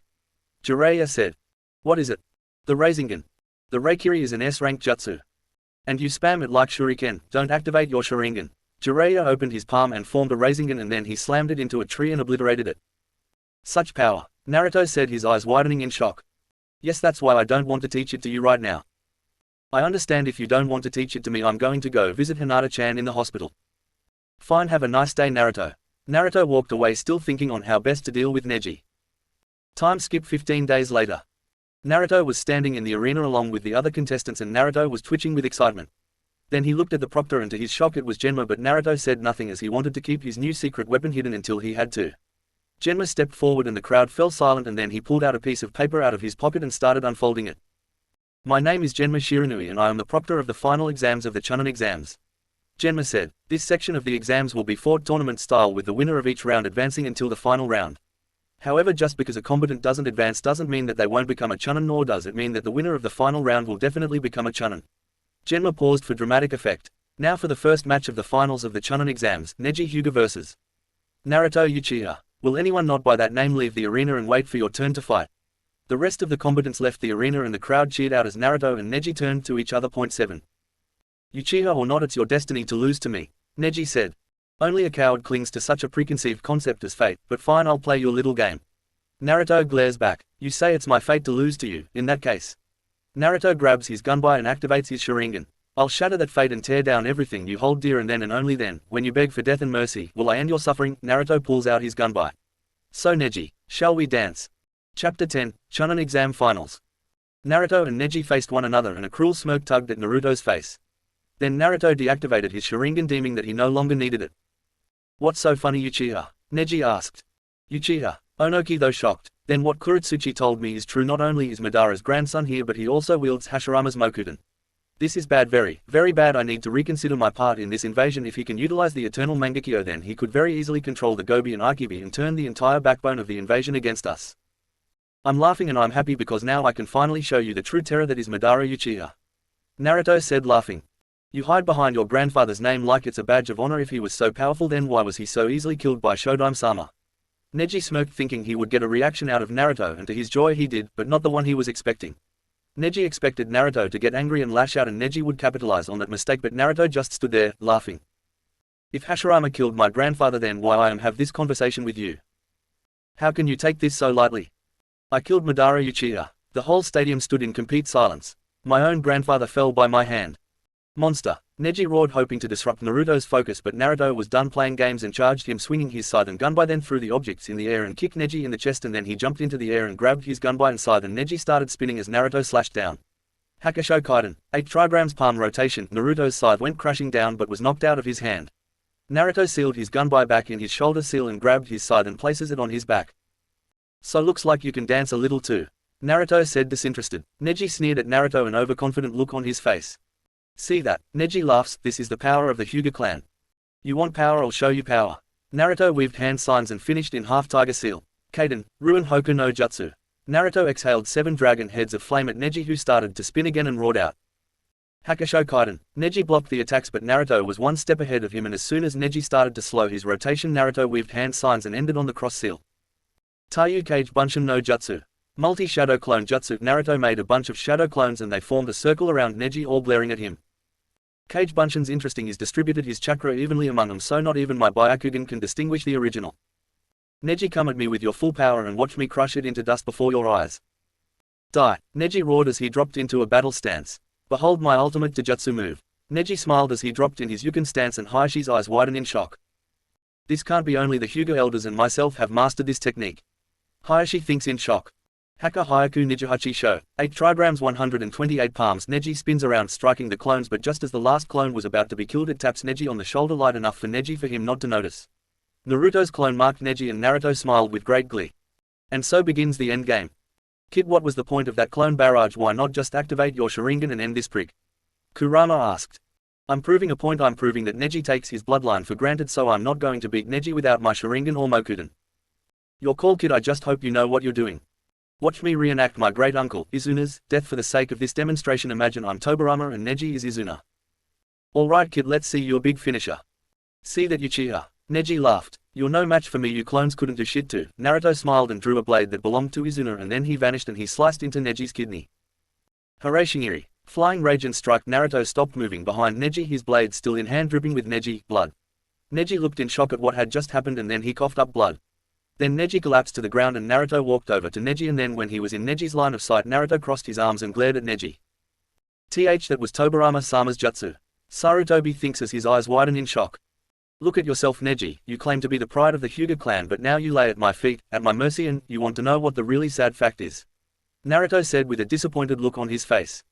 What? Neji asked, coughing up a bit more blood. Never once did you force me to activate my Sharingan. Neji's eyes widened in shock as he looked at Naruto, and he saw that Naruto was right, his eyes were their normal blue. But before the match began you had it active. You were so focused on your Mr. Superior Pants speech, I looked you over with my eyes, and seeing that your chakra levels were about mid to upper chunin, I knew I wouldn't need it. I deactivated my Sharingan. Naruto shook his head. You claim that those without strength are doomed to die, but look at me now. I am the pinnacle of power and I started with nothing. Do you understand now the difference between us? Winner by near fatal blow. Naruto Uchiha. Genma said. Medics. A bunch of medics rush out and grabbed Neji and rushed him to the medic tent. Naruto looked at Hinata, a sad look on his face, and then he walks back up to the stands. This boy is dangerous. He's going to be a threat to my plans. I'm going to let Gaara, assuming Sasuke loses to him. Orochimaru thought as Naruto walked back towards the fighter's box, and Naruto turned and looked at him and smiled evilly and mouthed. You're next, Orochimaru. Then Naruto walked chuckling to himself. With Neji. Neji was lying on one of the beds as he recovered from the wound Naruto dealt him, both physically and mentally. Do you see now the difference between us now? Those words echoed in Neji's head. How could I have been so blind? Neji asked himself. Any time Naruto wanted to, he could have killed me. Was this what he wanted? I guess it was, now that I think about it. Neji chuckles. I'll shatter that fate and tear down everything you hold dear, and then and only then, when you beg for death and mercy, will I end your suffering. Well Naruto, you did it. You tore apart fate itself. I was outmatched this whole time. I was up against something I could never comprehend. Just then Neji heard someone outside his room, and he heard some whispers. Then the door opens and Hayashi walks in. He was wearing his normal blank expression. Nurse, could you leave us please? Hayashi said. Of course Hyuga-sama. The nurse bows and walks out, and Hayashi looks at Neji and his look softened. Neji. Hayashi-sama, to what do I owe the pleasure? There is still hatred in your eyes, hatred for the main branch of the family. It's because of you that my father is dead. That's why I'm here. Hayashi pulls out a letter and hands it to Neji. I should have given you this earlier, but I was selfish. I held onto this because I wanted to have something of my brother's to hold onto. Neji looks at the letter in shock. This is my father's handwriting. These are your father's last words. Neji's hand starts shaking as he opens the letter and as he pulls out the piece of paper inside the letter. Neji started to read the letter, his hand shaking. Dear Neji, my son. These are my last words to you. Oh, so many things I want to say and I have so little time to say it. I guess I could start with why I'm writing this letter in the first place, so here it goes. Neji, on this night of January 14th, I write this because this night will be my last on this earth. A few weeks ago my brother killed the head Kumo shinobi that was sent here to sign a peace treaty with our village, but in the dead of night that same ninja snuck into our compound and kidnapped Hinata-sama. Kumo has professed shock at this willing murder of their shinobi and have demanded Hayashi-sama's head in exchange, but he and I are twins and I have been chosen to be sent in my brother's place, but not because I was ordered to, not for the main branch, but because I will stop at nothing to protect my brother. I am sorry you have found out this way, my only regret is that I leave you behind, you and everything I hold dear. Don't blame Hayashi for my death, it's my decision. I hear my brother's steps coming down the hallway, this is my final goodbye. No matter what, here this will always be true, I will always love you my son. Your father, Hayashi Hyuga. He gave his life, to protect, you, his brother, not because he had to, but because he wanted to. Neji looked over at Hayashi and he was bowing, not even looking at Neji. This is the truth. I'm sorry, Hayashi said. Please Hayashi-sama, don't bow to me. Hayashi stood up and looked at his nephew. Just then there was a knock at the door. Hyuga-sama, your daughter Hinata-sama is here to see you and Neji-san. One of the nurses said outside. Send her in, Hayashi said, and then Hinata walked in and looked at Neji. Hinata-sama. Neji bowed his head. Neji ni-san, Hinata said evenly. Hinata-sama, I have to apologize to you, what I did back in the preliminaries was unforgivable. I forgive you Neji ni-san, I know why you did it, but just because I forgive you doesn't mean Naruto-kun does. He may hate you for all time, but just remember the ass-kicking he gave you today. Because next time you piss him off again, I think you won't survive the next encounter. Hinata turned on her heel and walked out. Well Neji, when you've recovered I want you to join me and Hanabi in the stands. Hayashi said, smiling for the first time in ages. Yes Hayashi-sama. Neji bows and Hayashi walks out and back to stands. In the stands. Naruto was leaning over the rail trying to think on what his plan was for the inevitable invasion. Just then Han tapped him on the shoulder. Naruto raised an eyebrow but otherwise kept his face impassive. We need to talk, so do our friends. Han said. Naruto instantly understood its meaning. Naruto gripped Han's hand, simultaneously opening a communication channel and marking Han with his Horatian formula. Biju subconscious. Kokuo and Kurama stood behind their respective hosts as they faced one another. So what's the emergency you needed to tell me about? Naruto asked. It's what Orochimaru plans to do with the invasion. What happened? Naruto asked. He's planning on using the forbidden jutsu of your Nadame Hokage, Edo Tensei. Reanimation. Naruto's eyes narrowed in anger at the mention of Tobirama Senju, the man who killed his great-uncle and marked the beginning of the end of Naruto's chance of ever having a proper family. I know what that jutsu does, and let me just say that I don't like it. So who is he bring back? Hashirama Senju, Tobirama Senju and Minato Namikaze, your Yondaime Hokage. Han was instantly floored by Naruto's ki as he heard that his father would be resurrected and forced to attack the very village he died to protect. Kid, calm down. Kurama whacked Naruto over the head, distracting him long enough for Naruto to stop focusing his ki. Is something wrong Naruto? Han asked, genuinely confused at Naruto's reaction. Yeah there is, what I'm about to say stays between us, understood? Of course. Alright, but you can't be mad at me. Naruto inhaled and looked at Han. The reason I got so upset about Yondaime-sama being summoned is because he's my father. Han's eyes widened in shock. How did I not see it? Blonde hair and blue eyes. If it weren't for the fact that you have Madara's hairstyle you could pass for his twin, well minus the whisker marks. The point is something needs to be done, but if Hashirama and Tobirama as well as my father have entered the equation, then I need to the one there who helps Gigi. But if I live, then if the plan is to unleash Shukaku on this village, then someone is going to have fight him, and while Fu is strong she can't use Chomai's power to its maximum. Only you can control Kokuo in a full Biju transformation. That is correct Kokuo, and I have an understanding. How long can you hold a Biju transformation? 15 minutes tops, Kokuo said, gaining Naruto's attention, and he looked at her. Kokuo, I'm about to ask you something that you might not like. Shut pup. I'm going to ask your permission to control you using my eyes. Kurama instantly growled, indicating his displeasure with the idea. I know you don't like the thought of that at all Kurama, but I do this not for the sake of power but for the sake of protecting my fellow Jinchuriki. If Kokuo and Han attack Shukaku normally they will be executed as traitors or worse turned over to the Akatsuki, and then Kokuo will be sealed inside the Gedo statue, and as of right now I don't know how to get a Biju out of that statue.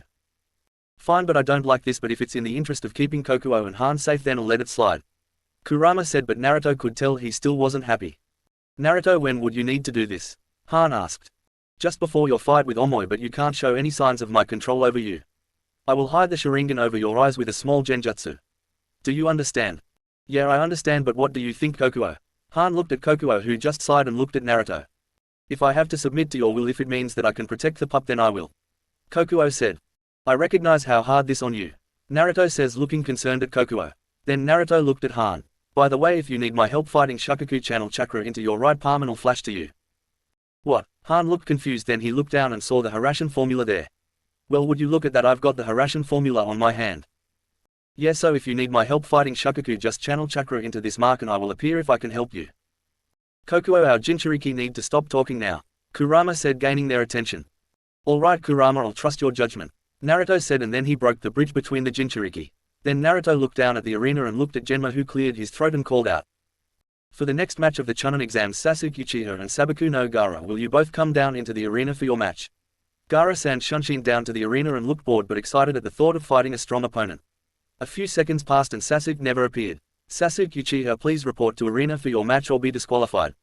A few more seconds passed and still no sign of Sasuke. Cage box. The Kazekage turned to Sarutobi with a quizzical look hidden beneath his face mask. Hokage-sama, the Kazekage said, gaining his attention. Where is the Uchiha brat? I'd hate to think something bad happened to him. If you are referring to Naruto, he's in the stands. If you're referring to Sasuke, then I have no idea, but if he doesn't show up soon I'll have no choice but to disqualify him. That may be the only option left. If he can't be bothered to show up on time, he is a disgrace to you and your village, Hokage-sama. I said, if he isn't punished then Konoha could lose face in front of the daimyo. I have to agree with Raikage-sama here.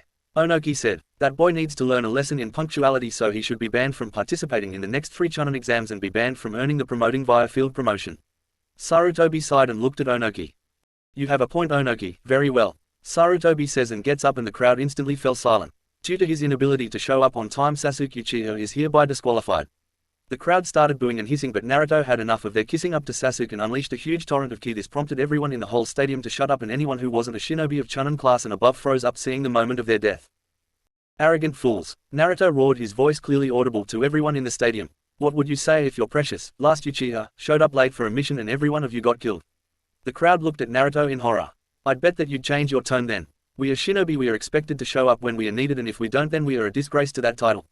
Naruto stopped his ki and let the audience go. Then Naruto looked at Sarutobi and then scoffed and turned back to the fights. Winner by disqualification, Sabaku no Gaara. Genma said, and then he looked at a small piece of paper in his pocket and then called out. Next match, Temari vs Shikamaru Nara. Will both combatants please report to the arena? Shikamaru and Temari walked down to the arena and faced on another. Hajime. A.N. Match proceeds as canon. Naruto face-palmed and glared at Shikamaru. That's the Nara clan for you, I guess, always too lazy for their own damn good. Shino Aburame vs. Kuretsuchi. Will these 2 fighters please report to the arena? Shino and Kuretsuchi walked down into the arena and Naruto watched with a small smirk on his face. Let's see how the Aburame goes against Onoki's granddaughter. Yeah, I'm curious to see how Shino will fare against someone who has the ability to disintegrate you with one jutsu. Yeah, this ought to be good. Now for second match of the Chunin exams. Genma said, Shino Aburame vs. Kuretsuchi. Kuretsuchi charged instantly, hoping to knock Shino out, but Shino sidestepped and struck Kuretsuchi with 7 quick blows and strikes, then spun around and kicked Kuretsuchi away. The hell is going on? That was definitely Mantis-style kung fu, but no Aburame is got at or even knows close-range combat techniques. What the hell was he learning? Kuretsuchi thought. Give up now, this match is mine, you can't win, Shino said. Then Kuretsuchi jumped into the air and started channeling a huge amount of chakra into her palms. That's it, you're gone and here is your going away present. Kuretsuchi palms expanded and the small box that signified Jinten appeared in her hands. Jinten Genkaihakuri no Jut. Suddenly the small box disappeared and Kuretsuchi collapsed to the ground, huffing, wheezing and coughing. WHWHWHWHWH what DDDDDDDDD did why you DDDDDDDDD do TTTTTTTTTTTTTTTTTT to me. When I attacked you before with those punches and kicks, I planted an insect swarm on you, one that I've spent the last 3 weeks allowing to breeding inside of me. These insects are the size of the nano ones but with the chakra draining abilities of their predecessors, but because of their small size I can attach so many to you that even for a single second of contact as many as 5,000 insects can be attached, and I counted at least 7 blows against you, so do the math yourself. Kuretsuchi's eyes widened in shock. SSSSSSSSS so I've GGGGGGGGG got 35,000 insects on me DDDDDDDDDDDDDD draining my CCCCCCCCCCC chakra. Yes, you have about 45 seconds before you die, as at that point you won't have enough chakra to keep your vital organs functioning. Give up and I will retract the insects and make sure you live. Fine. Give you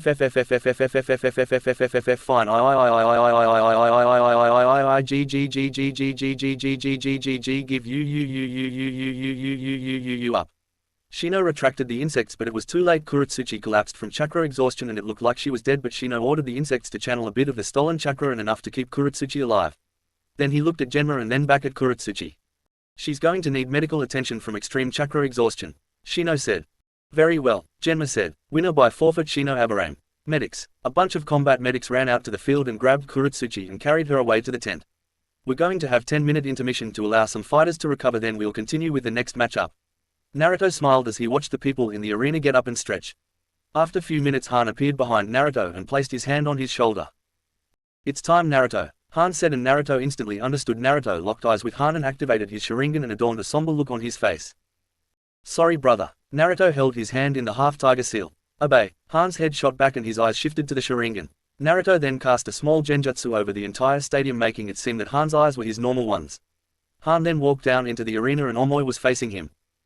Omoi and Han fight, Genma said, and Han instantly charged at the command of Naruto's Sharingan. Omoi swung his blade and Han blocked with his armored hands and punched Omoi, and then he charged Omoi, who channeled lighting chakra into his blade, but Han dodged and struck Omoi with a well-placed kick, sending Omoi flying. Omoi crashed into the wall and then he slumped to the ground and Omoi just laid there. Winner by knockout, Han, Genma said. Naruto smiled, then he looked at Gaara, who had a very impatient look on his face, and Naruto's Sharingan saw flickers of Shukaku's chakra dancing through his chakra system. Gaara's getting impatient. Our fight is going to have to sedate his bloodlust, but now comes the really problem. If I can force the Shukaku out of him, I can seal it again with the FUNN, and so that way Gaara can finally sleep. That's certainly an idea, but in order to implement it you need to force the Shukaku full out, perfect possession, the full shebang. Kurama said. But we have Kokuo fighting Shukaku. I'm going to have to beat the Shodime-sama and Tobirama. It's interesting that honor Hashirama, but you speak Tobirama's name with venom. He's the one who killed Izuna and made Gigi go nuts, and thus began the spiral that ended my chances to have a normal family. Look at it this way, if Tobirama hadn't killed Izuna, you and I would never met and become friends, so some good came out of it. I guess, but still would have liked to grow up with a family, told jokes with Gigi, pull pranks with Car-san, maybe even have a sibling or two and a Moto or Ododo to protect. Sometimes to gain something another thing must be abandoned. I guess anyway, I think it's time for my fight with Gaara. Naruto looked towards the arena when Genma walked towards the center. For this next match will mark the beginning of the semi-finals. Genma said. Yes, skipped Yugito versus Han, but I really didn't feel like writing it, but Yugito won because of her natural flexibility. Naruto Uchiha versus Sabaku no Gaara. Naruto and Gaara jumped down into the arena. You will make me feel alive, Uchiha, Gaara said as his eyes widened in insane glee on his face. Let us dance, Naruto said, smiled and looked at the proctor. Hayate-san, start the match. For the first match of the semi-finals, Naruto Uchiha vs. Sabaku no Gaara, begin. Naruto drew Izuna's katana and channeled lighting chakra and charged Gaara to begin his attack when suddenly a swirl of wind and leaves Sasuke and Kakashi appear. Naruto stopped and glared at his weakling of a relative. Yo, Kakashi said, I hope we aren't late. Actually you are, Genma said. Hokage-sama had to disqualify Sasuke because if he didn't, Hokage-sama would lose face in front of 3 other major villages and their land's daimyo. What? Sasuke growled. I am an Uchiha, an elite. I am the one who's going to fight Gaara, not some deadbeat loser like Naruto. Naruto looked at Sasuke with a bored expression on his face. Sasuke, I'm done playing games with you. I am not going to let you stand there and tarnish our clan's warrior prowess with tardiness and demands of power. Naruto growled out. Our ancestors weep at your weakness. Your clan was known all over the world as a warrior clan with remarkable chakra and the Sharingan. Now we are the last of our clan and you taint our name with your whining. Stand aside, you are about to witness the true power of the Sharingan. You have no idea of its power. I am an elite among the Uchiha. I am son of the great Fugaku Uchiha. I am the grandson of Madara Uchiha, and I worked my ass off for my power, and I sweat and bleed and I cried tears of pain. Now leave before I kill you. Naruto unleashed a torrent of focused ki at Sasuke and he left grumbling and glaring. Kakashi looked at Naruto and then he walked away. Naruto then looked at Gaara. Now where were we? Naruto charged Gaara and started slicing at the sand and cutting through it with his sword, enhanced by lightning. More sand rose up and attacked Naruto, who jumped back and started weaving hand signs. Suden, Bakusui Shoha. Water style, exploding water shockwave. Naruto exhaled a huge wave of water and it washed over the arena, drenching the sand, and Naruto smiled. Really, Naruto, with an invasion on the way you pull out an S-rank ninjutsu? Kurama complained. It was strategic move because A, I have enough chakra for it, and even if I need more you would be kind enough to refill my chakra, and B, if Gaara's sand is drenched then he will have to use a lot more chakra to move the sand, which will be a very strong advantage. Good point and very well reasoned. Yeah, I know, now let me focus. Naruto started weaving hand signs. Suden, Suruden no Jutsu. Water style, water dragon jutsu. Naruto finished the hand signs and a large water dragon rose up and fired at Gaara, who dodged, and he started weaving his own hand signs and growled out. Ruza Bakuryu. Sand tsunami. A huge wave of sand exploded outward and layered itself over the water that covered the ground and absorbed the water, and then 3 more layers of sand peeled on the others, and the final layer flew towards Naruto, whose eyes widened and he looked for an escape route. Seeing none, Naruto activated his Mangekyo and his Susanoo rose up to its initial height, and then it rose up to the height of the arena. Interesting, Gaara, I never thought that you would force my Susanoo out of me, but now our dance is over, Gaara. Naruto channeled chakra into the Susanoo's palm. Yatsaka Magatama. Naruto fired the string of Magatama at Gaara, whose sand rose up to defend him, but Naruto showed no mercy and jumped into the air, and his Susanoo swung its blades at Gaara, who had to dodge, and Naruto weaved more hand signs. Kaiden, Goku Meshitsu. Naruto exhaled a large blast of fire, but the sand rose around Gaara, forming a sphere of sand. Naruto's Sharingan instantly detected the change in Gaara's chakra as it turned from blue to red, indicating that Shukaku's influence had started to spread in Gaara. Well, this doesn't look good for you. Of course, if you wanted to borrow some of my chakra, you'd be more than welcome to. Hang on Kurama, I wanna try something. Naruto started weaving hand signs. Mokuden, Mokuryu no Jutsu. Naruto fires off the wooden dragon and it wrapped around the sphere, but sand spikes rocketed out and destroyed the dragon. Okay, that didn't work. Naruto channeled chakra into his Susanoo's palm again. Yatsaka Magatama. Naruto fired off the attack again and it exploded against the dome and several cracks, and eventually the explosion faded and the cracks started sealed themselves. Damn, that thing is solid. One thought that Yatsaka Magatama would, but what do you think we do now? No choice, it's time to bring out that mode. Kid, you aren't serious, you can only maintain that mode for a short time. In this battle that mode is just too risky. No choice Kurama, let's show our power. Alright kid, if you're sure. I'll support you in this, but no, I want payment for this later. The usual. Yep, Naruto deactivated his Susanoo and then started channeling chakra around him, and survivors of the Kyuubi attack 13 years ago started trembling in fear, and Haishi's eyes widened in shock as six tails wrapped around Naruto and he entered his version 2 state. The fox skeleton wrapped around Naruto and he glared at the orb of sand. Roar. Naruto roared and channeled chakra in front of his face and the blue and red chakra, and they compressed into a purple ball which Naruto swallowed, and his stomach expanded and Naruto opened his mouth. I'm ready when you are, kid. Same Kurama. Naruto prepared to fire his attack, then the sand ball cracked and Gaara emerged in his half-transformed state. Make me feel alive Naruto Uchiha. Gaara roared. Biju Dharma. Naruto fired the blast of condensed chakra and it blasted Gaara back, and then it exploded, but the sand protected Gaara. Naruto was then forced to exit his version 2. Looks like one Biju Dharma is still my limit. What do you expect kid, that Judas takes a lot of chakra, it's called the ultimate attack of the Biju for a reason. Less lip, more refilling my chakra please. Alright, I'll have you back to full strength in a minute. Interesting Uchiha. Crap. Naruto slammed his hands together to form a Mokuden Jutsu when suddenly a large rain of feathers started falling from the sky. Is it time Naruto? Kokuo's voice echoed in Naruto's head. Yeah, it is, lead Gaara away from the village. How? Looks like that answer is about to present itself. Baki, Temari and Kankuro landed in front of Gaara, who had transformed back because he used too much chakra defending himself from the Biju Dharma. Can't you see the operation has begun, you fools? Baki growled. Take Gaara and make sure his chakra recovers, then get him to participate no matter what. Now get moving. Temari and Kankuro grabbed Gaara and ran off. Follow them. Kurama roared at Kokuo and Han, who instantly leaped off toward east after Gaara and company. Now you and I have a snake to skin. Naruto sang as he turned to the cage box where a large purple barrier had erected itself. That we do kid, that we do. Chapter 11, Attack on the Leaf and the Akatsuki on the move. Naruto jumped up to the Hokage box where a team of Anbu stood outside the barrier. So what's going on? Naruto asked the Anbu outside the barrier. This barrier is keeping us from helping out Hokage-sama, and anyone who touches it gets burned and dies. The Anbu captain said, looking at Naruto through his mask. I've got an idea, it's crazy but it might just work. Problem is only I can do, and I don't think that my idea can get all of us through this barrier, so here goes nothing. But first I've got to do something. Naruto makes a cross-hand seal. Taiyu Mokuden Bunshin no Jutsu. 50 wood clones rose up from the ground and he turns to them. Find any Oto, Suna or Iwa shinobi you can and kill them, as well as any civilians, and get them to safety. You can use Susanoo if you have to. Yes sir, the Mokuden Bunshins responded, then scattered to the winds. Naruto then activates his Iron no Mangekyo and uses his Susanoo to rip open a hole in the barrier, and he jumps through it, but true to his hypothesis the barrier sealed itself behind him. Naruto looked at Orochimaru, who had pulled off his disguise as Onoki floated next to him. I and Sarutobi stood next to one another. You've got some nerve, Onoki, attacking the Hokage when I'm here. You've just drawn Kumo into the struggle and were fighting with Konoha.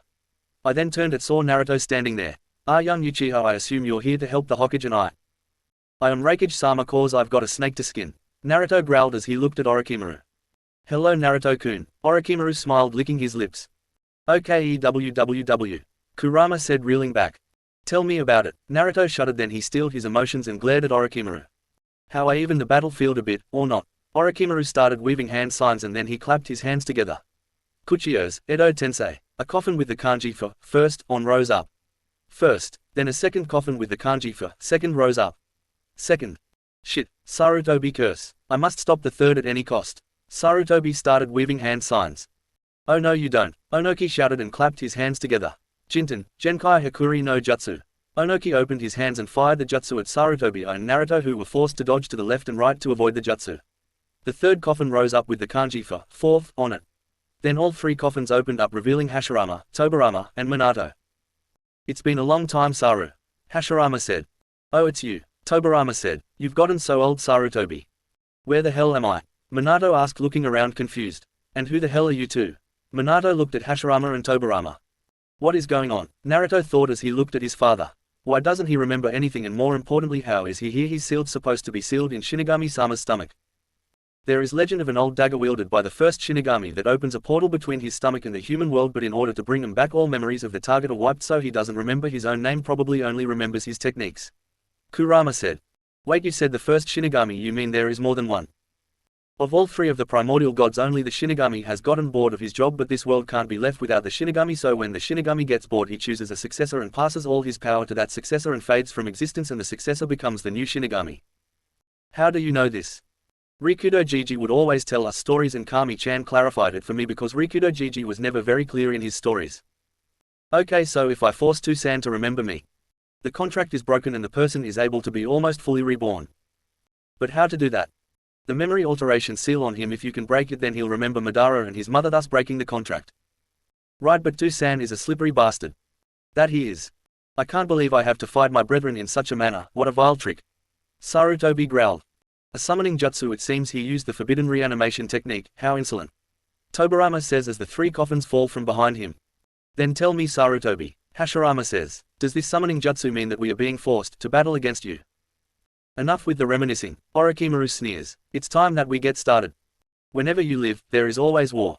Isn't it great? Orochimaru asks. Nothing good can ever come of this, you've disrespected the dead and manipulated time. Sarutobi says. Orochimaru lifts up 3 kunai using his tongue and he inserts 3 of them into Hashirama, Tobirama and Minato, then steam rises from each coffin, restoring each one to their former glory. Please prepare yourselves, Shodaime-sama, Nadaime-sama, Yondaime-sama. They're coming alive. What the devil kind of jutsu is that? One Anbu asks. A forbidden one. It's a summoning jutsu called reanimation. Normally a summoning jutsu requires the blood of the one casting it, but I've heard that this jutsu which summons the dead to the world of the living requires the sacrifice of a living body. The Anbu captain responds. So those are not their bodies but 3 living sacrifices. Yes, but then the body is coated in a shell, dust and earth that takes on the appearance of the dead soul's earthly form. The spells he implanted in their skulls, they sap the spirit of their will, transforming them into his puppets, mere killing machines. Now they're complete, Orochimaru says, and then Sarutobi starts crying with rage. You demon, they look the same as I remember, Sarutobi says. Have you ever experienced the joy and fulfillment of destroying the one you once called sensei? No, I guess not. Orochimaru makes a hand sign and then Minato charges. Hashirama and Tobirama charge, but Naruto intercepts him, activating his Sharingan. And Uchiha. Tobirama growls. I should have known. Tobirama. Hashirama scolds his brother. I told you to abandon your hatred of the Uchiha. This one's different though, his chakra is kind, but I also sense darkness in his chakra, eerily similar to Madara's. That would be because I'm his grandson, Naruto said, activating his Iron no Mangekyo. Madara had grandson, Hashirama said with a happy look on his face. Then he scowled as something occurred to him. This is bad. Tobirama were both at roughly 1/6 our total strength, and it took everything I had to beat Madara back at the Shumatsu no Tani, and this kid looks strong. Yeah, based on his chakra signature I'd put him at about 1/4 of Madara's chakra. Naruto charged forward without another word and started attacking Tobirama, and then Hashirama started attacking. Naruto spun around and kicked Hashirama in the face and then jumped back as Tobirama's fist crashed into where he was standing just a second ago. That's it, killing you both. Naruto made the horse hand sign. Kaden, Goku Mekyaku. Naruto exhaled a huge blast of fire at Tobirama, and Hashirama and Tobirama's eyes widened in shock that he blazed through hand signs. Suden, Bakusui Susoha. Tobirama exhaled a huge blast of water to counter Naruto's Kaden. The 2 jutsu collided and a huge blast of steam enshrouded the 3 shinobi, but Naruto instantly charged forward, suppressing his chakra as he remembered Tobirama was a sensory type. When he got close to Tobirama he kicked him as hard as he could and it made contact with Tobirama's dick, who cried out in pain and he collapsed clutching his crotch. Realm of the afterlife. Madara was watching his grandsons fight with Tobirama and Hashirama. Madara was biting his nails in pure concern for his grandson. After a few minutes of battling back and forth, Madara watched Naruto unleash his signature Kaden ninjutsu and Tobirama unleash a powerful water-style ninjutsu to counter it. Then Madara watched Naruto dash forward and watched him kick Tobirama in the crotch, and Madara burst out laughing at the pained expression on Tobirama's face. Serves you right, bastard, Madara said, laughing. What's so funny? CJ asked, walking into the room rubbing his eyes. Aren't you supposed to be doing my paperwork? I took a break when I saw that Hashirama, Tobirama and my son were resurrected. I'm surprised you didn't notice as my son is in your stomach. Madara countered. How did that escape me? CJ got a puzzled look on his face. You never answered my original question though. What's so funny? My grandson just kicked Tobirama in the dick with one of his stronger kicks. Dude, that hurts. Why are you laughing at that? He killed my Ototo, remember? You need to learn to let things go, dude. If a member of a clan that your clan hated killed your Ototo, wouldn't you be pissed at the one who killed him? Well, seeing as I killed my Odoto, I don't personally know that feeling, but I guess if you phrase it that way I would. Now can I watch my grandson fight? Sure, I'll watch with you, I've got nothing better to do. With Gaara and Han. Han was facing Gaara, who was in his partially transformed state. Where is that Uchiha brat? Gaara growled out at Han. He's not here at the moment, can I take a message? Han responded, looking at his fellow Jinchuriki. If he's not here, then you will prove my existence. Gaara charged Han, who jumped into the air and looked at Gaara, carved a path of destruction. Pup, let's go version 2. Kokuo said. Right, Han responded, channeling Kokuo's chakra around him, and then he entered his version 2 state. Bring it SHUKAKU. Make me feel alive. Gaara charged again, but Han charged right back, slicing at Gaara. With Tobirama, Hashirama and Naruto. Naruto was slowly striding toward Hashirama and Tobirama, who were collapsed on the ground. He keeps kicking me in the dick, Tobirama said to his brother. Why does he keep kicking me in the dick? This kid is strong and he knows how to counter my moves as if he's been training to fight me his entire life. Hashirama said to his brother. What about your sage mode? Can't in my current Edo Tensei body the nature chakra would overwhelm my own and I would turn into a wood statue. Damn your main weapon against Madara and we can't even utilize it. Enough talking, Naruto said. Then he dashed forward and started swinging his gunbai and scythe, and then he formed a rasengan and dashed and shot it into Tobirama, and then spun and kicked Hashirama, and then he jumped back as a flurry of kunai flew to where he was standing a few seconds before. Naruto watched Tobirama clap his hands together. Suden, Susoha. Tobirama called forth tornado of water and fired it at Naruto, who blasted through hand signs and activated his Iron no Mangekyo. Hyoden, Hakuren, Ice Style, White Ripple, AN. Yes, I got the name of the attack from Bleach, which I don't own. Naruto clapped his hands together and exhaled a huge blast of icy wind, and when it made contact with the water attack, everything froze over and Tobirama's eyes widened in shock and he jumps out of the way of the attack. Mokuden, Mokuryu no Jutsu. Hashirama shouted and he fired the wooden dragon at Naruto, who sidestepped the attack and countered with Amaterasu, but Hashirama was prepared for it and slammed his hands again. Mokuden, Hobi no Jutsu. Wood Style, Wooden Expulsion Jutsu. Hashirama made a face of a wooden dragon and it protected him from the black flames, then he jumped away from the technique as the flames consumed the defensive wall. Fighting these two at once is quite the challenge, and Gigi's at his wit's end against Orochimaru and Onoki. I've got to get one of the cage sealed or on our side to even things out. What about your father? Kurama said as Naruto dodged another attack. Oh yeah, Naruto looked over at his father, who had a Harashin kunai in his hand. Naruto instantly walked to it and placed his hand on the Kekkei Genkai and memory replacement seal that he remembered from when he last saw his father. FUIN, Kai. Naruto channeled his and Kurama's chakra into the seal and shouted at Minato's eyes glazed over, and then he looked at Naruto, recognition dawning in his eyes. Father, Minato asked, confused. Try again, Dad. Naruto smiled, showing his whisker marks. Naruto. Minato hugged his son, tears of joy spilling from his eyes, then he held his son at arm's length. Let me get a good look at you. Minato smiled. You look just like your grandfather, but you've got Kushina's looks. Orochimaru noticed the change in Minato and placed his hand in the half-tiger seal to control him completely, only to find Minato resisting his commands. What's going on? Minato should be remembering any of this. How is he resisting my commands? Orochimaru got worried. Let's save pleasantries for when this rotten snake is dead. Naruto growled. Right, I'll take Nadame-sama, you take Shodime-sama, as I can counter Nadame-sama's Jikuken ninjutsu with my own and your Madara's grandson, and you wield the Iron no Mangekyo so you can fight Shodime-sama, Mokuden, with your Susanoo. Right, let's show them our power. Naruto and Minato leaped in front of Hashirama and Tobirama respectively, and his opponent no longer a threat, charged Onoki with his Raiden no Yorwa to counter Onoki's Jinten. Naruto glared at Hashirama and activated his Susanoo, and it rose up to large size, almost touching the top of the barrier. Well, this brings back memories. Hashirama smirked as he remembered his battle with Madara back when he first unlocked the Iron no Mangekyo. Mokuden, Kajukai Korin, Wood Style, Deep Forest Bloom. The wooden brakes shot at Naruto, entrapping his Susanoo, locking it in place. Kaiden, Goku Meshitsu. Naruto unleashed a blast of flame at the flowers as he knew what would happen if those flowers released the pollen within them.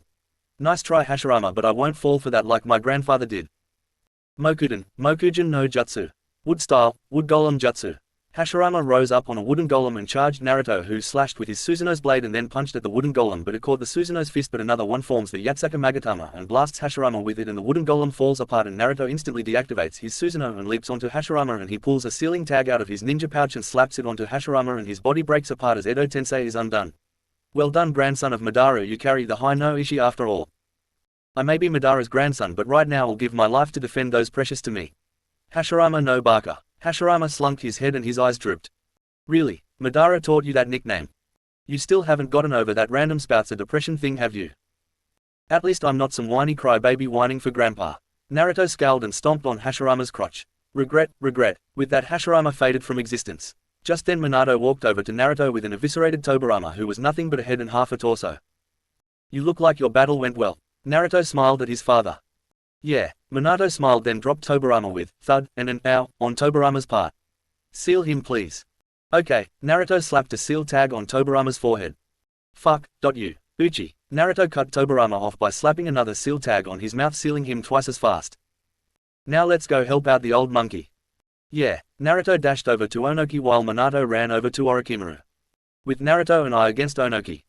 Naruto grabbed his gun by the hilt and his scythe in the other and then charged Onoki, who charged up Jinten only for Naruto to throw the scythe with a chain wrapped it and the chain wrapped around Onoki's neck and Naruto pulled on the chain, pulling Onoki towards him and starts beating the shit out of him, punching him repeatedly in the face with both hands. Then he punched Onoki in the nose, breaking it and knocking out a few of Onoki's teeth. Then he grabbed Onoki's arm.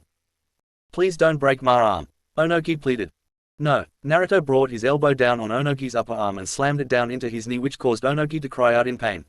So, regret attacking my village yet? Why yes. Good. Naruto tossed Onoki aside and turned to Orochimaru. I'd start running now cause I'm gonna give you a 5-second head start before I run after you and I will personally introduce you to the ground. And believe me, your relationship will be intimate. You don't scare me, brat, Orochimaru said. Then he started weaving hand signs. Oh but you will be. Naruto started weaving his own hand signs. Doruden no Jutsu. Earth style, Earth Dragon bombs. Orochimaru formed an Earth Dragon from the ground and they fired at Naruto. Kaden, Ruin Hoku no Jutsu. Naruto unleashed hailstorm of dragon fireballs at Orochimaru, who dodged them while weaving more hand signs, but Naruto beat him to it. Mokuden, Jukai Koden, Wood style, Deep Forest Emergence. Naruto unleashed a sea of trees at Orochimaru, who had to dodge the attacks from the tree branches, but Naruto wasn't done with his attacks just yet. With 5 more hand signs the tree started to flower. Mokuden, Kajukai Korin. Crap, Orochimaru got wrapped up in the jutsu but escaped with a substitution, but instantly knew to get out of there or he was a dead man. Relays the barrier were leaving. Orochimaru shouted to his henchmen and the barrier fell and they race off towards the wall. Naruto was about to hunt down his prey like the fox he was when he felt the mark on Han activate. Well, I guess Orochimaru gets away this time. I've got to go subdue the Ikibi-Yarene. Naruto vanished in a flash of yellow. Damn it, Sarutobi said as he shook his head. What's wrong, Hokage-sama? I asked. Well, I promised Naruto if he mastered the Harasshin in a month I'd give him the hat. I guess I know who's going to be the Godime Hokage is going to be. I guess the Nadame Konoha no Kiroi Senko has risen up. Looks like Onoki's got a new reason to not attack Konoha. Leaving now, Onoki moaned. Then he got up as Akatsuchi and Kuratsuchi grabbed him and ran off. You're not going to follow them? I asked, genuinely confused. Onoki has learned his lesson and, as much as I hate to admit this, I am not as young as I used to be. Just then Jiraiya lands next to them. Sensei, you're alright. I saw the barrier fall and I feared the worst. I would be dead if not for Naruto. He came in and helped me seal the reanimated cage, well, almost all of them. Jiraiya saw Minato standing there, tears in his eyes. Minato. Hey Ero-sensei, Minato said, smiling. Sarutobi rounded on Minato, a furious look on his face. You've got some nerve, Minato, Sarutobi said, glowering at his dead successor. What are you talking about? Don't act like you know the secret of defeating the evil paperwork. Oh yeah, that. Minato rubbed the back of his head. Well, gotta go. Minato dissolved as the contract with the Shinigami was cancelled. This conversation isn't over, Minato Uchiha. When you and I see each other again we will finish this conversation. With Naruto. Naruto appeared next to Han, who was panting on the ground and looking at a mostly transformed Gaara. You look you've been hell and back, Han, Naruto said, not looking at him but at Gaara. Uchiha, we never got to finish our fight. Gaara roared with glee as he was bored of his old opponent. Then we dance, Gaara. Naruto charged Gaara and started attacking him, but Gaara swung his tail at Naruto, who activated his Mangekyo to defend himself. Then Naruto charged up a Reikiri and charged at Gaara, slicing through his arm, and then Naruto unleashed a firestorm of Kaden ninjutsu at Gaara, who blocked them with the sand, but then Naruto switched up his attack style. Hyoden, Hakuren. Naruto unleashed a torrent of ice-cold wind at Gaara and the sand froze over and the extreme change in temperature weakened Gaara's defenses, but Gaara had enough of Naruto's attacks and unleashed the full power of the Shukaku and the enormous sand demon rose up. Die Uchiha. Well, time to get serious. Naruto unleashed his restraints on the power of his Susanoo and it rose up to its full and terrible height. This Susanoo is destruction incarnate. A single swing of its blade contains enough power to shatter all things in this universe. It even rivals the tailed beasts. Then come at me, Uchiha. Gaara roared and charged Naruto, but Naruto swung the blade and sliced Shukaku in half, but the halves reconnected and Gaara emerged from its head. To thank for you for the entertainment of this fight, I'll show you the true power of the manifestation of the spirit of the sand. Gaara made a single hand sign. Tanuki Neri no Jutsu. Play possum jutsu. Oh crap, Naruto said. After this I should reanimate Hashirama and learn his sage mode. You'd think that'll be a good idea. From what I heard from Mido's memories, he had a hard time controlling it. To master sage mode it took him 4 long years of practice. Well, he had to do it on his own right. If I had the guy teaching me it could go a lot faster. Dear Kami-chan, I'm an idiot. Kurama slammed his head one of the many walls of his cave. Don't worry about Kurama, I'm sure we'll get it through your thick skull someday. Naruto joked, then cut off the connection as he looked at his fellow Jinchuriki as the Shukaku emerged from his prison. I'm finally free, Shukaku roared to the heavens. Then he saw Naruto still in his Susanoo. Would you look at that? I see someone I wanna kill. Bring it Shukaku. Naruto roared and he charged forward and Shukaku unleashed a huge bullet of air, but it didn't even hamper Naruto's progress. Futon, Renkudan. Shukaku unleashed a barrage of air bullets, but Naruto had his Susanoo jump over them and he sliced off Shukaku's arm. Just then one of his Mokuden Bunshin dispelled and he learned of a new Kekkei Genkai he copied with his ocular prowess, Shakuden, Scorch Release. He learned it from an Iwa shinobi and he also learned Ranten, Gale style, which really surprised him as an Iwa shinobi having a Suna and Kumo Kekkei Genkai was unheard of, but Naruto wasn't one to look a gift horse in the mouth. Brat focus, Kurama yelled and Naruto blazed through hand signs. Mokuden, Odama Mokuryu no Jutsu. Wood style, gigantic wood dragon jutsu. Naruto gathered as much chakra as he could and out of the ground a wood dragon the size of half the village shoot out and wrapped around Shukaku and he roared out in pain as the dragon absorbed his chakra. Naruto deactivated his Susanoo and rushed at Gaara and punched him in the head. Wake up. Oh come on, Shukaku roared out, give me a break, I just got here. The deep yellow of Shukaku's eyes returned to its dull tan color, then the body of the Shukaku crumbled and collapsed as the last of his chakra was suppressed. Naruto walked forward towards Gaara who was collapsed on the ground. Since stay away, my existence won't fade here. Gaara tried to crawl away from Naruto who looked at him sadly. It sucks, doesn't it? Naruto asked Gaara whose eyes widened in shock. The pain of being alone. How are you this strong? Because I fight for those precious to me and so long as I draw breath. I won't let anyone hurt them. He fights for those precious to him. Gaara's eyes widened in shock. I can help you but only if you let me. Naruto extended his hand to Gaara. Gaara's eyes widened even farther. We are both Jinchuriki and our villagers hated us like we committed some heinous crime just for existing, but because of my Gigi and all those precious to me I was able to fight that darkness, that pain. I became strong to protect them. My loved ones give me the strength to keep fighting on long after anyone else in my place would have given up and dropped dead. We are brothers Gaara, brothers of pain, and it's because of that pain that we were forced to grow up faster than others. We had to, because like it or not those in the shinobi world without power will be crushed. When you fight for something precious to you, then and only then can your true power emerge. Just then Temari and Kankuro dropped down and saw Naruto extending a hand to Gaara. Look, even now your siblings rush to your defense even though you pushed them away. He's right, Gaara, Temari said sadly looking at her younger brother. We're family and family sticks together. Kankuro said, and Naruto smiled and Gaara grasped Naruto's hand and Naruto pulled him up and into a hug. Gaara tensed up for a second but then he relaxed into the hug. It was a hug of kinship and Gaara saw Naruto was crying. I can't imagine the pain you've gone through for you to not know what kindness is or love or companionship. Naruto said, if I hadn't met my grandfather I might be in the same place you were, a heartless killer, or I might be dead. I don't really know, but I don't like thinking about it. Thank you Naruto Uchiha, Gaara said. Thank you for showing me the path of light, one that I had considered to be lost to me. As a sign of goodwill I'll even fix your seal for you, but now I need a nap. Naruto collapsed having expended a lot of chakra both with his Susanoo, the Mokuden Bunshins and his fight with Hashirama. Time skip 3 days later. Naruto woke up groaning as light assaulted his eyes. Easy there Naruto Uchiha, you've had a rough battle. A familiar voice called out, and when Naruto's vision cleared he saw Gaara sitting there reading a magazine. How long have I been out? Naruto asked. 3 days, Gaara said putting down the magazine. The blue-haired Hyuga girl came by several times and put flowers by your bed, but no less than 3 times I've had to kill men in masks trying to capture you. I don't know why they wanted you captured, but I won't let them hurt my new friend. Gaara smiled. Thanks Gaara. Naruto groaned as he got up and then he clutched his side where Hashirama had punched him. Easy there kid, I've had to expend a lot of chakra healing you.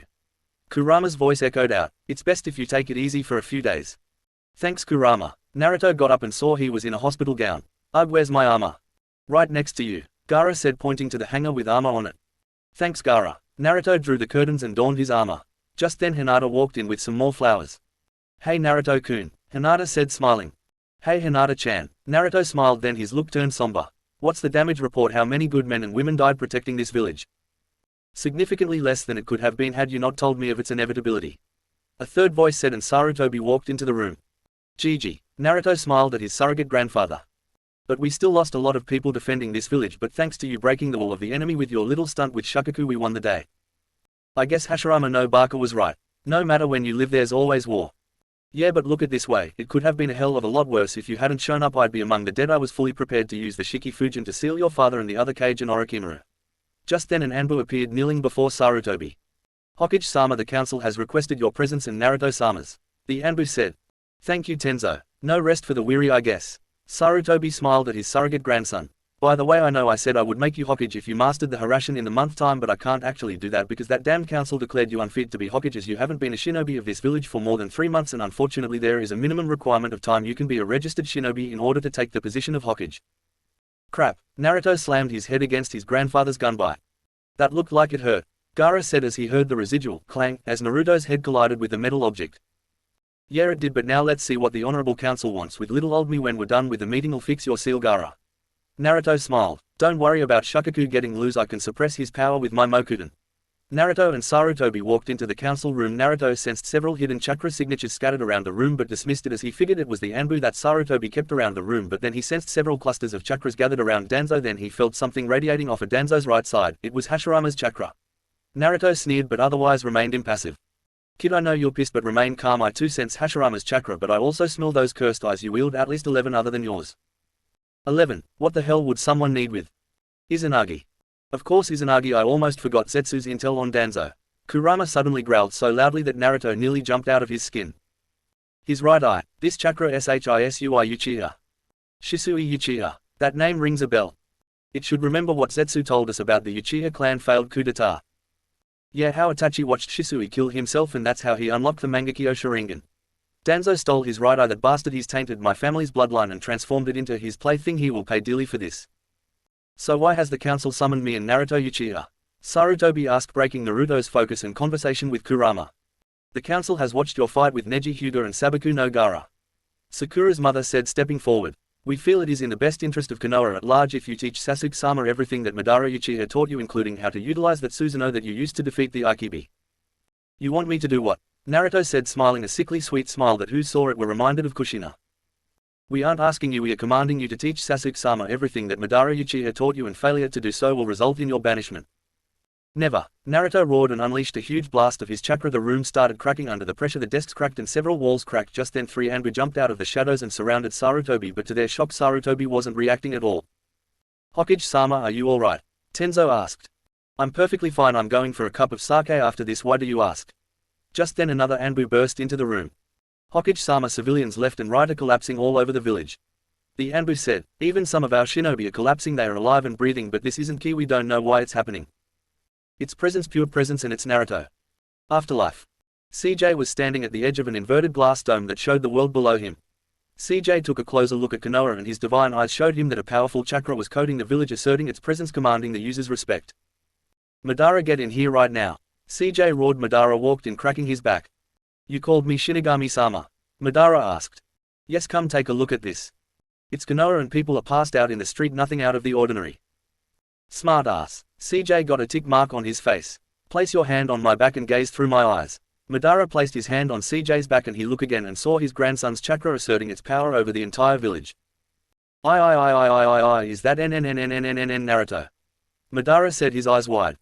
Yes it. CJ suddenly he felt Madara shaking behind him. He's trembling, the great Madara Uchiha is trembling. Is he scared of his own grandson? CJ turned and saw Madara crying anime tears. I'm so proud of him. Madara cried, clenching his fist. Of course he's not. CJ sweat drops. He's not even a chunin and he's already teaching those civilian scum who's boss. Ugh, you've created a monster, Madara. CJ shakes his head, face palming. With the council meeting. I'm not teaching that ARROGENT fucking brat a goddamn thing, and if you don't like it, tough shit, I'm a GENNIN of this village. Naruto roared out. Chunin. Sarutobi interrupted offhandedly. Chunin of this village and obey only the Hokage. WHO is CURRETNLYSARUTOBIHIRUZEN, and if you think for a second that's some goddamn. Naruto's eyes widened in realization of what Sarutobi said and turned to him. Wait, did you say Chunin? Yep. Sarutobi smiled. As Hokage of Konohagakure no Sato, I hereby name you Naruto Uchiha, a Chunin of this village, for your performance in the Chunin exams and exemplary actions in the Oto Tsuna Iwa invasion. Congratulations, Chunin Naruto Uchiha. Sarutobi tossed Naruto a black and red Chunin jacket. The Uzumaki crest on the back and on the sides was the Uchiha crest. This jacket was especially made for you, Naruto, as you were the pride of both the Uchiha and the Uzumaki clan. Absolutely not. Sasuke's voice came from the shadows, glaring at Naruto. I refuse to let the likes of this loser be acknowledged as an Uchiha. As clan head of the Uchiha, I call for your immediate banishment from our clan. Do you have anything to say in your defense, Naruto? Sarutobi asked. He doesn't have the right to defend himself. Actually, without a majority vote of 8 elder Uchiha, I have the right to defend myself. Naruto said as he learned all the laws that the Uchiha passed both before and after Madara's time with the clan. Alright then, Sasuke glowered but recognized this clan law that was passed shortly after the Second Shinobi World War ended. Why shouldn't you be banished? My only defense is this. I Uchiha Naruto challenge you, Uchiha Sasuke, for the position of clan head of the Uchiha. The entire room fell silent as Naruto finished his declaration. Then Sasuke scoffed. Since I have no choice but to accept, I will but know this, loser. You will know the true power of the Sharingan. Sasuke smirked arrogantly. Let us dance, you Uchiha runt. Naruto said, smiling in his head as Sasuke had taken the bait hook, line and sinker. Now you need to propose some condition for the fight, Kurama said. Right. Naruto turned to Sasuke and then the council at large. A fight for the seat of Uchiha clan head has been declared with you, the council as its witness. The terms are simple. I win, and Sasuke must surrender his seat as Uchiha clan head and forfeit all rights of him and his heirs to the position of clan head until such time as he can defeat me in combat and take the title back. His heirs will have the right to challenge me or mine should I pass away and name my child heir to the clan, as well as access to the funds of the Uchiha. And when Sasuke-sama wipes the floor with you? Sakura's mother asked. I surrender the same rights of me and my heirs until the previous before-mentioned condition is met, and any and all techniques that I can teach Sasuke and agree to have my Sharingan sealed permanently. Naruto turned to Sasuke. Are these terms acceptable? Of course they are, you loser. Sasuke said as he smirked. Just get ready to hand over all your jutsu to me. We shall see Fugaku's runt. We shall hold the battle in the Chunin exam arena in 3 days' time. Sarutobi said. No, we fight now, Sasuke roared. He's right, Gigi. When a challenge is issued, it must be met immediately. Naruto said. Very well, this meeting of the council is temporarily disbanded to answer the challenge of Uchiha Naruto to Uchiha Sasuke. Sarutobi said. Then the council headed down to the battle arena where Naruto and Sasuke faced one another. Sarutobi stood between them.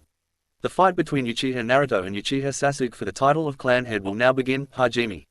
Sarutobi jumped back as Naruto and Sasuke blazed through hand signs. Kaden, Gokaku no Jutsu. Naruto and Sasuke roared as they unleashed a gigantic fireball at one another and the two jutsu collided, but Naruto thought quickly and weaved a single hand sign. Shakuden, Kahosatsu no Jutsu. Naruto unleashed a hailstorm of fireballs at Sasuke, who watched in horror as the fireball scratched his left hand and it shriveled at the intense heat. His hand now resembled that of a mummy's without the wrapping that is. Naruto gave Sasuke an iron no Mangekyo glare as his eyes burrowed deep in the recess of Sasuke's mind. When Naruto opened his eyes, he saw the Uchiha clan manor with cages over the doors. Naruto knew instantly that they were the signs of repressed memories. After 5 minutes of walking, he found himself in the clan head's house. There was no cage over this door, but there was a decayed wooden door with the symbol for the Fujihoin. Naruto instantly recognized what he was looking at, a poorly maintained seal. Naruto walked into the house and looked the corpses of Fugaku and Mikoto Uchiha and a young Sasuke standing over and crying.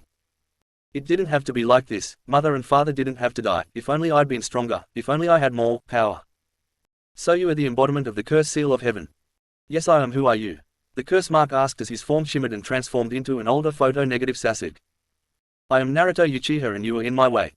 Come now, be neighborly. I'm not your neighbor, I'm your killer, or I might not be, but I right now wish to see what you can do, so I'm going to unseal your power to its maximum and then I'm going to see what you can do. Naruto unleashed the final restraint upon his Sharingan. The Sasuke before started to scream in pain as his body started flashing with power and wings burst from his back and his white hair turned grey and the irises of his eyes turned grey.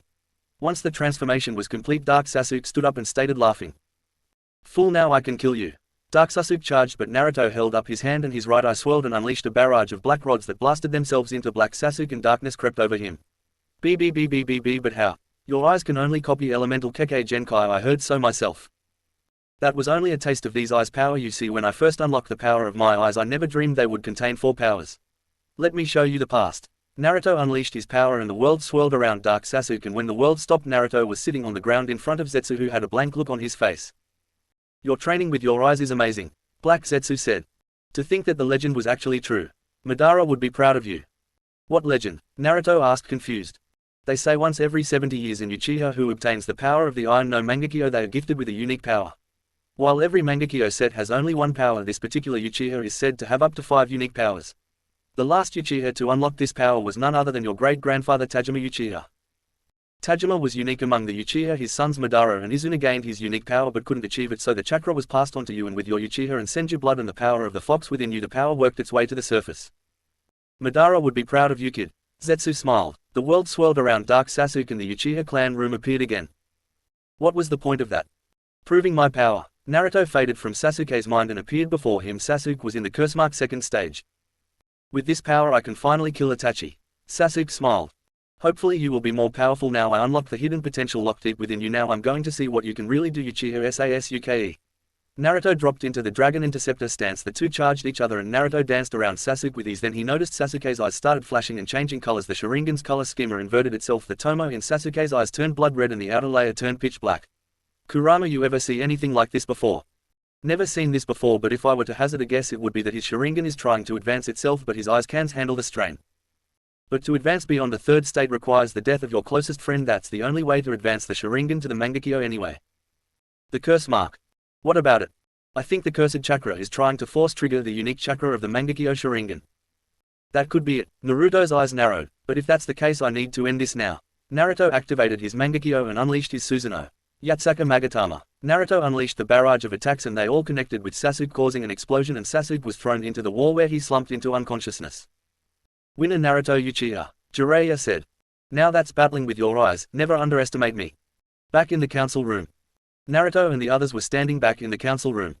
You all witnessed my triumph over the Uchiha runt and my terms were and still are non-negotiable, so have fun addressing me as Uchiha-sama. We the council will never accept this. Sakura's mother said, shouting at Naruto. You don't get a choice. Sasuke agreed to my conditions and he lost. It's game over for that brat. Is cut off from all funds of the Uchiha clan, so he's not clan head, so deal with it. Well, that was entertaining, Sarutobi said, gaining the attention of the council. But now that the first issue is taken care of, I'd like to address another. The council looked at Sarutobi. The fact remains I'm not as young as I used to be. The invasion has proved that much, so I am here to name my successor as Hokage of this village. Sarutobi took a deep breath. While most of you have said that Naruto is unfit to be Hokage, others have said he is fit. Me personally, I'm leaning towards the latter, but the fact remains he doesn't fit one of the requirements, so I have decided on someone else. My successor for the hat of Hokage is Tsunade Senju. Sarutobi turned to Naruto. Chunin Naruto Uchiha, you and Jiraiya are now officially assigned an S-rank mission. Retrieve Tsunade Senju so she can take the mantle of Hokage. Hi Hokage-sama. Naruto and Jiraiya said, bowing. Then they departed and they head towards the gates. Naruto looked at Jiraiya, then they both dashed off into the distance. After about 3 hours of running, Naruto looked at Jiraiya. So this Tsunade Senju, who exactly is she? Naruto asked. Tsunade is an old teammate of mine. She is one of the 3 legendary Sannin. I'm sure you're already familiar with the third. Yeah, the snake pedophile Orochimaru. Tsunade is a well-known medic ninja and granddaughter of your grandfather's rival. Ah, so she is Hashirama's granddaughter. Can she utilize his Mokuten? No, she can't. I don't know why, though. Could be her Uzumaki blood is interfering with the Mokuten. That's interesting. With 2 of the sage's gifts she should be able to do it with ease. I'll see if I can help her, after I beat the crap out of her for being a Senju. After all, I'm an Uchiha. I don't know whether to hit you or face palm at the fact that you've inherited your grandfather's outlook on the Senju clan. Well, I guess that would be Indra acting up again. I swear I've got to do something about him. Just then Jiraiya spoke up, gaining Naruto's attention. Naruto, you know how before the finals I didn't want to teach you the rasengan? Jiraiya asked. Yeah. Well, I did some thinking over the last few days and I decided I'll teach it to you. Minato would want you to know it. Thanks, Ero Sennin. Naruto smiled when Jiraiya threw something at Naruto, who caught it. Why did you toss me a water balloon? Because this is the first step of the rasengan, rotation. Jiraiya held out his own water balloon and started using his chakra to spin the water inside the ball, and then it burst into 100 pieces. So that's the first step of that jutsu you demonstrated. Yeah, your father's other signature technique, the rasengan. Alright, let's give this a try. Naruto channeled his chakra into the balloon and after a few frustrating minutes nothing happened. Naruto activated his Sharingan and stared intently into the ball in his hand. That makes sense. Naruto smiled. What makes sense, Naruto? Jiraiya asked. The chakra is fighting itself, indicating that the way I'm swirling my chakra is opposing to what my natural chakra flow, but the way you did it indicated that you spun the chakra in multiple directions. Naruto smiled again, then concentrated. So let's give that a try. Naruto then channeled chakra and started spinning the chakra in multiple directions, and after a few seconds the water balloon exploded. Incredible, Naruto, you mastered the first step in a matter of seconds. You are a true prodigy. But I don't use my Sharingan for everything. I learned a long time ago that the Sharingan is just a tool and doesn't make me invincible. I just wanted to use it just now to see what I was doing wrong. Naruto deactivated his Sharingan, then he looked at Jiraiya. Could you toss me another water balloon? I want to see if I can do it with my left hand. Sure, Naruto. Jiraiya tossed Naruto another water balloon and Naruto held it with his left hand and repeated the process with what he did with the first. Once again the water balloon exploded. Excellent, those hours of chakra control are really paying off. Naruto looked to the sky. Thanks, Gigi. Naruto whispered, then he and Jiraiya kept running to the east. Time skip 3 days later. Naruto and Jiraiya arrived in the next town, which happened to be Tanzaku town. Naruto had taken a great leap towards mastering the rasengan. Naruto looked at Jiraiya. I've mastered the first 2 steps and I'm making good progress with the 3rd step. That's good to hear, Naruto, keep up the good work, but for now stop and let's look for Tsunade for now. So could you give me a description on what to look for, so if I accidentally run into her I'll know who it is? She's blonde like you and has twin pigtails and a blue diamond shape on her forehead, and she'll be wearing a green trench coat with the kanji for gamble on the back, and she's got the biggest tits you've ever seen. Jiraiya got a lecherous grin on his face. Can you go one day without mentioning something perverted? Naruto rolled his eyes. Can you go one day without being a cockblocker? For crying out loud, you were peeping on my girlfriend and you're lucky I didn't use Tsukuyomi on you. That would have been better than what you did to me. You think 72 hours of torture would have been better than what happened? No, maybe not. That's what I though, bitch. Naruto ended the conversation there. Anything else I should know? Well, as the symbol on her jacket implies, she loves gambling but she sucks at it and she has a bad omen detector. Bad omen detector? Naruto asked, confused. If she starts winning lots of money from gambling, she bolts and goes into hiding. When that happens, not even my spy network can find her. So the more she wins. Naruto trailed off. The longer she hides. Jiraiya finished. So how do we know she'll be in Tanzaku Town? Naruto asked. Tanzaku Town has an annual gambling tournament and this is the time when it happens. If she's not here, then we'll never find her. Good to know. Naruto then thought of something. If she's here, should we mask our chakra? If she's a medic ninja, then she'll most likely knows how to detect chakra. All Uzumaki have a natural affinity for chakra detection. I didn't know that, Jiraiya said, surprised. Yeah, it was our gift from the sage as well as our incredible chakra reserves and longevity. Wait, what do you mean? You see, the sage had 3 human children, and Uchiha named Indra, a senju named Asura, and finally an Uzumaki named Moka. The daughter got the sage's longevity and chakra reserves, and she somehow, don't ask me how, developed an affinity for detecting chakra. To this day it confuses me how she got that. Kid, I know how she got it. Kurama spoke up for the first time in 3 days. How did she get it? Naruto asked his fluffy friend. Ka-chan was a natural sensory type. She and I would have fun playing hide and seek when I was a little kid, and she always managed to find me no matter how well I hid. Could it be that your chakra is part of the jubi so she could detect her own chakra? I actually thought of that, and I asked her when she and I finished a game of hide and don't get tickled to tears, and she told me, while you and Gyuki are a part of my chakra, you have your own unique signature, plus of the two of you, Kurama, have the most chakra. I loved her very much and I miss her, but I know she's in a better place and she's with Rikudo Toussan. I know you miss her, Kurama, but she shouldn't be brought back. Doesn't mean I don't miss her. Naruto looked at Jiraiya. Well, I know where Moka got her sensory powers. Where? Jiraiya asked. The Jubi. The Jubi. The mother of the tailed beasts and Indra, Asura and Moka. Wow, one person had 12 kids. The Jubi was a being of unlimited chakra and, according to Kurama anyway, unrivaled beauty, but that was the thought until he met Kami-sama. Well, let's find Tsunade. Naruto and Jiraiya jumped off towards Tanzaku Town. Naruto looked around looking for someone who matched Tsunade's description. After 2 hours of searching, Naruto was getting quickly annoyed. Finally, Naruto went back to the hotel that Jiraiya had booked for them, and then Naruto collapsed on the bed and closed his eyes and fell asleep. Time skipped the next day. Naruto woke up to Kurama yelling at him, and Naruto jumped out of bed and donned his armor and strapped his gunbai to his back and started to walk towards the door when he froze as he felt 2 powerful chakras coming from behind the door, neither one he recognized. Hey Kurama, you recognize those chakra outside the room? One of them feels familiar because I felt it when I was in Kushina. Can you identify who it is? Feels like Uchiha Itachi's chakra. How do you know Itachi's chakra so well? Before she got pregnant with you, she was Itachi's sensei, and when she got pregnant she was taken off active duty and Shinigami-sama took over his training. Wait, I thought gods couldn't interfere with mortals. Baka, don't you remember what I told you earlier about how the Shinigami retires? Oh yeah, I forgot. Naruto rubbed the back of his head subconsciously. Anyway, Itachi's no pushover. If what I remember is true, then he's got the Mangekyo Sharingan. Well, we already knew that because of what Zetsu told us. Oh yeah, forgot about that. What do you suggest we do? If Itachi is outside the door, then the Akatsuki have started to make their move. Show him what happens when you mess with the most powerful of all the Biju. Couldn't agree more, Kurama. Naruto activated his Sharingan and placed a hand on the back of his skull where the part of the brain that controlled sight and channeled a small amount of chakra and broke the seal he placed over his eyes, unleashing their true potential and power. Outside the door. Itachi looked at Kisame when they felt a small flare of chakra, but it was so insignificant they didn't think anything of it. Itachi, you and I both know you can't risk your eyes, but if you don't go full power he'll kill us both. Kisame said. He's Uchiha Madara's grandson. If we don't fight at full strength we'll be slaughtered. I have no choice. Itachi sighed. You're right, Kisame. Itachi went to knock on the door when Naruto slipped through it, glaring at the 2 Akatsuki before him. So what do 2 S-rank shinobi want with little old me? Naruto asked. Why don't we go for a walk, Naruto-kun? Itachi asked, dodging Naruto's question. If you wish, meet me at the plains outside this town. Naruto's eye swirled and in a few seconds he was gone. Itachi and Kisame looked at one another and then dashed off in order to not let their target escape. On the way there, Itachi started mulling things over in his head. Why does he have the same ability as Madara?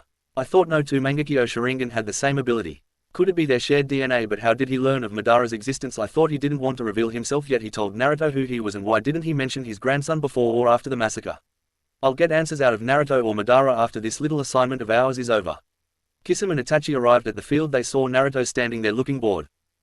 About time you two got here, Naruto said, smirking. Could you guys move any slower? By the time you guys got here I could have been back to Konoha, had 3 bowls of Ichiraku ramen, pranked a certain Uchiha upstart brat, and still made it back before you guys got here. By certain Uchiha upstart, do you mean my brother? Itachi asked. Yeah, I honestly think you should have killed him too, he's an arrogant spoiled brat. Naruto then looked at the 2 Akatsuki before him. Naruto glares, then forms the horse hand sign, and Itachi copied subconsciously. Kaden, Goku Mekyaku. Itachi and Naruto roared and exhaled a huge blast of fire at one another. The 2 fire attacks collided, and after the attacks fizzled out, Itachi collapsed to his knees, wheezing and glaring at Naruto. Itachi, what's wrong? Kisame asked. He made me use Madara's jutsu and it had me use up 60% of my chakra. That's right, Itachi, now die. Naruto smiled, then his eyes switched to his Mangekyo. Amaterasu. Naruto caused the black flames to ignite and fire at Itachi, who activated his own Mangekyo and countered with his own black flames. Itachi eventually clutched his eye and then his black flames vanished and Naruto extinguished his, laughing all the while. Kisame charged Naruto and Naruto attacked back after using his eyes to slip through Kisame's attack and countered with his own attacks. Eventually Naruto got bored of his opponents and punched Kisame, and then suddenly there was a cry of "Chidori!" And Sasuke came rushing in to deliver the final blow to Itachi, but to Sasuke's horror Itachi brushed him aside with ease and then he grabbed Sasuke by the throat. Tsukuyomi. Itachi locked eyes with his brother and after a few seconds Sasuke started screaming bloody murder. Isn't that heartwarming? Kisame asks, using Tsukuyomi on his own brother. Kisame said, smiling at Naruto. Yeah, it is, and in all honesty he deserves it, so I'm not about to go and stop him. Prick needs to learn that's he not Kami's gift to this earth. Naruto then formed the snake hand sign. Mokuden, Mokuryu no Jutsu. Naruto shot out a wooden dragon and it wrapped around Samehada and Kisame, immobilizing him. Nice try, kid, but Samehada can cut through chakra and devour it. But to his shock Samehada couldn't break it at all. What? Nice try yourself, Kisame Hoshigaki, but this jutsu absorbs chakra and prevents chakra absorption of the target, and since I wrapped it around Samehada that sword won't be absorbing it at all. Naruto clenched his hand and formed a Reikiri in his hand and charged Kisame, intent on plunging it into Kisame's heart, only for a wall of black flames to spring up and make Naruto jump back and gazing at Itachi. Don't think for a second I have forgotten about you, Uchiha Itachi. Naruto turned slowly towards his new opponent. I wouldn't expect you to, but can I ask you something before we begin? Itachi asked. What would that be? How do you have Madara's technique? What do you mean, Madara's technique, Uchiha? The ability to slip through attacks and ninjutsu.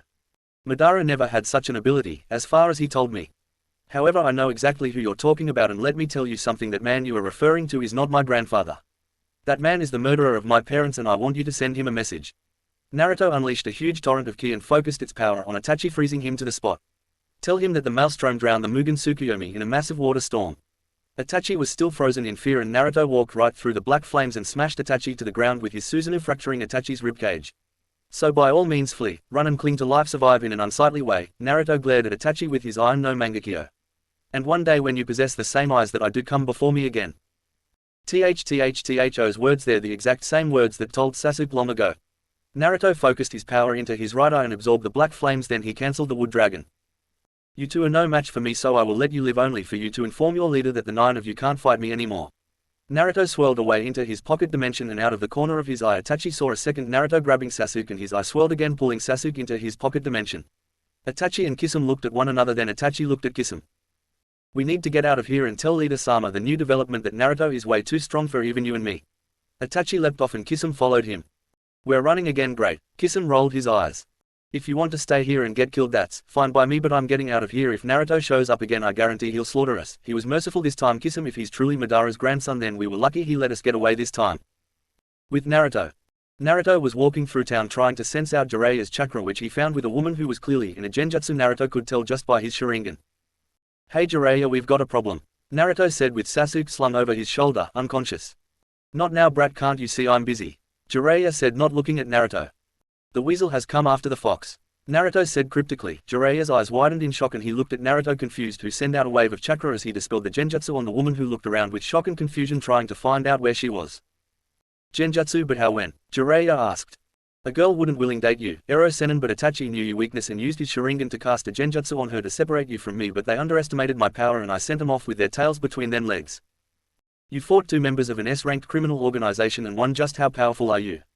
Jiraiya's eyes widened even farther in shock. Yeah, I did, but that's not important right now. What is important is the fact is that we need to find a supreme medical ninja and fast as Sasuke has been struck with Tsukuyomi and is in need of urgent medical attention because otherwise he'll remain comatose for the rest of his life. Well, that's good because we're here to find Tsunade. Right, the world's greatest medic ninja second only to Hashirama. Yeah, so let's find her. Just then two large serpents appeared destroying the castle and Naruto's look turned cold, then he ran off shouting. Mine, mine, mine, mine, mine, mine, mine. Well, let it never be said that Naruto lacked strength of heart. Jiraiya shook his head and ran off after Naruto. With Tsunade at the same time. Orochimaru, to what do I owe the displeasure? Tsunade sneered. Come Tsunade, is that any way to treat an old friend? Orochimaru asks, mocking hurt. What do you want? Orochimaru chuckled at Tsunade. I was wondering if you mind accompanying me. I require someone with your pristine medical talent to help in my cause. And why on earth would I do that? Tsunade asked. I could bring back your lover and younger brother. You've got 5 seconds to explain before I turn you into a wall stain. I can bring back your lover and younger brother, but only if you come with me. Orochimaru turned on his heel. I'll give you 1 week to give me your answer. Meet me back here. Orochimaru and Kabuto vanished and Tsunade clutched her necklace as old memories started to surface. Lady Tsunade, you're not really considering that offer, are you? Shizune asked. This would be a betrayal of both my uncle and your brother. Shut up, Shizune. Tsunade growled. I need a drink. Tsunade and Shizune walked away and they entered a bay not too far from the castle's ruins. After 3 minutes of no one being there, Naruto arrived and growled in frustration that not only had Orochimaru had gotten away but so had his target, Tsunade. You've got some nerve running off like that, brat, Jiraiya said as he landed behind. Naruto rounded on Jiraiya, his anger coming to a boil. If you hadn't stopped to peek at girls, then we could have ended Orochimaru and located Tsunade, but thanks to you now both are no longer in our grasp. Naruto growled out. Naruto closed his eyes and reined in his emotions, and then he sent out a pulse of chakra, painting a 3D map of the town in Naruto's mind's eye, and then he saw a tower of chakra in a bar not too far from their location. I found Tsunade, she's in a bar about 3 minutes away from here. Let's walk like civilians, as I'm sure she felt my chakra map pulse technique. Chakra map pulse? Jiraiya asked. Some sensory types are stronger than others, and with a bit of practice I was able to unleash a pulse of chakra that paints a map of a location in my mind's eye and allows me to find powerful sources of chakra even if they suppress themselves, as their chakra bounces off of mine and is subconsciously triggered, allowing me to see the source of the chakra's location. Naruto started walking towards the bar and Jiraiya followed him, a look of bewilderment on his face. Chapter 12, Descendants Clash, Senju vs Uchiha. Naruto and Jiraiya walked into a bar and Naruto felt a wave of chakra pass over him and he looked at the source of the chakra and it was the blonde woman sitting in the corner, and in the back of his head Indra stirred and he looked at the descendant of his younger brother. Naruto's anger started to stir as well, but Naruto took several deep breaths and calmed himself. Note to self, deal with Indra later. Naruto thought to himself as he looked at the Senju before him. Hey Tsunade, Jiraiya called out. Jiraiya, Tsunade called out shocked. Long time no see Tsunade, I finally found you. Boy, am I tired. Tsunade and Jiraiya look at one another as they sit down. I'm just seeing all sorts of old faces today, Tsunade says, shaking her head. Orochimaru right, Naruto said, adding his 2 cents to the conversation. Who's the brat? Tsunade asked. This is Naruto Uchiha, Jiraiya said, grandson of Madara Uchiha and Chunin of Konohagakure and head of the Uchiha clan. Tsunade's eyes narrowed at the mention of Madara's name. Madara had a grandson, Tsunade said, shocked. That's impossible, he died after the fight with my grandfather. Yeah, or at least that's what Hashirama thought, but he failed to deliver the killing blow and Madara Gigi survived and he met my Ba-chan who nursed him back to health and they had a kid, but who that kid was is a secret, so I can't tell you. Now if I were you Senju, I'd stop asking questions. What do you want? Why are you here, Jiraiya? Tsunade looks at her old teammate after noting the coldness in Naruto's voice when he said Senju, but based on who his grandfather was that was no surprise. Right to the point, as usual, Tsunade. Jiraiya says, shakes as his. The village wants you to become the 5th Hokage. Count me out, that's a fool's game. Naruto's eye started twitching and he reached for the gunbai on his back. Must, resist, urge, to, kill, blonde, Senju, Uchiha, instincts, acting, up. Naruto's Sharingan starts spinning wildly as his anger grows. Calm down, Naruto, Kurama said, trying to combat the instincts that Indra's chakra was causing. I'm gonna smack her over the head with my gunbai. Do I need to control your body? Don't bother, Naruto said. I control me, not my instincts. Naruto took a deep breath and calmed down. Think of your grandfather and great uncle, they gave their lives to protect the village. Jiraiya said. Exactly, they died for nothing. Tsunade said coldly. This was the straw that broke the camel's back. Naruto stood up and grabbed Tsunade's throat in a vice-like grip, his Sharingan spinning. Your weakness disgusts me, and as a weak woman you disgust me even further, and most disgusting of all, you are weak, Senju. I fought your grandfather not 4 days ago and it was the most intense fight I've ever had. In that moment when our fists collided, I knew more about your grandfather than one could learn in several years of talking, and he would be ashamed of you if he saw you wallowing in your own self-pity, getting drunk and wasting your life like this. I'm going to show you the true power of an Uchiha in 2 days' time. I expect you to be there or I will find you and I will drag you there myself. You wanna start something, brat? Tsunade slammed her fist on the table, smashing it to pieces. If you want to dance with me, then we take this outside, Senju, and if you can't offer me a challenge, I will kill you, and that's that. Naruto walked outside and the others followed him, and when they walked out onto the street, Naruto faced Tsunade gripping his gunbai in his right hand. Tsunade formed 3 hand signs, purging her body of the excess alcohol, allowing her to think clearly. Naruto raised an eyebrow, then without warning charged Tsunade and swung the gunbai, and then half his Susanu's ribcage formed, slicing Tsunade. Then he swung his gunbai and a blast of wind fired from the gunbai, and then Naruto swung with his Susanu's blade, but this time Tsunade substituted with a log and bum rushed Naruto and threw a full-powered punch at Naruto, intent on pulverizing him, but Naruto raised his gunbai and braced it with his other hand. Stupid brat, nothing can withstand my strength, will pulverize him, Tsunade thought, and then her punch connected with Naruto's gunbai and there wasn't even a scratch on the thing. Tsunade's eyes widened in shock, then Naruto thrust the gunbai in front of him. Yuki Hagashi. Uchiha reflection. Naruto reflected Tsunade's attack and the force blasted Tsunade backwards, and Naruto wasted no time in charging in and delivering a devastating axe kick, and then he jumped back and started with hand signs. I suggest you dodge this next attack, Senju, because if you don't, you're toast. Naruto finished a single hand sign. Kaden, Ruin Hoku no Jutsu. Naruto unleashed a blast of flame and Tsunade's eyes widened in shock and she slammed her fist on the ground, and a section of the street rose up and blocked the gigantic dragon, which exploded in a wall heat passed over Tsunade, and Naruto formed the snake hand seal. Behold the power you should be wielding, Senju. Mokuden, Jukai Koden. Naruto's chakra created a gigantic root system and the trees rocketed towards Tsunade, and her eyes widened in shock. Impossible, only Gigi could do that, and I can't even use his Mokuden. How can this Uchiha brat use it? Tsunade's thoughts were interrupted when Naruto ran at her, his Mangekyo flaring and drawing his blade, and he channeled Hyoden chakra into the blade. Hyoden, Skishiro. Ice style, White Moon, A.N. I got the name of the attack from Bleach 2, which I don't own. As for using Rukia's techniques in the attacks, I feel that Hyorinmaru's powers are too great and I am considering give Haku those kinds of abilities, but slightly altered, but that won't be for a while. Naruto roared and swung his blade, and a circle of ice appeared beneath Tsunade's feet and a tower of ice rocketed into the sky. Tsunade dodged and Naruto locked eyes with Tsunade. Tsukuyomi. Naruto eyes swelled as Tsunade fell prey to his genjutsu. Tsukuyomi whirled. Tsunade was strapped to a cross and Naruto stood before her holding a sword in his hand. What is this? Tsunade said, shocked. Tsukuyomi, the ultimate genjutsu of the Mangekyo Sharingan. Here in this world I am God, here time, space and even physical mass, I control them all. Oh, and what do you plan to do to me? Naruto held up the sword in his hand and it changed into a feather duster. I'm going to tickle you to death. Naruto started pressing the feather duster to Tsunade and started rubbing it against her, causing to start to giggle, and after a few minutes she started laughing like crazy. Regular world. Naruto and Tsunade were standing still as Naruto's eyes swirled, maintaining the genjutsu that kept Tsunade trapped. Suddenly Tsunade collapsed, red-faced, wheezing, and she was glaring at Naruto. What's wrong, Tsunade Heim? Jiraiya asked. B bastard M made me laugh for 72 hours straight. Tsunade growled. That's an interesting use of that genjutsu. Jiraiya laughed. You know about it? Shizune asked. Yeah, it's called Tsukuyomi and it places the victim in a world completely under control of the user to do as they wish. It's so powerful that only another Uchiha with a fully matured Sharingan can break it. Whoa, Tsunade said, shocked. Yeah, and my mastery of Tsukuyomi is so powerful I could make you tell me anything I want to know. Naruto said, looking at Tsunade. Do you see the power you were up against? Naruto rolled his neck, cracking it and glaring at the Senju before him. You say you fought my Gigi, how did you win? My power and a ceiling tag. He was brought back using Edo Tensei and the caster was none other than your former teammate, and you said that you met him earlier, correct? Yeah, I did. What did he want? He wanted me to go with him, he didn't say why. And what did he offer for your cooperation? Why should I tell you, Uchiha brat? I can force you, remember. Fine, he offered to bring by my younger brother and my former lover, Dan. Well, that settles it. He's planning on using Edo Tensei to bring them back, which, for one, requires a living sacrifice for every person reanimated, and then while they are reanimated they retain all memoirs, jutsu and experience they had in life. Their personalities can be suppressed and they can be turned into mindless killing machines.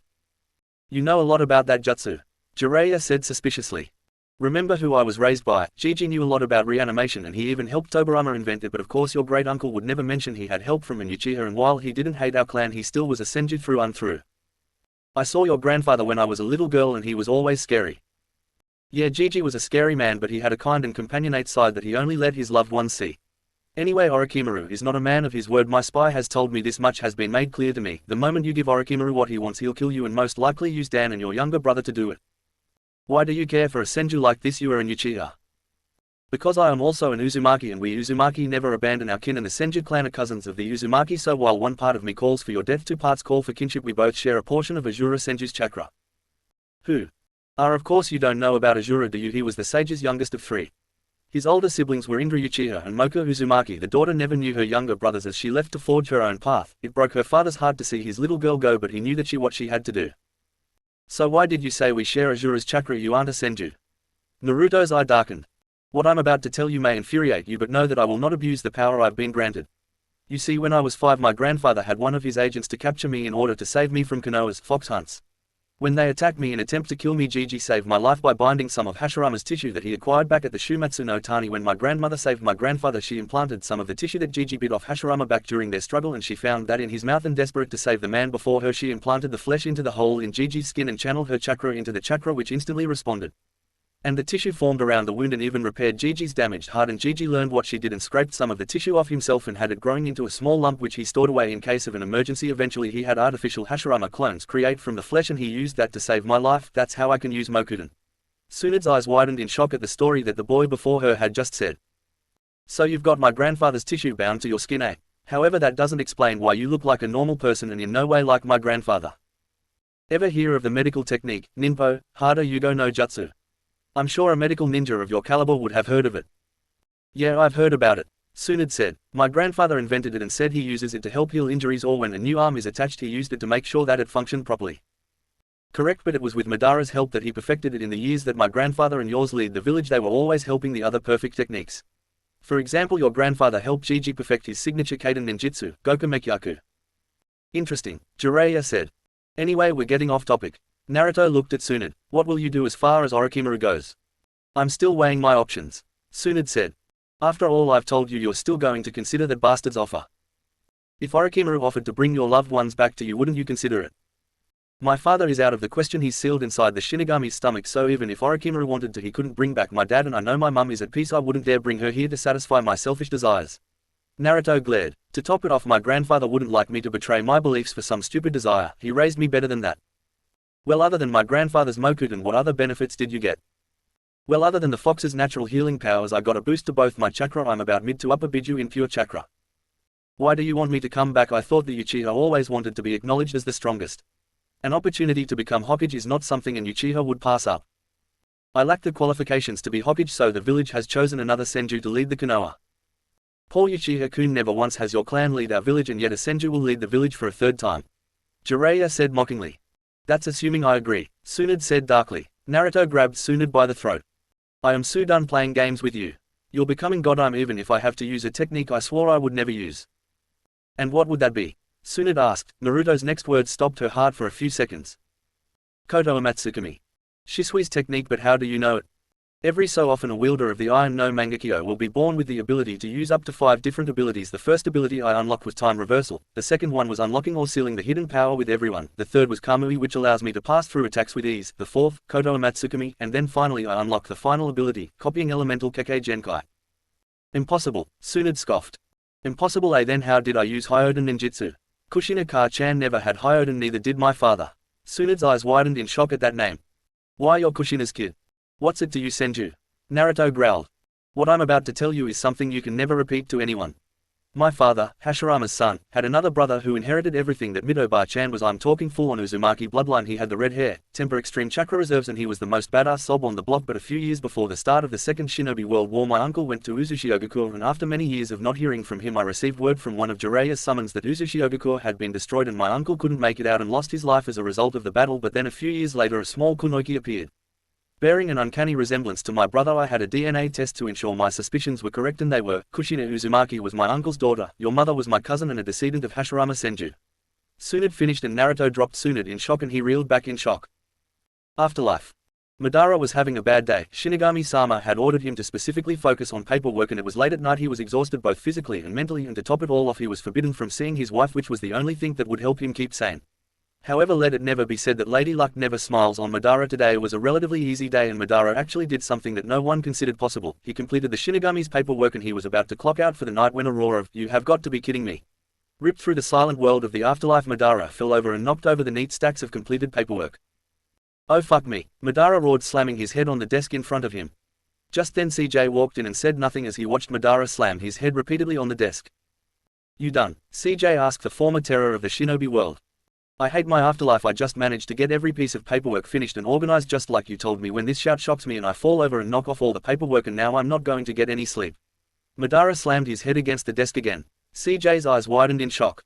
Why, you actually finished all my paperwork? Yeah, but now I'm gonna have to sort them all over again, and that sucks. Madara slumped his head similar to Hashirama. As a reward for finishing my paperwork, I'll let you use any clone jutsu you can think of to sort the paperwork and let you use your Rinnegan to properly sort it. CJ snapped his fingers and Madara's Sharingan returned, and instantly Madara expanded them into his Rinnegan. Then Madara made a cross-hand seal. Taiyu Kage Bunshin no Jutsu. Madara made several clones and in a few minutes everything was back to the way it was before. That shout startled Madara. Nice work, Madara. I can now safely release you from both your punishment and allow you to see your wife and son again. I'm sure you three have a lot to catch up on. CJ drew his scythe and slashed a portal open and pushed Madara into it, who, when his eyes recovered, he saw his wife Rika and Minato and a woman in green dress and blazing red hair holding his son's hand. Rika. Madara smiled at his wife, whose eyes widened in shock and her eyes teared up seeing her husband again. Madara. Rika cried out and she ran up and hugged her husband, crying into his armored shoulder. Hey Dad, Minato said to his father, his eyes brimming with tears just like his mother. Kushina had a less than favorable reaction to the sight of the ancient Uchiha.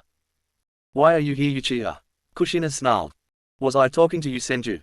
Madara snapped back. This caught Minato's attention and he spun around to face his wife. Why, you're a Senju? Minato said, shocked. Surprise, Kushina said weakly. I expected better of you, my son. Madara scolded. To marry a Senju of all people, what happened to your Uchiha pride? I don't care who Kushina-chan's family is, Minato said as he dropped into a fighting stance. All I do care about is that she is still the same girl I fell for back in the academy, and if you don't approve of our relationship, then tough toenails, I love her and there isn't a damn thing you can say to change my mind. Do you want to dance with me, Minato? We'll see if you are worthy of being my son after you betrayed our clan's way and married a Senju. Not that I care about a weak Senju anyway. Madara said, dropping into his own stance. Let's see how the Senju brat reacts, then I'll make my decision. Shut the fuck up, Ttebane. A demonic voice roared. Madara whipped his head to look at Kushina and his eyes shrank in horror at what he was seeing. Kushina's hair was waving behind her like a kyuubi of death, and Madara even saw the face of a demon looking at him as Kushina drew a blade from its sheath on her hip. Meep, Madara thought as the angry Kushina walked dramatically towards him, her blade glowing with a huge amount of fire chakra. Uzumaki Hejutsu, Enten no Mai. Kushina charged Madara, who started dodging her strike, and for some reason he felt that even if one strike met its mark he'd be in deep trouble. Madara activated his Susanoo, using it to defend himself from the barrage of attacks, but when the sword came in contact with the ethereal warrior it sliced right through the warrior and Madara jumped out of the way to avoid getting his arm chopped off. Impossible, nothing can pierce the Susanoo, but this woman sliced right through it and nearly cut my arm off. Let's see how she handles this. Madara landed on the ground and formed the snake hand seal. Mokuden, Jukai Koden. Madara's command caused a forest of trees rocketed towards Kushina, but then Kushina tossed her sword in the air and weaved the snake hand sign. Mokuden, Jukai Koden. Just like Madara, Kushina commanded a forest of trees to rocket toward her enemy. Impossible. Oh wait, what am I saying? Of course it's possible. A Senju using Hashirama's Mokuden is just completely unheard of. Dai Ttebane. Kushina weaved more hand signs. Uzumaki Hejutsu, Mugen Yami no. What the hell is going on here? A dark voice roared and a huge weight slammed down the shinobi, and even Madara was having trouble breathing. Suddenly there was a tug on Madara's ear. Ow, ow, ow, ow, ow, ow, ow, ow. Madara growled, then he escaped the grasp. Who dares? Madara spun around to see CJ floating there, a stern look on his face. Care to finish that sentence, Madara? A new voice said as a woman stepped out from behind CJ, a sword strapped to her waist. Hey Amy, Kushina said, shocked seeing her old childhood friend. In the flesh, baby. Amy smiled, rolling her neck. Amy-chan, CJ said as he smiled. Glad to see my Kiki Hodenheim. I have to thank you for letting Kami-sama make me a goddess so we could be together. Not to toot my own horn, but I'm pretty awesome. CJ smiled again. You're still arrogant, thought. CJ slunked his head again. So mean, CJ cried, anime tears. Ha, Shinigami-sama's whipped. Madara laughed. Care to repeat that? CJ said dangerously. I was thinking that I could pull a couple of things that would give me mountains of paperwork and renew your punishment. What do you think, Kiki Hodenheim? The blood in Madara's face instantly drained. I don't know, I say you should go on a walk in the human world that would put you behind your desk for at least the next 50 years or so. Amy smiled as the color drained from Madara's face even further. Kushina and Minato started busting out laughing at the expression on Madara's face. Might I ask what is so funny? Riko asked at her sons and her daughter-in-law's reactions. Minato-kun and CJ-sama had a very infamous reputation as Konoha's prank kings. Kushina said, wiping tears from her eyes. I was always a close second, and CJ-sama Minato-kun and I would pull off pranks for fun that kept the Sandime behind his desk for 5 straight months randomly, and the longer the break between them the bigger the prank. I think he still holds a grudge against us for doing that. That he does, Kushina-heim, that he does. Minato said as he kissed his wife, much to Madara's irk. Tanzaku Town. Naruto had pulled out his gun buyout and was slamming his head against it repeatedly, and every time his head struck the metal fan a loud clang would issue out. You have got to be kidding me. Naruto permeated each word with a headbang on the gun buy. Eventually Naruto hit the gunbite too hard and a bit of blood leaked from his head and Tsunade froze up and clutched the necklace on her chest trembling. Blood, Tsunade stammered trembling. Hemophobia. Naruto thought shocked. Who would have thought the world's greatest medic was a homophobic? Yeah, I'll admit it's weird, kid. Kurama said, you could use Kodo Matsukami to eliminate that fear of blood if she gets into a battle with that rotten snake, he'll use her fear against her. You're very right, but let's try shock therapy first. Naruto looked at Tsunade, a serious look on his face. Such a pathetic attitude is unbecoming a senju. If Hashirama saw you he would be ashamed of you. Tsunade didn't react. Let's go Ero-sen, such a weak and pathetic senju is clearly not worth our time. Shut up, Tsunade said. If you are not weak and worthless then POVE it. Naruto said, unleashing a torrent of ki hoping to focus Tsunade's mind. I said shut up, Tsunade roared and she charged Naruto, who smiled and he formed a hand sign. Kaden, ruin Hoka. Naruto stared. Oh no you don't, Tsunade roared as she charged Naruto. That's more like it. Naruto charged again and Tsunade and Naruto clashed again and they clashed over and over and Naruto eventually used his Sharingan to paralyze Tsunade. My body won't move. That's a true senju, you are worthy of that name. Why did you do that? To shock you out of your hemophilia, and I'm pleased to say it worked. Now Orochimaru is not to be trusted. I can't stress this enough. I'll give you a week to work on a counter strategy. I have to work on the Rasengan. What? Tsunade rounded on Jiraiya. You went and taught him the Rasengan. What's the point of teaching him a jutsu he'll never master? You underestimate him, Tsunade. He's quite the genius and far stronger than both Orochimaru and myself. Jiraiya said. Not 4 days ago he fought both his own great-grandfather and great-granduncle, but he also took down the One Tail not 10 minutes later. I think learning the Rasengan is child's play to him. Fine, if that's true then I'll give you 1 week to master it. If you can master the Rasengan by that time then I'll join Konoha and become Godime Hokage. And if I can't? I get all your money. I'm sure you know that as clan head of the Uchiha clan I can't have all my money on me. Yeah, so I get every ryo on you at this point in time. You've got a deal. Naruto held out his hand and Tsunade grabbed it and shook hands, finalizing the agreement. Naruto walked off toward a nearby forest to practice the Rasengan. Chapter 13. The deal is off. Orochimaru. Sasuke's betrayal. Time skip 4 days later. Naruto was holding his hand and Jiraiya was looking at him with a stern look on his face. Again, Jiraiya said and Naruto nodded and he started swilling his chakra in his hand and the Rasengan formed in his hand and Naruto focused on compressing the chakra. Naruto was sweating slightly as he had been practicing all day. Rasengan. Naruto roared and dashed forward and slammed it into the tree he grew with his Mokudan. The blue ball of chakra connected with the tree and it drilled into and then obliterated it. Congratulations Naruto, you've mastered the Rasengan. Jiraiya smiled. Took me long enough. Naruto glared at the ground. It took your father 3 years to perfect this technique, so I'm actually genuinely surprised that you managed to master it in such a short time. Jiraiya ruffled Naruto's hair only for a depressed look to cover Naruto's features. Naruto, what's wrong? Gigi always did that to me when he was proud of me. Kami-sama, I feel so guilty. My first kill was my own grandfather. Naruto wiped tears from his eyes, his Iron no Mangekyo involuntarily activating. Anyway, let's head back. I've dwelled on the past for too long. I need to let it go. Naruto and Jiraiya walked back down to Tanzaku town to find Tsunade in a casino. Big surprise when Naruto walked in. He sat down at the machine next to Tsunade and when the manager came to kick him out Naruto flashed his headband and the manager left him alone as he was a recognized adult. How's it coming Gaki? Tsunade said, not looking away from the machine. Pretty good. I just thought I'd try my luck at the slot machine, just see if I could turn this into a hobby. Naruto inserted a Ryo coin and pulled the lever and after a few minutes it landed on the highest jackpot the machine was capable dealing out. Tsunade looked shocked as the machine blinked and flashed with lights. Probably just beginner's luck. Tsunade turned back to her machine and tried her horrible luck again. Time skip 2 hours later. Jiraiya was staring at Tsunade Naruto in absolute shock as she bowed down repeating the phrase. Hail the Kami no cake. Behind the casino owners were crying anime waterfall tears, having no choice but to foreclose or declare Naruto the new owner of the establishment as they now owed him more money than they had. Eventually the old owner handed Naruto the deed to the place and asked him to sign some papers to transfer ownership. Please don't tell me that you mastered the Rasengan. Tsunade said. I don't think I could take any more shock. Well, I actually did master it about 2 hours ago. Tsunade collapsed in shock and her world went black as she fainted. Time skip night before Orochimaru's deadline.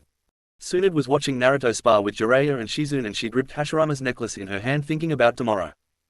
Mokudan, Jukai-Kuden, Naruto roared and a huge forest of trees grew into existence and started trying to ensnare Jiraiya and Shizune. Dan, Naoki, what should I do? I want to desperately see you again, but at the same time I know Orochimaru will use you to kill me. Tsunade thought as she watched the spar continue, which eventually ended with Naruto beating Jiraiya and Shizune. Naruto looked over at his great aunt and saw her clutching Hashirama's necklace. Tsunade Bar-chan, Naruto asked concerned. You need to talk to me about something. I don't know what to do about Orochimaru's offer. I mean, I know he will betray me, but part of me still really wants to see Naoki and Dan again. Well, just know he might kill you and not even give you what you ask for. Thank you Naruto, but I know that. Now you should get some sleep. No matter what decision I make tomorrow will be a long day. Naruto and the others went to their hotel rooms and they all fell asleep.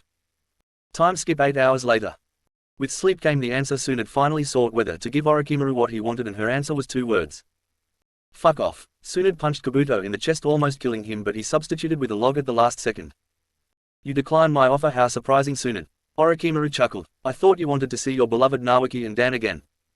I've met someone even more precious to me now. Shall we skin a snake, Naruto-kun? Wiser word were never spoken, Senju. Naruto's voice echoed around as the air shimmered and swirled into existence next to Tsunade, his M's flaring darkly as he looked at Kabuto and Orochimaru. Crap in a bucket, Kabuto thought as he looked at the raw power Naruto radiated. You sure you don't want to fight me, Naruto? I'm strong as Kakashi Hitaki. Well, compared to me, Kakashi Hitaki is mere cannon fodder. Naruto smiled darkly. Let's dance, little weakling. Naruto charged Kabuto and started attacking him, and in a few seconds Kabuto found himself on his last leg, cuts and wounds all over his body from Naruto's furious barrage of blows and sword cuts. Wow Kabuto, all the bragging you were doing and you were this weak, I really overestimated your abilities. Naruto held out his hand. Time for you to die. A spiraling sphere appeared in Naruto's hand. Eat it, motherfucker. Naruto charged and slammed the rasengan into Kabuto's chest, blasting him back. The ball of chakra erupted outward, searing into Kabuto as Naruto's rasengan tore him apart. Orochimaru was quickly knocked back towards his subordinate. Orochimaru-sama, we need to turn the tide of this battle. We need Manda-sama. Of course, and the sight of blood will incapacitate Tsunade. Orochimaru bit his thumb, and to his shock Tsunade bit her own thumb and Naruto bit his. Out of the corner of his eye Orochimaru saw Jiraiya but his thumb.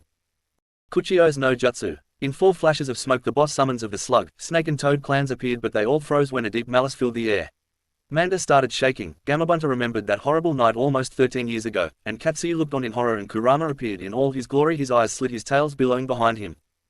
Let's go, Kurama. Naruto activated his M's and coded Kurama and himself in his Susanoo. Naruto looked at Orochimaru as Kurama approached Manda. This Susanoo Kyuubi fusion is power personified and destruction itself. Kurama rose on his hind legs and formed a Bijudama, and Naruto held his Susanoo's blade up to the sphere of chakra, and then Kurama fired it at Orochimaru, who bit his thumb again. Kuchio's Sanju Rashomon. But the Bijudama tore right through the triple wall, and Manda jumped out the way, and the mountains in the distance exploded from the force of the attack. Let's go, Gamabunta. Are we gonna let a little kid show us up? Jiraiya shouted. Hell no. Gamabunta charged Manda while Kurama danced around the snake, and Naruto swung the Susanoo blade, making it impossible for Manda to counter, and Katsuyu fired a stream of acid slime which Manda dodged, only to cut by Gamabunta's sword and smacked with Kurama's tails, and raked by Kurama's claws and smashed by the Susanoo fist, and Manda backed up to gain some distance only to walk into Katsuyu's acid slime which melted part of him, and in only a few minutes a constant punishment Manda had no choice but to dispel. Naruto dismissed Kurama and stood in his Susanoo looking the spitting image of his grandfather, arms folded. This Susanoo is destruction itself. Naruto said, doing his best. I'm motherfucking Madara Uchiha, bow down bitch, voice as the Susanoo drew its blade. Shatter and be destroyed. With a mental command the Susanoo swung the blade and smashed Orochimaru to pieces, only for him to escape damage with a Kawarimi. You are strong, Naruto-kun, but you are no match for me. Orochimaru said, only for a blue flame to burst into life on Orochimaru's left arm. Orochimaru sliced off the arm, instantly recognizing the burning sensation of Amaterasu. Then he noticed the different color of the flames. Don't bother, Orochimaru, not even you can regrow a limb burned off by the blue flames of my Kitsune Amaterasu. Ninjutsu is now forever out of your reach. Naruto's Susanoo raised its blade. Die. The Susanoo swung its blade again, but Kabuto managed to grab Orochimaru and shunshined away. Damn, Naruto cursed as he lowered his Susanoo. He got away. Oh well, I'll deal with him all in due time. Well, after that I think we should head back to Konoha, Jiraiya said as he dismounted Gamabunta, and Tsunade said, sure, let's go. Time skip 3 days later. Tsunade stood before Konoha as Sarutobi stood beside her. Citizens of Konoha, I, Sarutobi Hiruzen, stand before as Sandaime Hokage. For many years I have led this village as its Hokage. I know I have had a very long reign as the village leader, but one of the main reasons that I stand before you today is to announce my retirement for the 2nd time, and hopefully it will be longer than the last one. Most of Konoha laughed at Sarutobi's little joke. Anyway, I am here to announce my successor, my student and one of the legendary Sannin, Tsunade Senju. All of the gathered members of the village cheered and fireworks went off at the naming of the Godime Hokage. Tsunade steps forward and takes her hat off. As Tsunade Senju, I swear as your Godime Hokage that, from this day forth, I will protect this village. Tsunade said, and the village cheered once more, and Naruto smiled at his great aunt. Then he grabbed Hinata's hand, who was standing next to him, and kissed her on the cheek, and she smiled. After a while of cheering, Konoha's citizens left to go about their day-to-day business. Naruto and Hinata walked off to go on a small date, and when they sat down and after a while an Anbu landed and looked at Naruto. Naruto Uzumaki, Godime-sama has requested your presence in her office. Right. Naruto hurried into the office and looked at Tsunade and Sarutobi. Naruto Uzumaki, for your success in an S-rank mission I am hereby promoting you to Junin rank. Tsunade says and hands Naruto a jacket and he places it on under his armor. Thanks Oba-chan. Naruto smiled and walked out. After a while of walking, Naruto ran into Sasuke being his usual broody self, and Naruto ignored him only for Sasuke to, quite literally out of nowhere, throw a punch at Naruto only for Naruto to dodge quite effortlessly. You know Sasuke attacking your clan head is punishable by banishment from the clan, right? But without a majority vote of 8 elder Uchiha I would have the right to defend my case. Sasuke said as he smirked, thinking he'd trapped Naruto in the same loophole Naruto used against him back in the council room. Yeah, you would, but I also have the power to exclude any elders that might or might not exist if the matter is a direct assault on the clan head outside of training or direct combat. God damn it, Sasuke cursed in his head, realizing that Naruto was once again correct. But I won't banish you because I am in a good mood today, but next time I won't be so lenient, so consider yourself warned, Uchiha Sasuke. Naruto walked away and he landed in an abandoned training ground, and after a few minutes Zetsu emerged. Naruto-sama, I have news. White Zetsu said. Speak, Naruto commanded. Obito has finished his first steps in Project Tsuki no Mi, and now more members are being ordered to gather the Biju, and their first targets are the Gobi and Sanbi. Black Zetsu reported. Troubling news, I'll have to speed up my Project Rising Tide to compensate. How is Step 1 going? The salvaging and rebuilding of Uzushiogakure is going just as scheduled, and we estimate it will be completed by the end of next year. And the plan to restore my family? My clones have been retrieving the required material. The only thing that is missing is the mask of the Shinigami, which we have been unable to locate as of right now. Naruto got a scowl on his face as he pondered ways to find the mask. Replace of Orochimaru's researches and search his notes with any relation to the Uzumaki clan. By your command, Naruto-sama. Zetsu sunk into the ground. Naruto continued pondering for a few minutes, then shook his head and went off to find Gaara. After about 20 minutes of searching, Naruto found Gaara and his siblings by the front gate getting ready to leave Konoha when Naruto tapped Gaara on the shoulder and smiled. Time to fix that seal of yours, follow me. Naruto and the others went off to the Senju compound, which Naruto along with Tsunade lived in, and Naruto went down the stairs to the basement, and Naruto looked at Gaara and pointed to a large ceiling diagram in the center of the room. Gaara, I need you to sit in the center of that ceiling matrix and lift up your shirt to expose your stomach. I'll handle the rest. Okay, Gaara said as he walked and sat down in the center of the matrix and lifted his shirt. Naruto made 3 Mokuden Bunshin and they sat at the 4 corners of the matrix as one. They started weaving hand signs and then stuck their index and middle fingers on both hands into the ground. Haka no Fuinshiki. 8 trigram ceiling style, the symbols on the ground shot towards Gaara and started aligning themselves in the position of the double Shinsho Fuin. Naruto then dispelled the clones and walked over to Gaara. Gaara, I need to see the seal that is currently holding Shakaku at bay. Gaara took off his shoulder strap that held his gourd and revealed a very poorly drawn and modified storage seal which was caked and failing. Oh, my, Kami-sama, WHO drew this seal. The sealing expert of Sunagakure, Lady Chiyo. Temari responded. Well, she's a shitty seal master if that's the case. This is a poorly drawn and modified storage seal. It doesn't even contain a psychological blocker to separate the consciousness of Shakaku and Gaara. Naruto looked at Gaara. Now for hard part switching Shakaku from the old seal to the new one. Naruto activated his Sharingan and stared into Gaara's eyes, and in a flash entered Gaara's mindscape, which was a huge desert, and he started walking towards the source of Shakaku's chakra. Come on out, Shakaku, I know you're here.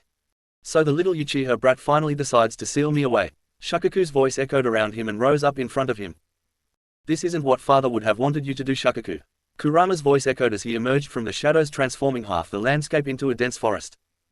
Look who's talking, Kurama, Shakaku countered. I have come to terms with what I was once, but I've made peace with my container. I know you, Shakaku, this craziness isn't you. What happened to you? Shut up, you stupid fox. You feel it, don't you, Kurama? Naruto asked as he looked at Shakaku and saw a tinge of blue inside of the sea of red that was Shakaku. Yeah, a presence that shouldn't be there. Spirit Eye, Uchiha Naruto, command you to show yourself. Naruto's Sharingan spun. Obey. A small blue spirit emerged from Shakaku and stood in front of Naruto. Instantly the black dots around Shakaku's eyes vanished. What's going on, where am I? Shakaku asked, looking around. Then he saw the spirit in front of him. You are the reason I've been going crazy over these last 30 years. So you found me out, eh, Shakaku, the sand spirit? The spirit smiled, but Naruto grabbed the man's chest and used the power of his eyes to seal him deep within the sand of Gaara's mind, burying him forever. Now will you place his collar on Shakaku? Naruto pointed to the collar on the ground. Is that a new seal to replace the crappy one? It is. Finally I can sleep. Shakaku put on the collar and it locked around his neck, and instantly Shakaku lied down in the sand and fell asleep. Naruto left Gaara's mindscape and he saw Gaara fast asleep. Temari and Kankuro backed up in fear, but to their shock nothing happened. It worked, the seal is fixed, there is no reason to fear anymore. Gaara can sleep peacefully now. Naruto said, easing their fear. Now if you'll excuse me, I have a date. Feel free to make yourselves at home. Naruto left and walked off to meet Hinata. With Sasuke. Sasuke was punching training dummies, destroying them, letting his rage fuel him.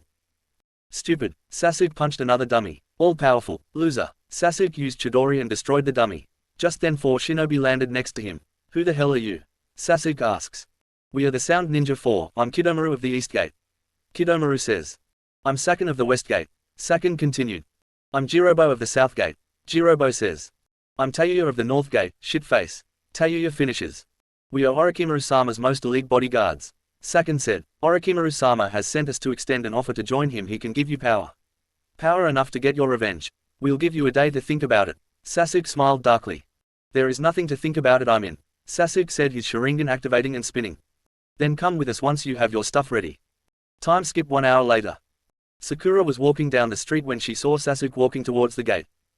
Sasuke-kun. Sakura ran over to him, then she saw the backpack on his shoulder. Sasuke-kun, where are you going?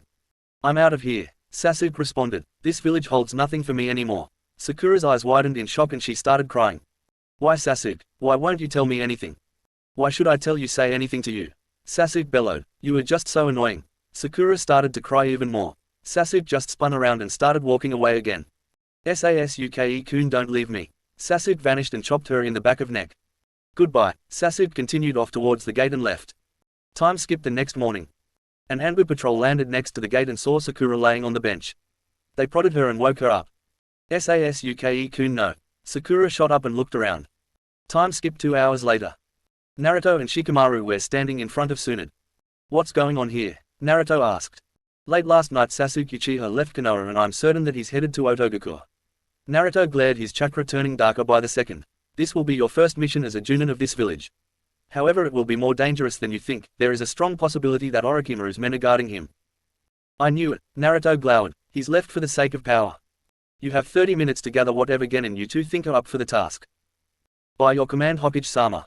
Naruto and Shikamaru said. Then the two of them run off, and as they are running, Naruto turns to Shikamaru. You know exactly who we're getting.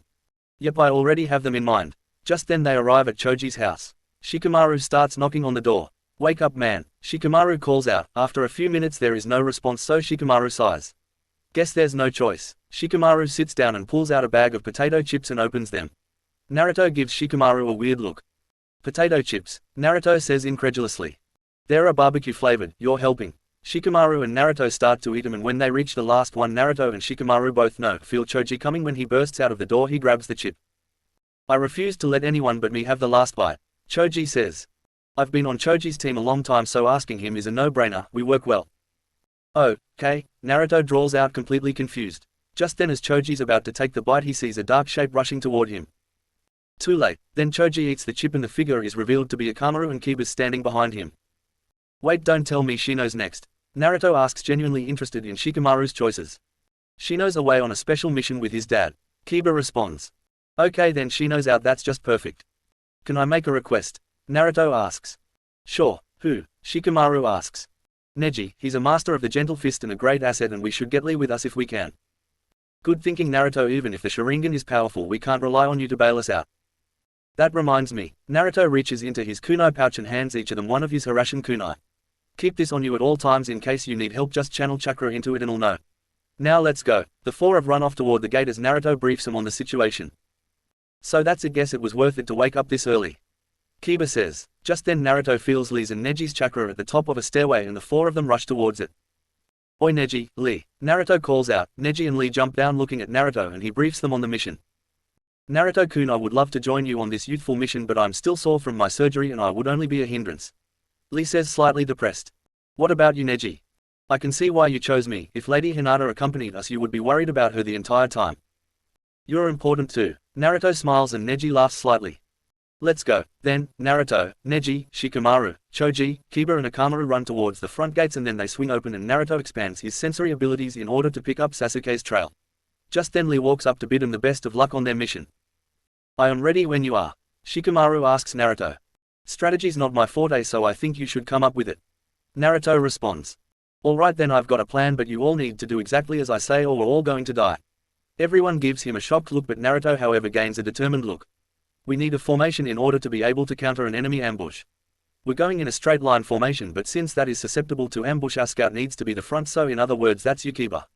Kiba gets a shocked look. You walk Akamaru, so you know the High no Kuni very well, plus you can detect booby traps biased on the enemy's scent and Sasuke, that is if Naruto's sensory abilities can't find him first. Next will be me, the squad leader. Being behind Kiba, I will be able to give orders based on the situations that unfold, also I can give orders to the rest of you with hand signals. Next is the center. Third position is Naruto. You've got fast reaction time, shadow clones, the first Hood style, sensory abilities, and last but certainly not least is your Sharingan, which can see chakra plus your Mangekyo. Right, Naruto nods. The fourth position is Uchoji. Second to Naruto, you pack the biggest wallop, meaning if by some miracle they get past Naruto you can finish them quickly. The last position is Uneji. I'm going to have you handle the most difficult job as rear lookout. With the Byakugan you can check for blind spots in the line and account for them. Shikamaru takes out a pencil and scroll and unrolls the scroll and starts drawing on it. When he is finished he looks at each member of his team. Look at your appointed scouting area depicted in this drawing. Kiba, you watch in front as will I, but I have a wider scope. Naruto, you take left, Choji the right, and Neji, you use your Byakugan for the entire rear area. Also I want to know what our battle strength is, so let me check your equipment and I will keep track of what you've got. Any questions? Everyone shakes their head while Lee watches with fascination. With the members he got in such a short time, he thought of a perfect formation so quickly. Lee thinks in awe. If not, let me say one last thing, this is the most important thing. Sasuke isn't a close friend of mine but nevertheless is a Konoha shinobi and as such our comrade, so we have to do the best we can to rescue him. That is the way of Konoha. This is way too troublesome for me to like, but I'm responsible for all of you.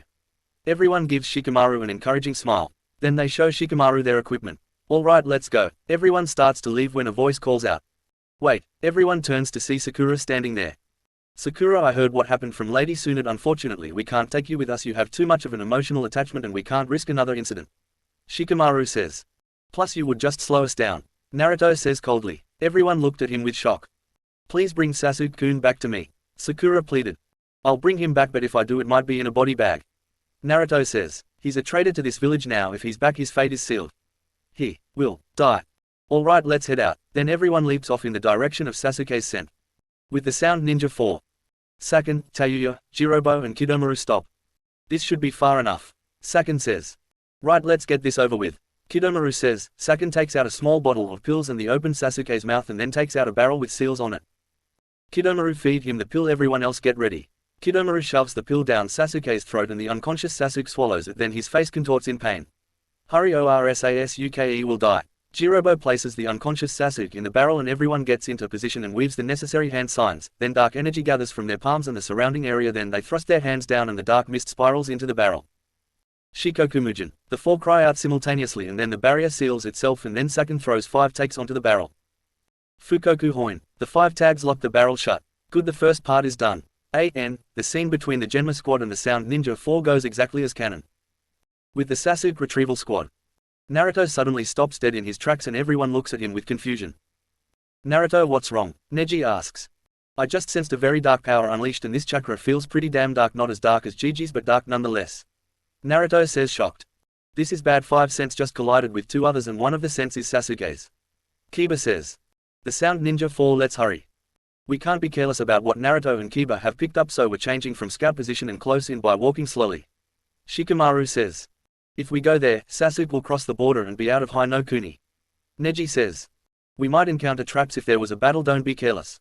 Just then Akamaru lets loose a small whine. The enemy's scent is all over this area. Kiba says. Everyone stop. Shikamaru calls out and the 5 of them come to a stop. Trap barrier. Naruto says. What do we do? Choji asks Shikamaru. I could go in and trigger it, then use my Susanoo to defend myself. If you do that could buy us some time, but it's incredibly risky. Shikamaru says. Alright, I'll set it off. Naruto makes a hand sign. Wood style, wood dome. A wood doom forms into emergence and Shikamaru, Neji, Kiba, Akamaru and Choji get behind it and Naruto activates his Susanoo and rushes into the clearly obviously laid trap. After Naruto gets into center it explodes and causes a huge cloud of smoke and debris to scatter like shrapnel, but both the Susanoo and wood dome protect their individual inhabitants. You alright, Naruto? Neji calls out. Yeah, I'm okay. Naruto calls back. Good, if you were injured Lady Hinata would have my hide. Neji laughs. Sound Ninja 4. Saken, Kidomaru, Tayuya and Jirobo were resting and Saken grumbles out. We're in a hurry but we have to rest. It can't be helped, in stage 2 we consume a lot of energy. Tayuya responds. What's bad is that we can't use our bodies for a while. Jirobo continues. It couldn't be helped, fighting against Tsujunin, if we had held back we would have lost. Kidomaru finishes. Back with Sasuke retrieval squad. Alright, we're ready to go. Shikamaru says, but just as they are about to step forward black flames sprout into existence at certain locations. Not one step any of you, I sense the enemy's ninjutsu in this area and this will lead us back to them, but be careful not to touch the black flames or you're dead. Sound Ninja 4. Kidomaru had spider strings wrapped around his fingers when suddenly they start loosening and he gains a look of shock. Kidomaru, what's wrong? Saken asks. My spider webs, they've all gone slack simultaneously. I think it's a fire jutsu. Kidomaru responds. So our enemy has Kaden. Could it be that Uchiha Naruto kid? If that's true, then we're in big trouble, Tayuya says. Just then Kidomaru's left index finger bursts alight with black flames. Ahhhhhh. Kidomaru cries out in pain as the searing intensity of the flames consumes his index finger. Then he notices the other strings laced with the black flames and he quickly severs the connection, and when his whole hand bursts into flames, Kidomaru takes out a kunai and cuts off his second left hand. Kidomaru, what the hell? Saken asks.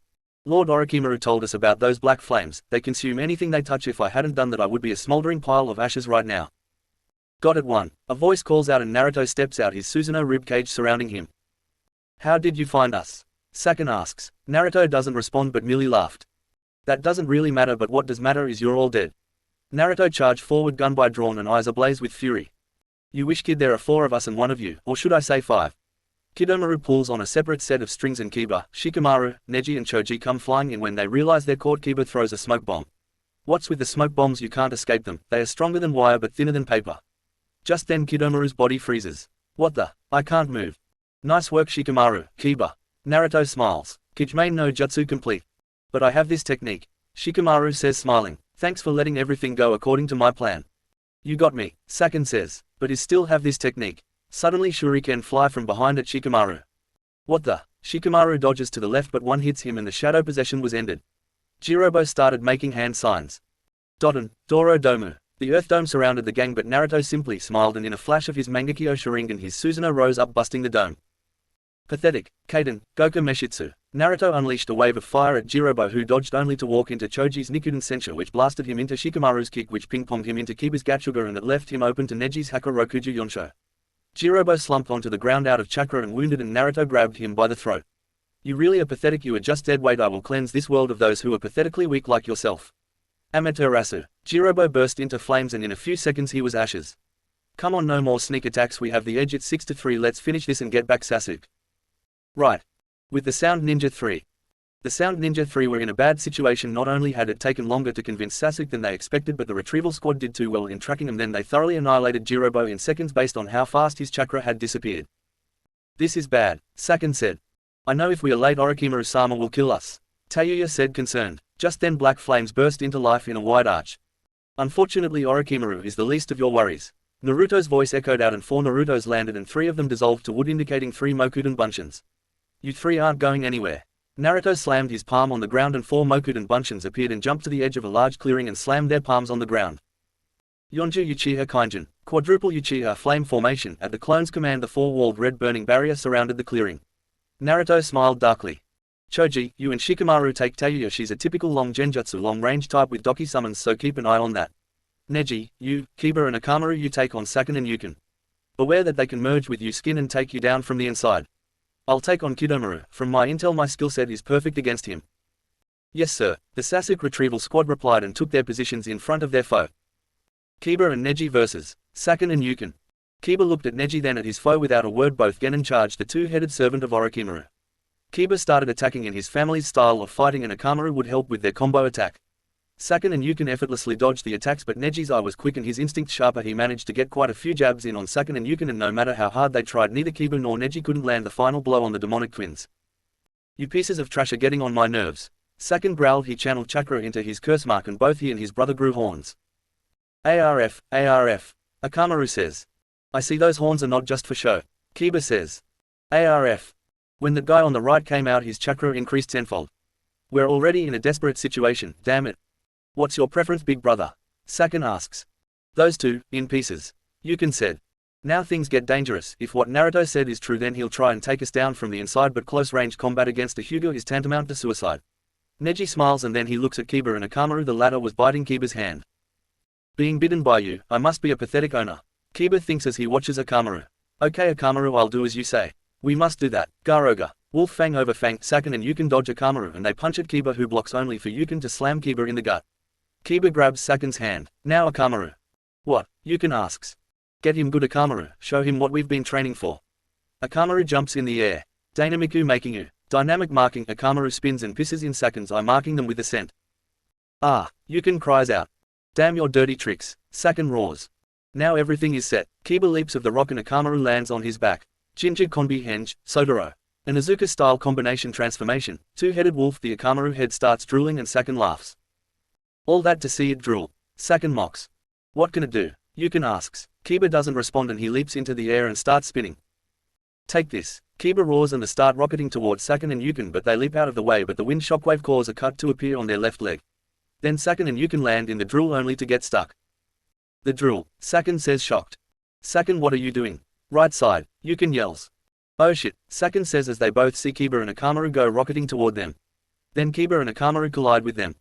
Garoga. Kiba roars and after 2 seconds Saken and Yukin are split in half. How that Garoga's rotation speed is so fast we lose our field of vision. It's a super spin. Even if I don't hit directly it still cuts the enemy. If you get hit directly you're cut to pieces. Just then Saken's right side and Yukin's left side form metallic limbs to form two new people. You got so confident, Yukin says sneering. Perfect, we were just thinking about separating to fight you. Saken says clutching his arm. What, they separated into two? Neji thought, shocked from his tree hiding place to avoid the fury of the attack. True, if we had taken a direct hit from that it would have been very bad.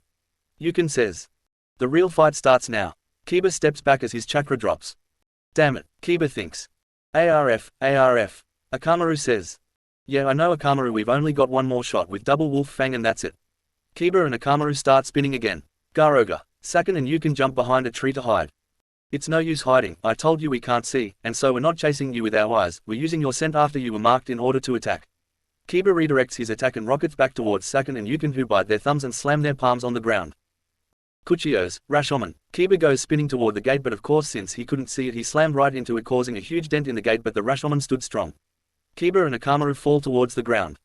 That was incredible attack strength. This is the ultimate defense made to protect Orochimaru-sama, and they were able to put a big dent into Rashomon. Saken thinks. But, Yukin thinks. Then he and Saken leap into the air and Rashomon vanishes in a poof of smoke. Saken and Yukin go to deliver the final blow, only for Akamaru's head to open its eyes and piss in Yukin's eyes, and then Akamaru and Kiba return to their normal forms. Ah, my eyes. Yukin punches Akamaru and sends him flying. Akamaru. Kiba roars in concern. Akamaru, you covered me. Damn it, you did it again. My eyes. Damn it. Damn it, this isn't normal piss, it's a strong acid that's burning my eyes. Wait, where is the other one?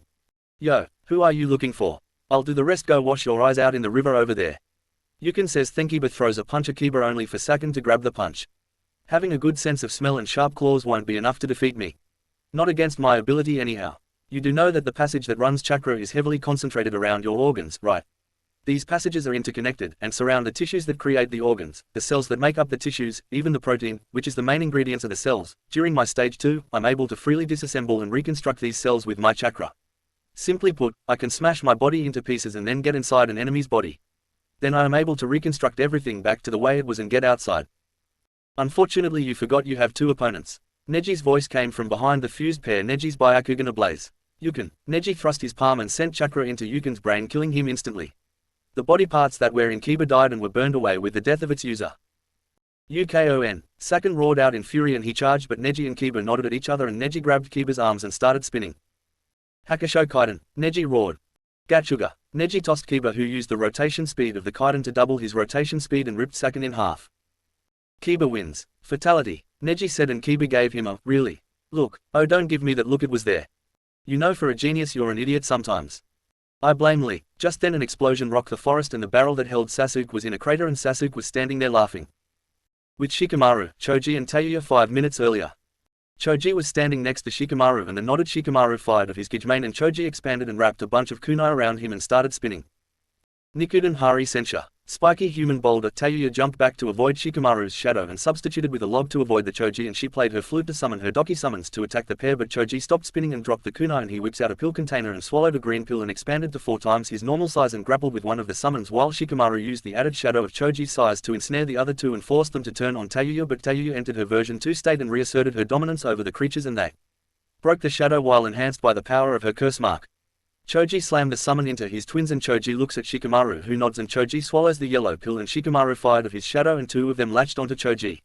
Choji started spinning and Shikamaru fired Choji's gigantic form, which slammed into 2 of the summons with extreme force and forced them to dispel. The third one got up to attack the pair, but Shikamaru swung Choji around again and Choji sped up the spin of his technique, and then he collided with the last Doki summon, slicing the creature in 2, forcing it to dispel as well to save itself. As Choji locked onto Tayuya, she stated, playing her flute again. Mateki, Mugen Onsa, Demon Flute, Phantom Sound Chains. Tayuya played her flute and trapped Shikamaru and Choji in the illusion, and she jumped to the side to avoid the gigantic Choji from crushing her. Tayuya pulled a kunai from the chain link that Choji dropped and prepared to stab Choji in the head, only for 7-8 shadowy tendrils pierce all her vital organs. She coughed up blood and seconds later she dropped dead. Shikamaru had his hand in the cage. Nui no Jutsu, shadow stitching jutsu, hand sign, and his index finger was broken, which he did on purpose to break the genjutsu. Check, mate, Shikamaru said out of breath. Just then an explosion rocked the forest and the barrel that held Sasuke was in a crater, and Sasuke was standing there laughing. With Naruto 5 minutes earlier. Naruto was standing in front of Kidomaru, his Sharingan activated, staring at his foe with unconcerned impassiveness. Kidomaru formed the tiger hand seal and cried out, Kumo Shibari. The spider web fired from Kidomaru's mouth, but Naruto formed the tiger hand seal and activated his right eye and unleashed his Kamui.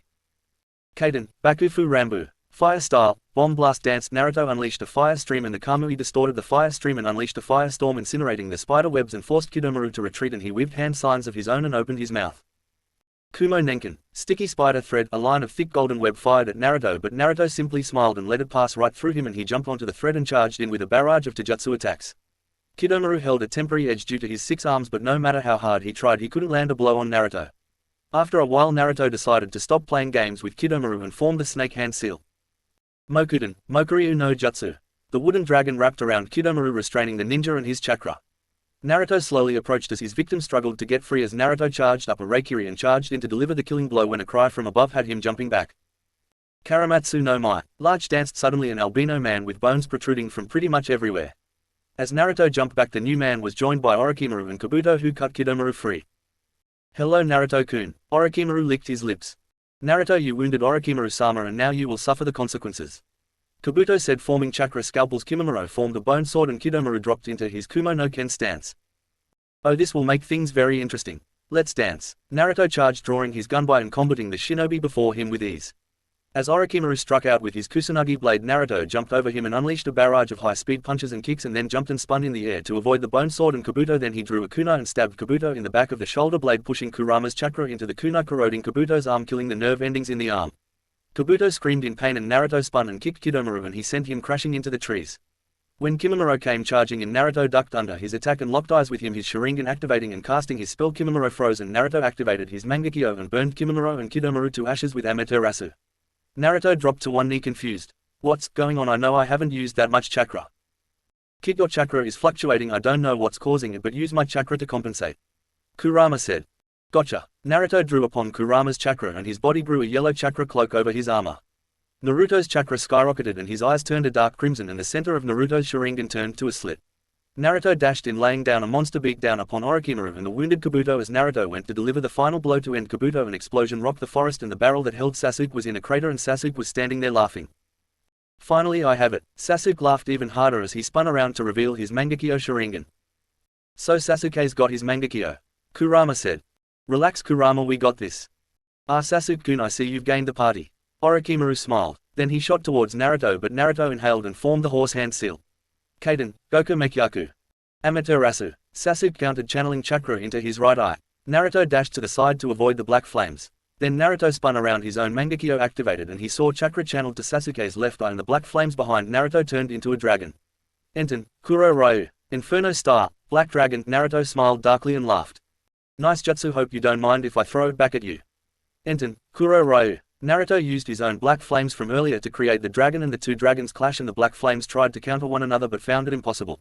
Naruto, the chakra within Naruto fluctuated again, causing his black flames to go out. Naruto had to leap to the side to avoid Sasuke's black dragon, and the latter started laughing. Looks like the copy is weaker than the original. Sasuke channeled chakra into his curse mark, entering level 2, and Kabuto and Orochimaru landed next to him. Naruto felt a hot burning sensation both in his eyes and his stomach, but ignored it in exchange for focusing on his foes. So this is all the great Naruto Uchiha can do. Kabuto mocked. You really are no match for Sasuke. Naruto formed the horse hand seal again. Enten, Goku Mekyaku. Naruto exhaled a wave of black flames and Kabuto's eyes widened. Shit. Kabuto cursed, but he felt himself being dragged into the sky as he saw Sasuke carrying him and Orochimaru over the black flames. When they landed, Naruto was there to deliver a kick to Sasuke's gut and slice off Orochimaru's left arm, and slammed his gunbai into Kabuto's head, cracking his skull. Ooh, look at the pretty lights. Kabuto said, clearly out of it. Naruto clutched his eyes and his stomach as white-hot pain shot through his entire body. Kid, finish this now, Kurama said. However, Naruto dropped to his knees as the pain grew too intense. Sasuke saw his golden moment and charged Chidori ablaze, his eyes full of malice. "Die, you stain on my family's honor.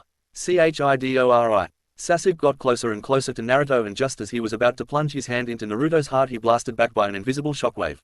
Naruto got slowly to his feet, an evil smile on his face, and he started to chuckle. Hey, hey, hey, hey, hey, hey. Naruto got to his feet and howled with mirth to the heavens. Ha, ha, ha, ha, ha, ha. Finally, Naruto clenched his fist and he opened his eye, dramatically revealing two eyes with a ripple-like pattern which spreads over the eyeball. With light purple sclerae and arides, Naruto's Rinnegan had awakened. Chapter 14, Project Raising Tide begins. Naruto was howling with mirth at the power that flowed through him. After a few seconds he calmed down and gathered his power to feel the limits of what he could do. His chakra, which had previously been so unstable, now rocketed to new heights. He now had more chakra than both Madara and Hashirama combined when they were both in their prime. Naruto looked at his now screwed foes and channeled his now gold and silver chakra into his eyes. Rinbo, Hengoku, Wheelgrave, Order Jail. Naruto cried out and he felt his body create four solid bodies, though only Naruto could see them, and they charged Orochimaru, Kabuto and Sasuke, and they punched all of them in the gut. As Orochimaru and the other doubled over in pain, they all had different reactions. What? Orochimaru thought as he coughed up blood. Impossible, Sasuke thought. I didn't see he move. What was that jutsu? Such speed, Kabuto thought. Such power. Naruto howled with mirth again. I've never felt more alive. Naruto charged and his shadows followed his mental commands, only interfering when necessary. Sasuke kicked, but Naruto ducked under it and spun on the spot and punched Sasuke in the face and grabbed his leg and spun around and tossed Sasuke in the air, and one of Naruto's shadow kicked Orochimaru and a second shadow punched Kabuto in the chin. Naruto jumped and exhaled a wave of fire with a cry of Kaiden, Ruin Mekyaku, Fire Style, Dragon Flame Annihilation. Naruto spat out a wall of flames in the shape of dragon heads. Doden, Doruheiki. Orochimaru called out and exhaled a wall of mud, and it rose up to form a wall to shield him from the flames, but the intensity of the flames was too much and the wall of mud turned to lava and melted. Orochimaru dodged to the left and Sasuke to the right, and Kabuto jumped into the trees, where unfortunately for them Naruto's shadows lied in wait. However, this time Kabuto and the others could see the outlines of the shadows from the smoke from the fire that was caused by the lava. They were able to see the shadows move and were able to block the blows, but Naruto's physical strength was too much and the shadows blasted right through their guard. The shadows then returned to Naruto. Naruto scowled slightly but decided to not try and reactivate the technique, and he realized that the lava would soon become a problem. Suden, Suijin Heki. Water Style, Water Wall. Naruto exhaled water and blasted the lava, and it turned to hardened rock and steam rose up. Naruto could clearly see his foes, but Sasuke got an idea and raised his hands up. Ninpo, Kirigaku no Jutsu. Ninja Art, Hidden Mist Jutsu. Sasuke exhaled a watery mist and it covered the area. I see, trying to shut down the visual link of the Rinnegan. Naruto smiled sickly. However, Naruto held out his hand, Gakido. At Naruto's command a small barrier appeared around him and the mist was drained of its chakra and quickly vanished. What? Sasuke, though confused. Surprised, Naruto smiled evilly. The Rinnegan can absorb all forms of ninjutsu, and something as pitiful as this could barely stop me. Naruto held out his palms and called out, Bansho Tenin. Sasuke flew forward, his eyes widening in fear as he was hurtled closer to Naruto, who grabbed his shirt. Then he slammed his palm onto Sasuke's curse mark and placed a triple-layered suppression seal. The first layer suppressed Sasuke's chakra, the second suppressed Sasuke's curse mark chakra, and the third suppressed his movements. And then Naruto's eyes starts retracting to his M's and the space around him rippled and he was quickly absorbed into Naruto's pocket dimension. Orochimaru cowered in fear as he remembered the last time he faced the Rinnegan in combat. Orochimaru rocketed forward only to be blasted back by another flick of Naruto's hand and call of Shinra Tensei. Naruto leapt into the air and slammed his fist into Orochimaru's gut and twisted it, sending Orochimaru rocketing to the ground, and he slammed into it and coughed up blood. Naruto landed on Orochimaru's gut and then he grabbed Orochimaru by the mouth. You want to know what death tastes like? Naruto asked evilly. Orochimaru tried to perform a substitution, but Naruto sealed his chakra and movements like he did with Sasuke. Ninjendo. Naruto ripped out Orochimaru's soul and with it his jutsu knowledge, and he smirked and cut off Orochimaru's head with a Reikiri-enhanced swipe of his hand and quickly sealed the head in a storage scroll. Finally all his focus was rounded on his final target, and without hesitation he charged in, a wicked smile on his face, and as he went for the final blow Kabuto substituted with a log and grabbed Orochimaru's body. This is not the end, Uchiha Naruto, Kabuto said, and he vanished. Naruto laughed and turned to the retrieval squad. Let's go home, we've got our target and I've got a 700 million Ryo bounty to cash in, so I'll see you later. Naruto shifted to the M's and swirled away and vanished without a trace. The rest of the squad looked at one another and then back to where Naruto was standing a few seconds ago. What the fuck just happened? Kiba asked. Naruto has reached a level far beyond any one of us, and he was telling us in a very subtle way not to cross him or we'll end up dead. Neji responded. Without our Junin leader I'm in charge and we should head back to Konoha. Shikamaru said. Just as they were about to leave for Konoha, Naruto reappeared with an embarrassed look on his face. Sorry, forgot we gotta bring back Sasuke, I'll cash the bounty later. Naruto said. Then the team leapt back to Konoha. After a while they arrived at the village and they walked up to the Hokage's office. Naruto activated his M's and the world swirled and a restrained Sasuke landed on the floor. One Sasuke Uchiha captured as requested. Sasuke's arms were broken and black rods were in his arms and legs as a dark substance coated them. What are those things in his arms? Tsunade asked. Chakra rods to prevent him from molding chakra and to keep him restrained by my will. Well, the council is gathered to hear the results and as squad leader you need to be there as well as head of the Uchiha clan.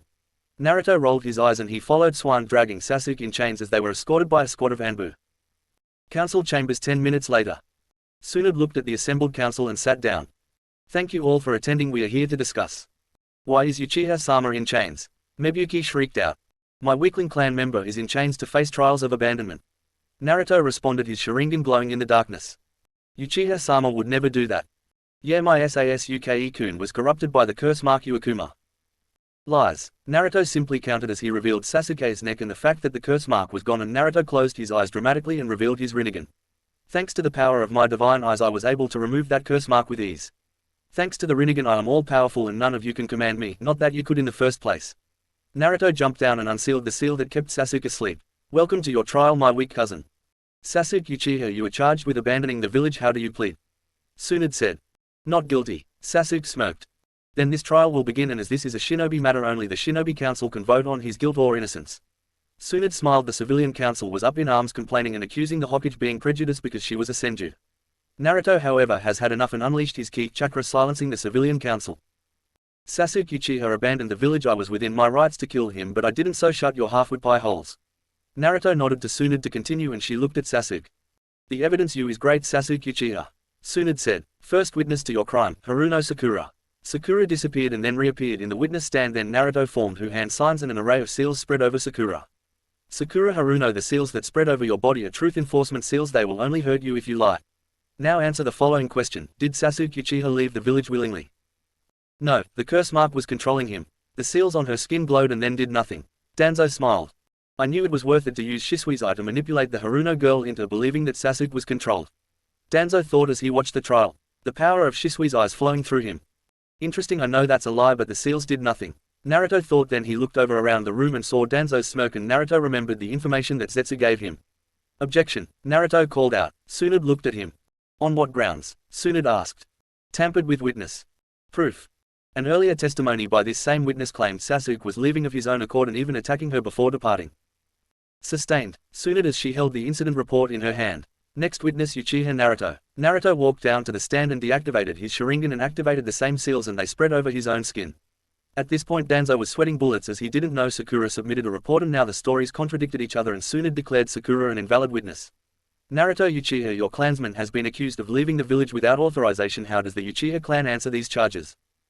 The Uchiha clan will not harbor a traitor in our midst and he will not be offered protection, so that's how the Uchiha clan responds to these charges. Did Sasuke Uchiha leave the village of his own vocation? Yes he did, attacking a member of this village and then conspiring with an S-ranked traitor and wanted criminal of this village, one Orochimaru, the Snake Sannin, and then attacking a member of this village in conspiracy with said traitor. Very well, no further questions. Naruto went back the seat reserved for the Uchiha clan. Tsunade called for the members of the retrieval squad and one by one they testified to Sasuke's guilt. Finally Sasuke was called to the stand and the truth seals spread over him. Sasuke Uchiha, did you leave the village in full willingness and aware of your actions? No, the seals glowed and electrocuted Sasuke, who cried out in pain. Go ahead Sasuke, keep lying, it will only hurt you in the end. Tsunade turned to the Shinobi Council. What is your verdict, Council of Konoha? Guilty, Sarutobi said. Guilty, Hayashi said. Guilty, Sume said. Guilty, Choza said. Guilty, Shikaku said. Guilty, Inoki said. Guilty, Shibi said. Guilty as hell, Naruto said. Guilty, Tsunade said, acting as the Senju clan head. It's unanimous, Sasuke Uchiha, you are guilty of abandoning the village and as such your punishment will be as follows. Your chakra and Sharingan will be sealed and your memory will be wiped of Konoha's shinobi program and you're going to spend your days at Hozuki Castle. The shinobi council blanched at the mention of that place and the civilian council was in uproar. Silence, Tsunade roared. Then she nodded at Naruto, who jumped down and activated his Mangekyo and he sealed Sasuke's power of Enten and then placed his hand on Sasuke's head, and just as he was about to perform the sealing there was an explosion outside the door and 5 root Anbu burst in and grabbed Sasuke and Naruto barreled after them but was stopped by another squad only for Naruto to knock him aside in a mere 5 seconds, but that gave Sasuke and the other root time to escape. Naruto turned to where Danzo was sitting and in a blinding display of speed ripped out Shisui's eye and quick as a flash stored it in a glass vial and presented it to the council. This is Uchiha Shisui's eye. For 5 years Danzo has kept this under that bandage and used it to manipulate anyone who would work against him, and he used this eye to manipulate the wills of others. Now I'm taking this eye so it may never be used again by those who are drenched in darkness. Naruto sealed the vial in a scroll and sealed that scroll in a storage seal on his belt. Danzo was furious, so he drew a kunai and attempted to stab Naruto, but thrusting out his hand Naruto called out, "Shinra Tensei," and he blew Danzo back and faced him, his Rinnegan ablaze and the power of the sage flowing through him. Damn brat. However, before Danzo could strike again, Naruto channeled his power again. Rinbo, Hengoku. Danzo was restrained by the shadows and Naruto walked over to him a slow and deliberate pace. Several root Anbu jumped from the shadows, but Naruto smiled. Shurado. Naruto created 6 arms and grabbed the Anbu by the throats, and the last he grabbed with his own arm. U7 will come in use later. The world swirled and the root agents were absorbed into Naruto's pocket dimension. Danzo was furious, but Naruto was above him in every sense. He couldn't touch him. Naruto grabbed Danzo's head. Ninjendo. Izanagi. Danzo vanished when Naruto ripped out his soul. Danzo went to grab Naruto's Rinnegan but was blasted back, and Naruto smiled but soon had stood up. Enough, I will have order. Fair enough. Naruto sat down in his chair and so did Danzo. Then Sakura's mother stood up and smiled. We, the civilian council, call for Naruto Uchiha's banishment for attacking a member of the council, the threat he poses to village security, and his inability to follow orders. Bullshit, Tsunade swore. He's loyal to the village and poses no threat. We have heard from Jiraiya Asama's spy network that there is an S-rank organization after people like this boy, and we don't want the threat of S-rank ninja destroying the village to get him. Also, he is too dangerous with the Rinnegan, no one can control him. We are putting this matter to a vote. Another member of the civilian council said. All in favor. The civilian council raised their hands, as well as Homura and Koharu, making it 12 who supported the banishment of Naruto. All opposed. The Shinobi Council and Tsunade raised her hand, making it 11 who didn't want Naruto banished. Well, Naruto Uchiha, you have been banished and we are going to seal your Sharingan and your jutsu knowledge to protect the village. Yihaha no. Naruto vanished in a flash of yellow light and was gone. With Naruto between Hai no Kuni and Kawa no Kuni. Naruto reappeared next to a branch and looked around and smiled. Naruto-sama. Zetsu's shocked voice came as he emerged from the tree. How? When I learned the Haration, I marked you during one of our conversations and I used it to escape Konoha. It's time I finally started my part in Project Rising Tide. Naruto looked off into the distance. Zetsu has the Akatsuki all assembled in the Kawa no Kuni's base in person. Just as I recommended, and you commanded, Naruto-sama, all but 2 of the 9 members of the Akatsuki and even Obito have assembled in the base, so let's go, I will see you there. Zetsu shrank into the ground and Naruto remembered that he still had Orochimaru's head and remembered a bounty station not too far from here, so he leapt off towards the nearest bounty station. After arriving, Naruto saw a man with medium-length silver hair that was slicked back and distinctive purple eyes. He wore his Akatsuki cloak open with no shirt, only pants under it, revealing his Yugakure forehead protector around his neck and Jashin amulet. He also wore dark green nail polish and his orange Akatsuki ring on his left index finger, which bears the kanji for 3. When not fighting, he was always seen with his triple-bladed scythe on his back. Well, looks like I found Hiden and Kakazu. Naruto smiled and he jumped down and dashed towards Hiden and morphed his Sharingan, and before Hiden could react to Naruto's appearance before him, Naruto cried out. Genjutsu, Sifuku. Subjugation. Naruto then activated his Rinnegan and whispered. Rinbo, Hengoku, self. With the uttering of the technique's name, Naruto vanished into thin air. After a few minutes, Kakazu walked out with a briefcase in hand. Fucking finally, Kakazu. Hiden cursed out. Let's go, Hiden, we have to meet Leader Sama at the base in the Kawa no Kuni. Fuck you, Kakazu. With that, the group of 3 dashed towards the Kawa no Kuni, only Naruto knew he was there. After a few minutes of dashing, they arrived at a small river with a gigantic boulder with a tag with the kanji for forbidden on the rock. Hiden held up his ring in the half-tiger seal and a small beam of red light fired towards the ring and the boulder lifted up and the 3 of them walked into a room and Pain glared at Hiden and Kakazu. You are late, Pain glared. Sorry Leader Sama, I was just cashing in a bounty for the Akatsuki. Kakazu bowed in apology. You can stop hiding now, Kyuubi. Pain called out. So it's true, Naruto said, cancelling Rinbo Hengoku. One Rinnegan can counter another. Naruto smiled and the whole Akatsuki stared in horror as Naruto appeared, his Rinnegan glowing in the darkness. Hello buddy Tilda, Naruto smiled. Instantly the 9 members of the Akatsuki charged him. Naruto's look of light-aired humor left him and a look of seriousness took over his features. Hiden swung his scythe at Naruto, his subjugation broken, and Naruto countered with his gunbai. With each strike thrown by Hiden, Naruto blocked with his gunbai. However, Naruto saw Kakazu come crashing in and Naruto did several backflips and formed the horse hand sign.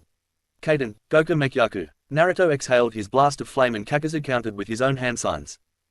Suden, Bakusui Shoha. A huge wave of water fired off from Kakazu's mouth and the steam clouded everyone's vision. However, Naruto could see everyone clearly with his Rinnegan. Madara had trained Naruto well, and when Kakazu came charging in, Naruto spun around and heel kicked him and jumped over Hiden's strike and bounced off his head, and when Itachi attacked, Naruto countered with his Susanoo and Itachi blocked with his own, but Naruto's was far stronger and Itachi was sent flying. Shikigami no Mai. Conan's paper wings fired of a paper tornado at Naruto.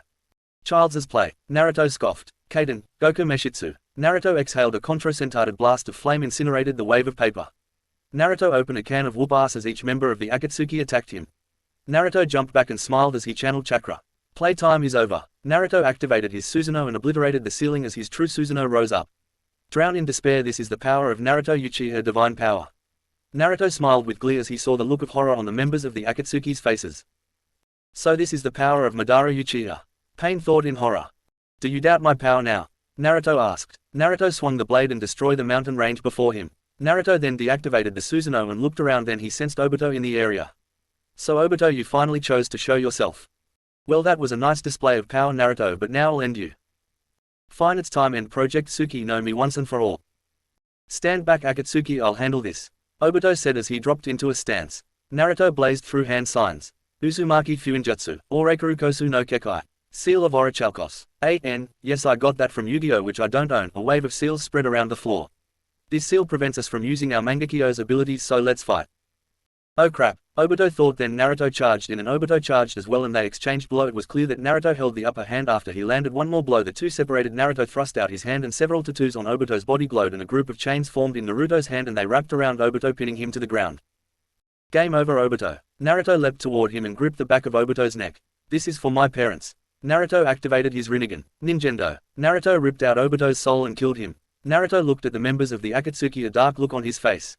Alright, from now on I'm in charge and you do what I say. Any problems with that? Naruto said, activating his Rinnegan. As one, the members of the Akatsuki shook their heads vigorously, waving their hands in the I surrender pose. Thought so. Naruto turned to Zetsu. Zetsu, do you have the genetic material I requested? Yes, Naruto-sama. White Zetsu replied. Everyone looked Zetsu with shock. Madara-sama created us and as such both White Zetsu and I obey him and his blood before all others.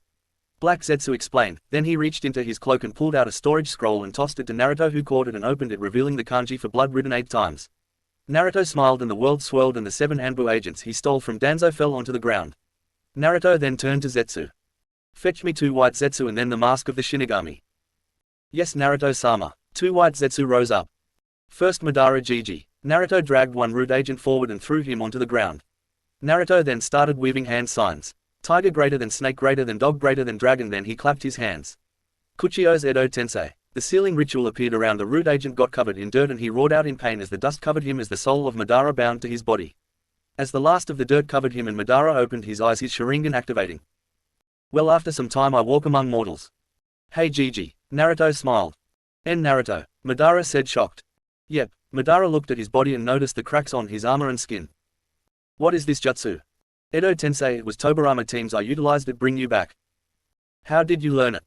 I utilized my Rinnegan and absorbed the knowledge using Ninjendo. Madara's eyes widened in shock. Now for the next person. Naruto unsealed the next vial of blood and weaved the hand signs. Kuchio's Edo Tensei. The next root cried out in pain as the dust rose up, this time taking the form of a female. She had long blonde hair and black and white kimono with a red sash. She had fingerless black with metal protectors and a yari strapped to her back. Madara's eyes widened in shock. Ah, Rika. The woman turned to the voice and looked at the resurrected form of her husband. Madara. Rika said, shocked. How are we back in the mortal plane? Edo Tensei, the Kinjutsu of Konoha. Tobirama team used it back in the day, but our grandson used it to bring us back. Grandson. Rika turned, looked at the blonde version of her husband. What's his name? Uchiha, Naruto. Naruto said with all the pride in his Uchiha name as Madara had instilled on him. And Uchiha to end Naruto. Madara smiled at his grandson. Yeah, I am, and now I'm going revive my parents. Naruto opened the next vial and weaved the hand signs. Kuchio's Edo Tensei. The dust gathered and the form of Kushina Senju rose up. Ugh, where am I, Tabane? Kushina rubbed her head, then she looked around and saw Madara and Madara smiled. Hello my daughter-in-law. Madara said. Madara. Kushina smiled back. Ka-san. Naruto said. Kushina turned to Naruto and ran over and hugged her son. Sochi. Kushina cried out as her eyes tear up with joy. Naruto was also tearing up as he hugged his mother. Even Madara was tearing up at the scene before him. Naruto eventually separated with his mother. Naruto then turned to the next root agent and weaved the hand signs. Kuchio's Edo Tensei. After the dust rose up the form of Izuna Uchiha. Ugh, where am I? Izuna groaned. Ototo. Madara grabbed Izusa and started crying as he hugged his brother. Hey Aniki. Izuna said, shocked. You're here too. You can thank my grandson. Grandson. Izuna looked at Madara's appearance and his look darkened. You were Senju armor. My conflicts with the Senju are over. They killed the Uchiha. And we the Senju, have you forgotten? The Senju and the Uchiha era of conflict is over. You've grown soft, brother. Enough, Naruto roared, unleashing his chakra, flooring Izuna and even Madara. Izuna struggled to turn his head as he looked at Naruto and saw his Rinnegan and looked in horror.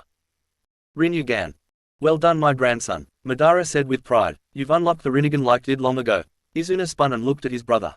What? Madara expanded his eye to reveal his Rinnegan. How?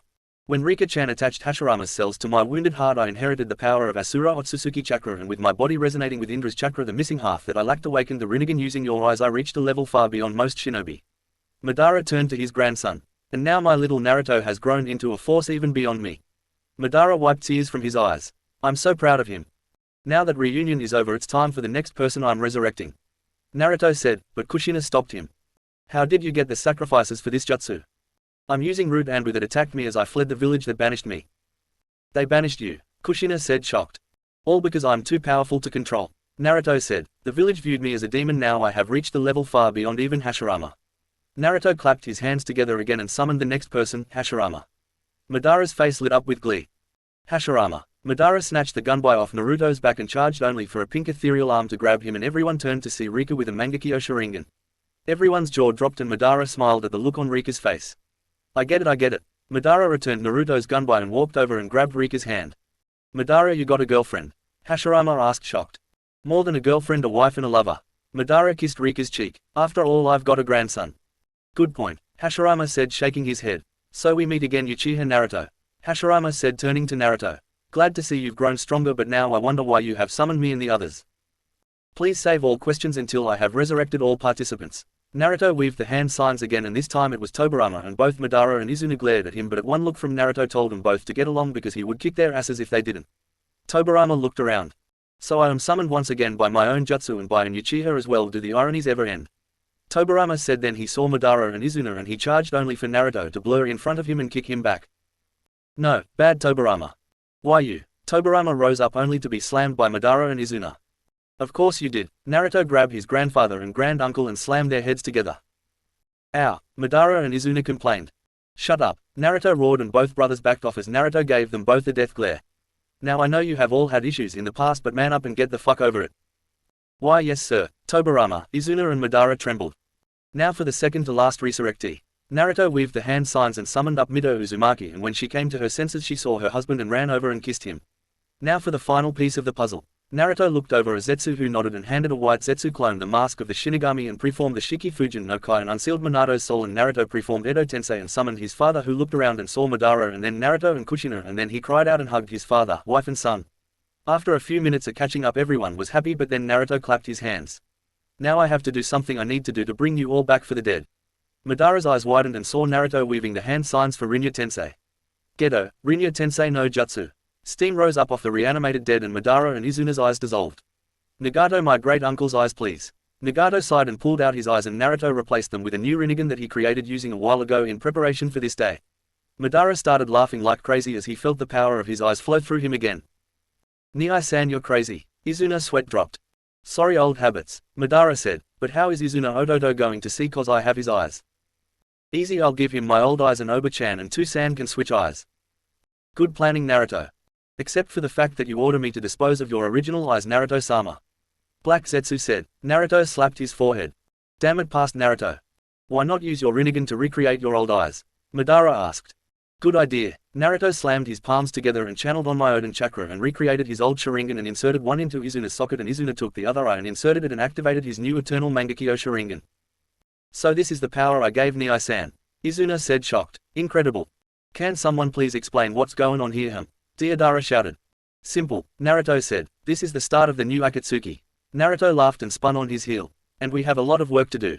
Naruto started walking into the darkness as his Rinnegan glowed in the darkness as he laughed. The reborn shinobi followed him, Madara and Hashirama looking at one another with a concerned look on their faces at their decedent's face.